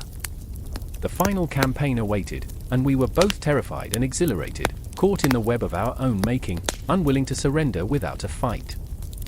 The air was thick with the scent of decay as the sun dipped below the horizon, its last rays a feeble attempt to illuminate the chaos that churned in Babylon. I stood in the shadows, heart racing, eyes wide, as the cries of the dying echoed through the cracked stone walls. The city, once vibrant, now trembled under the weight of a relentless plague, a ghost haunting its streets. I was there, in that moment, a spectator caught between the curse of history and the thrill of survival. "Should have seen it coming," whispered a voice, rough and bitter, slicing through the air like a jagged knife. It was Uruk, his face gaunt, eyes haunted. His hands trembled as he clutched a tattered scroll, a record of the Empire's conquests, of triumphs that now felt painfully hollow. The truth settled heavily between us, victory had turned to ash. "Do you think the gods can hear us?" I asked, my voice barely more than a breath, a fragile wisp swallowed by the encroaching night. "Or are we just echoes in their great joke?" Uruk scowled, his brow furrowed with the weight of 1,000 unshed tears. "They're laughing. They've always been laughing." His bitterness clung to the air, wrapping around my throat like a noose. And we, fools that we are, danced to their tune. As I took a step back, my gaze fell upon the figure sprawled on the ground, Nabu, once the greatest of conquerors, now a man wrecked by fever and despair. His skin glistened with sweat, a sheen of defeat.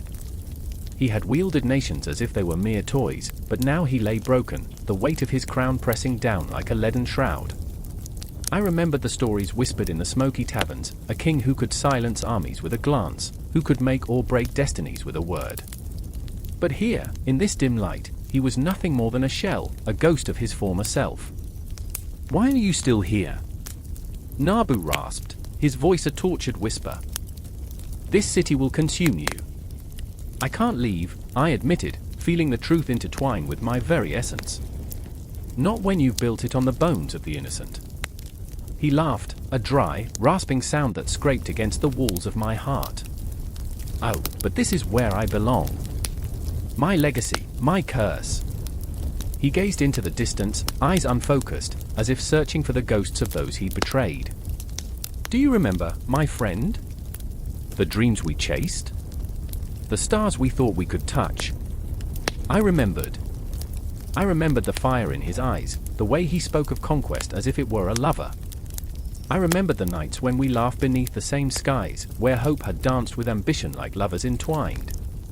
Now, those memories felt like shards of glass, each one cutting deeper than the last. "Look around you," he said, gesturing weakly to the ruins that stood testament to his reign. "This is the price of glory. A crown of thorns." Uruk shifted his weight, the tension radiating off him like heat from a forge. "It's not just Babylon that suffers," he said, his voice rising, full of raw emotion. "It's every soul that dared to dream.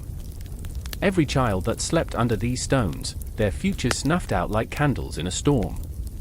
The ground trembled beneath our feet, a reminder that time was slipping away, just like the health of our king, and the very essence of our city.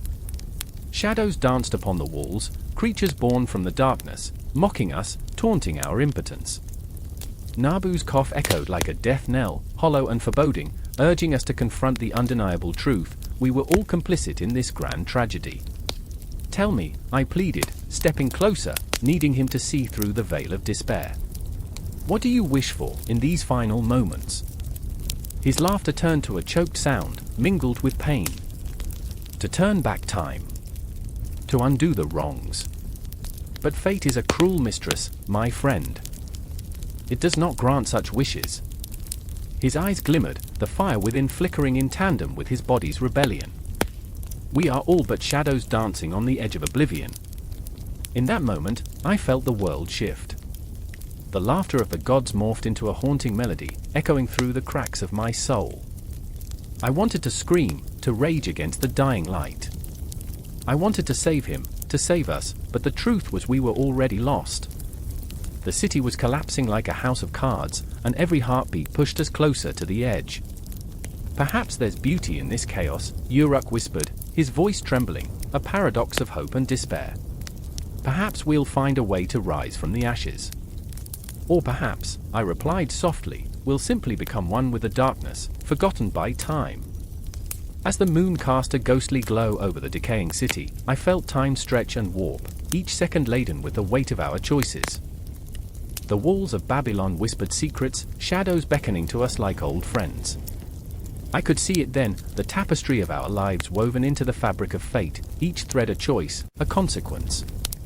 Nabu's breathing quickened, desperation filling the space between us. "Stay with me," he gasped, his hands reaching out, trembling.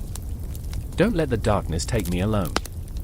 I felt the pull of his fear, the desperation clawing at my heart.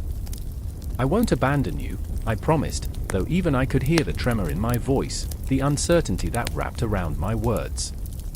The clock of fate ticked louder, a cacophony that drowned out thought, that silenced dreams. In that breathless silence, I grasped his hand, feeling the warmth slip away, the fading light of a once great conqueror. And as the shadows closed in, I understood, we were all soldiers in this war against time, against oblivion, fighting for a flicker of hope as the curtain fell.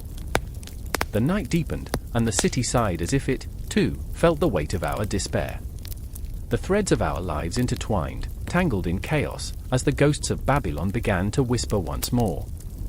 Darkness draped over Babylon like a funeral shroud, wrapping its tendrils around the city's crumbling walls and the hearts of its people.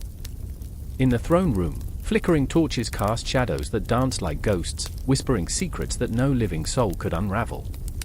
The air was thick with a palpable tension, suffusing the space with the weight of dread. It was a moment hanging, suspended in time, just before the storm. I remember the sound of ragged breathing, each exhale echoing against the stone, a collective heartbeat of a kingdom on the precipice. I stood there, a mere spectator, my heart pounding like the war drums that had once heralded Alexander's conquests. The mighty king, a titan of men who strode across the earth like a god, lay now upon a bed, his body a broken vessel. The sight pierced through me, a man who had reached for the stars, now reduced to a whisper of his former self, eyes clouded with confusion and pain. He was flanked by two figures, each entwined in their own tempest. Hephaestion, his closest companion, knelt beside the bed, his golden hair a halo in the dim light. Love and despair clashed within his chest, a storm raging just beneath the surface. I could see the way his hands trembled, desperate to reach out, to touch Alexander's brow, to soothe the fever burning through him. But he hesitated. Words failed him, love smothered beneath the crushing weight of impending loss. "Please, Alex," he whispered, voice cracking, a raw edge that tore through the silence. "You cannot leave us. Not now." But Alexander's gaze was distant, his thoughts lost somewhere in the swirling cosmos, a world where shadows beckoned and the weight of mortality pressed down upon him. The air was electric, a moment teetering on the brink, as if the universe itself held its breath, waiting. And then there was Roxanne, the fierce beauty who had conquered Alexander's heart, her presence a tempest all its own. She stood in the corner, a queen encased in grief, her eyes wide, reflecting a kaleidoscope of emotions, fear, anger, disbelief. A woman who had once captivated emperors now felt utterly powerless against a disease that surged like an invading army. She clenched her fists, knuckles white, trembling with the ferocity of a lioness defending her cub. "Who will take care of our child?" she cried, a blade of anguish slicing through the air. "He cannot leave us," he promised. Each word was a dagger, piercing through the unyielding silence. The air crackled with the energy of unresolved conflict, swirling around us like smoke. I could almost taste the desperation, bitter on my tongue, mingling with the scent of burning oil and sweat. Rumors snaked through the city like shadows. "Poison," they said. betrayal, envy. Each whisper a thread in a tapestry of intrigue that sought to entangle the mighty. I remember the way the echoes of their voices bounced off the walls, morphing into a cacophony of fears. Who would dare to assassinate a god, and why? The question loomed, dark and insatiable, gnawing at our sanity. As Hephaestion leaned closer, desperation etched into every line of his face. I felt the air shift. What if it was Chaldean sorcery? He breathed, his voice a trembling wisp. What if they've cursed him? Roxanne's laughter was a jagged edge, sharp and bitter. Curses don't kill men like Alexander, she spat, eyes flashing with a mix of fury and pain. It's jealousy that endures. The words hung in the air, thickening the tension, a truth that smoldered in the hearts of those who dared to love a man like him. I could see it, the strain of a love that was both a blessing and a curse, the twisted roots of affection entwined with the sharp thorns of ambition. The king stirred, a flicker of life returning to his eyes as he caught the threads of their emotions, their fears wrapping around him like chains. You are warriors, he murmured, voice hoarse yet commanding, a whisper that somehow carried the weight of empires. But this battle is mine. And just like that, with a slow, agonizing breath, he pulled them in, weaving their hearts into the fabric of his final moments. He reached out, fingers trembling, brushing against Hephaestion's arm, barely a touch, yet it ignited a wildfire of emotion. The very air crackled with intensity, the world narrowing down to that singular moment, a shared heartbeat, a last gasp of hope. Yet the specter of death loomed, palpable and omnipresent, casting an unyielding shadow over their bond. I could feel the heartache building, a tidal wave of sorrow crashing against the fragile shore of their love. I remember the way Roxanne's face twisted with anguish as she watched the life ebb from Alexander, each breath a fragile thread pulled tighter, threatening to snap. Why did you not prepare me? She asked, a plea wrapped in desperation, eyes pleading, searching for answers in the depths of his fading gaze. In that heartbeat, an unspoken truth lingered between them, a shared history of blood and glory, love and sacrifice, now faced with the bitter end of a saga woven into the fabric of time. The walls of Babylon held their breath as the hourglass of Alexander's life tipped, grains of sand slipping through the narrowing neck, each one a whisper of the legacy he would leave behind. I remember the quiet that followed, a profound silence that enveloped the chamber, so heavy it felt like a shroud.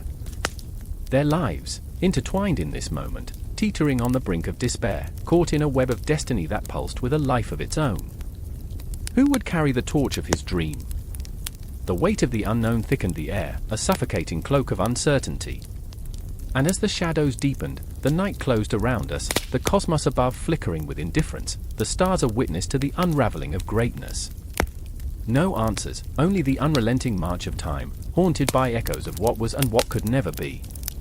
Death was an artist, and in that moment, it painted the most visceral masterpiece, an intricate tapestry woven from love and loss, ambition and betrayal, whispering to us all, reminding us of our own fragile mortality, our own fleeting moments in the vast theater of existence.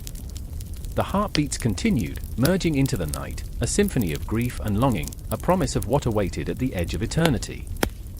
We remained, suspended in that fragile moment, every breath a prayer before the dawn, the world shifting, a destiny unwritten, lingering just out of reach. The sun hung low, a fiery orb bleeding into the horizon, casting long shadows over the blood-soaked earth. The air was thick, heavy with the scent of sweat, dust, and something far more sinister, fear.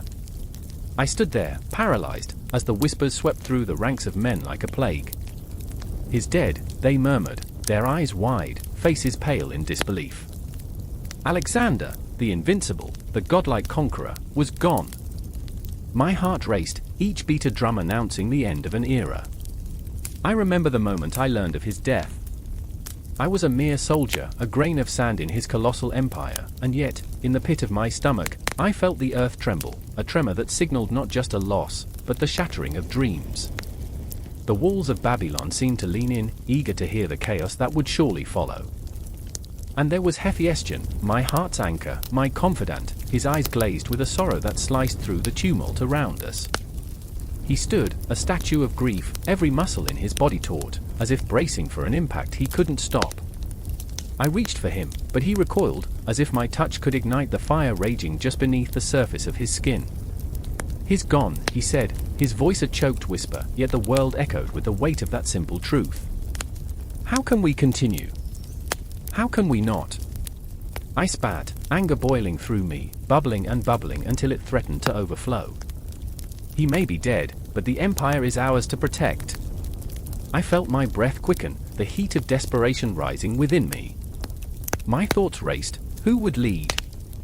Who would dare to fill the void left behind by the man who believed he was destined for greatness?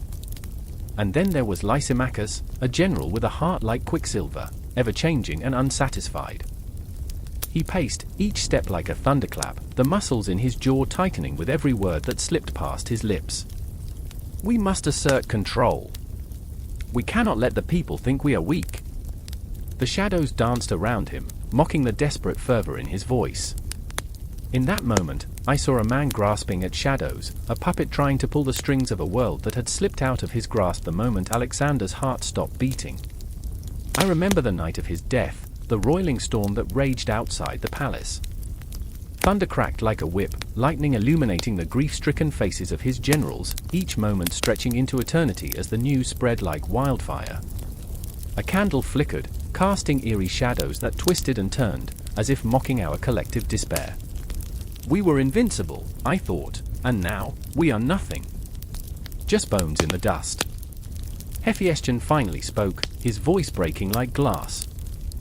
What do we do now, Lysimachus? Do we fight for a shattered dream or let it slip away into the void? His eyes, usually so fierce, were haunted. I wanted to scream at him, to shake him free from the shackles of doubt that clung to him like a second skin. But I found myself entranced by his despair. It wrapped around me like a shroud. Lysimachus, the ever-impulsive, barked out a laugh that echoed like a ghost through the halls of our grief. Fight! We must fight, even if it means slaying our brothers in arms. The ferocity in his voice was palpable, a cacophony drowning out the whispers of doubt.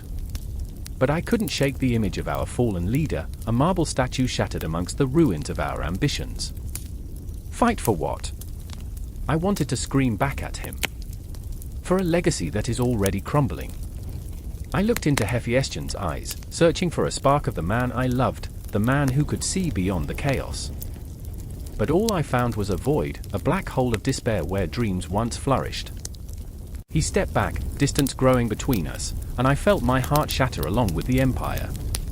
You're wrong, he whispered, so quietly. Without Alexander, we are nothing. The weight of those words hung in the air like a ghost, chilling my spine. The tension was electric, tinged with the acrid scent of fear and uncertainty. I could feel the clock ticking, each second a reminder of the inevitability of change and the fragility of power. The shadows stretched and elongated, becoming monstrous figures, each a symbol of the battles yet to come.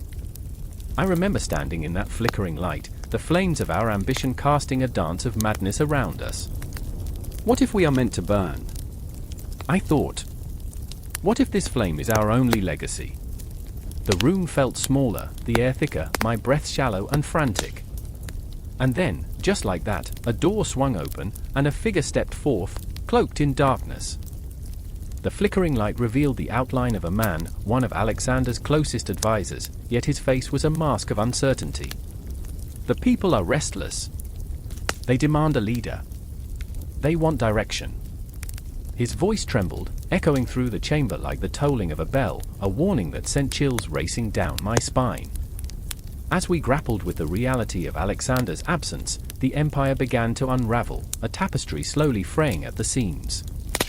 Each thread, once woven tight with loyalty and ambition, began to slip away. The echoes of ambition turned to whispers of betrayal, the power we once held so close began to feel like a noose tightening around our throats. I could feel the world shifting beneath me, a cosmic imbalance, a kingdom teetering on the edge of oblivion. The shadows grew darker, and I knew, deep down, this was just the beginning. Each heartbeat pulsed with the impending doom of an empire destined to fall. I wanted to scream, to wake everyone from this nightmare that began the moment Alexander drew his last breath. But I stood there, paralyzed in that moment of despair, knowing that the storm was just over the horizon, ready to consume us whole. And as the sun dipped below the earth, leaving us shrouded in darkness, I realized we were all trapped in a relentless cycle, caught between loyalty and the inevitable fracture of our shared dreams. Because in the end, what is an empire without its heart? The air crackles with tension, heavy like a storm about to break, as I stand in the shadow of the towering statue, a cold and jagged silhouette against the night sky. Its eyes, carved from stone, seem to follow me, whispering secrets of a man long gone but never forgotten. Alexander, the name rolls off the tongue like the last sip of a bitter wine, leaving a lingering taste of ambition and sorrow. I remember his conquests, his fiery gaze, and the way he left nothing but ghosts in his wake. I remember, and it haunts me. Across the square, I see her, Sophia, eyes gleaming with a mix of fear and defiance. She's clutching a tattered scroll, the ink still wet, trembling as if the words themselves could betray her. They're coming, she breathes, voice barely above a whisper, yet it cuts through the heavy silence like a dagger. Her hands shake, and I want to reach out, to tell her that it will be all right, but I feel, we're standing on the edge of something darker than either of us can comprehend. Beside her, Marcus, a soldier with a heart worn down by battles fought and lost, grips his sword as if it's the only thing tethering him to reality. "We can't let them take it," he says, but doubt creeps into his voice, curling around his words like smoke. I want to scream, to shake them out of their paralysis. What if they find out? What if they use it? The legacy of Alexander isn't just a story, it's a weapon, a curse embedded in history, and we are mere pawns caught in its relentless tide. The night is thick with memories, echoes of victories and betrayals. I close my eyes, and the past floods back, every battle cry, every whisper of betrayal, every tear shed for a kingdom lost. I remember the stories my grandfather told, how Alexander cut through the fabric of the world, how he wore the sky like a cloak, how the weight of his ambition crushed everything under its unyielding pressure. I can almost hear the clash of swords, the roar of his army, the beautiful madness that drove him into the arms of the unknown. Marcus snaps me back, his voice a low growl. "We need to move," he says, eyes darting toward the shrouded alleyways. Shadows dance ominously, and the moonlight reveals fleeting shapes, specters of a history steeped in blood. "They're here." The urgency in his tone sends a shiver down my spine, a reminder that the present is a fragile thread woven into the tapestry of the past. Sophia takes a step closer, and for a moment, the world narrows to just us. "Do you believe in ghosts?" she asks, her breath hitching on the last word, as if she's questioning not just the supernatural, but the very essence of our choices. "I do," I admit, the confession slipping out like a curse. The past never truly dies.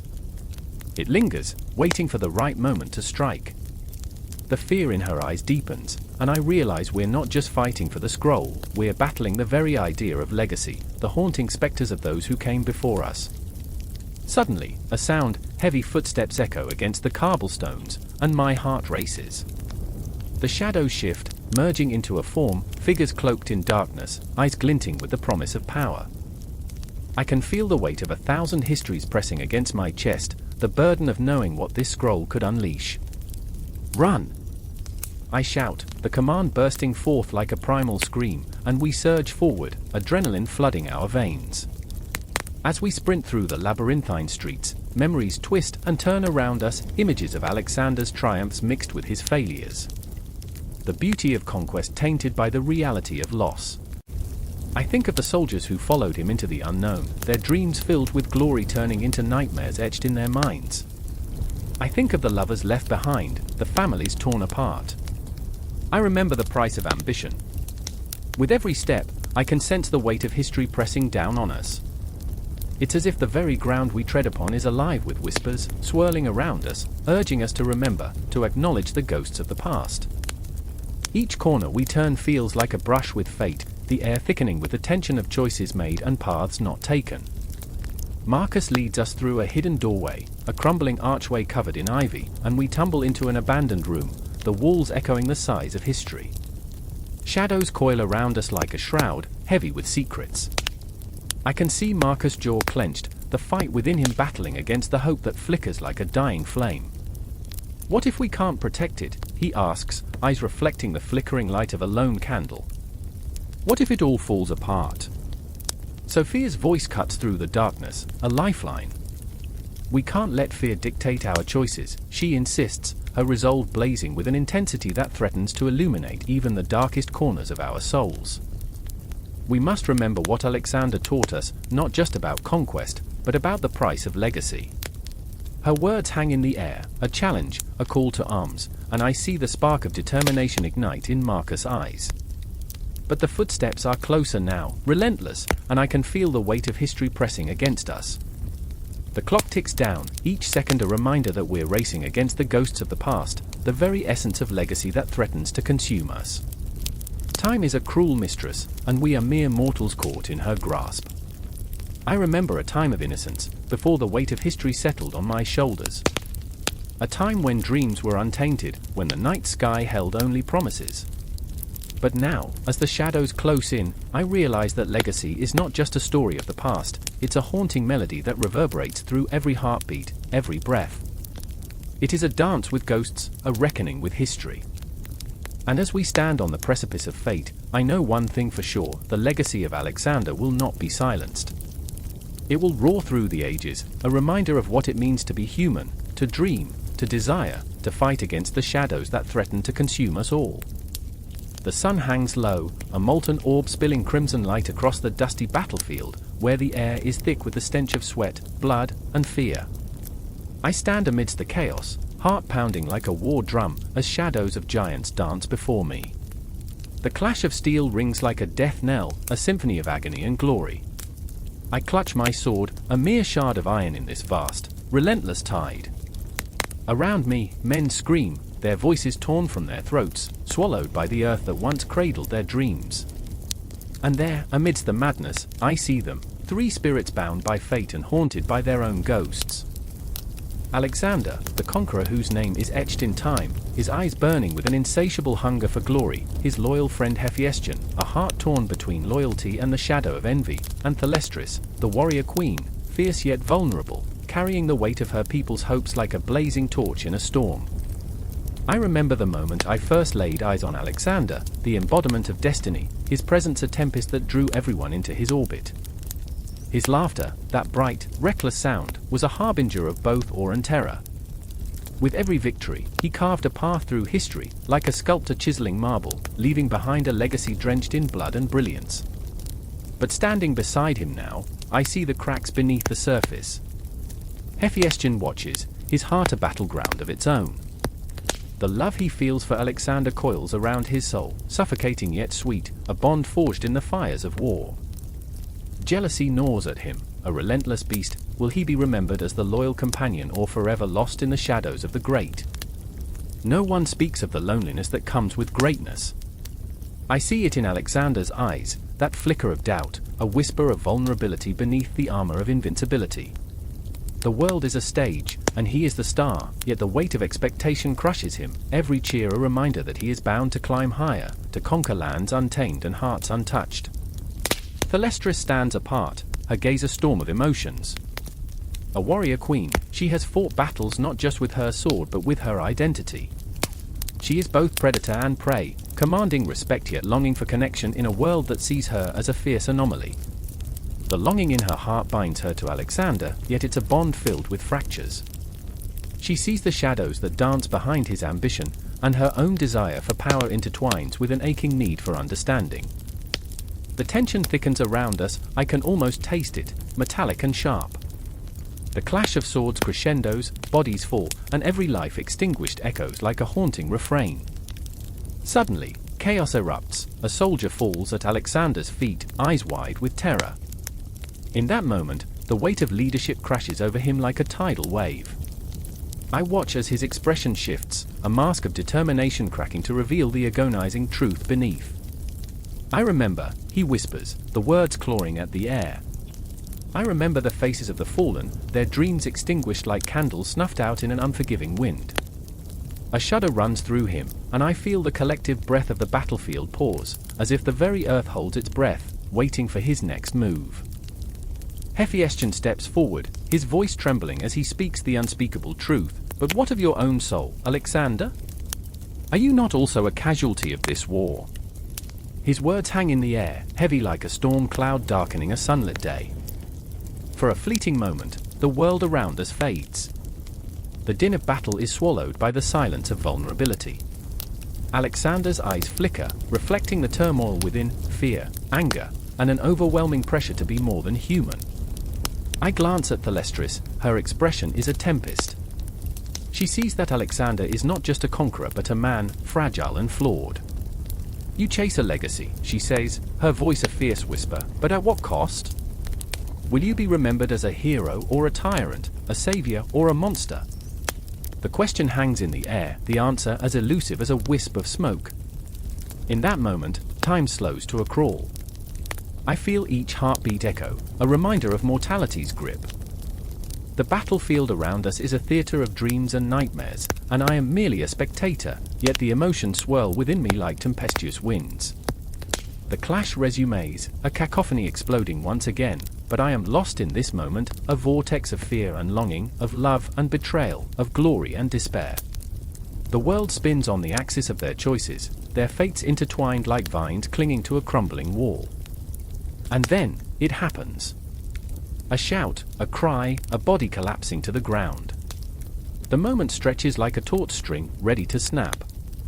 I see Alexander's gaze, a spark igniting within him. He has made his choice, fueled by the fire of ambition and the haunting specter of legacy. I remember the moments when history was shaped not just by the sword but by the heart, where the true battles raged within. The weight of ambition, the burden of loyalty, the ache of desire, these are the true conquests, the lands that lie within. The battlefield is not merely a place of war, it is a crucible where the essence of humanity is tested, where greatness is birthed from the ashes of despair. I see it now, the endless echo of Alexander's influence stretching across time, a tapestry woven with threads of triumph and tragedy, love and loss. As the dust settles, the shadows of our choices loom large, whispering secrets of the past, intertwining our fates with the stories yet to unfold. I stand here, a witness, a keeper of their legacy, and I know this moment is not the end but merely the beginning. The cycle continues, the heartache reverberates, and the echoes of Alexander the Great are destined to ripple through the ages, reverberating in every choice, every battle, every heartbeat. And I am left in the tempest, breathless, waiting for the next chapter to unfold in this eternal saga.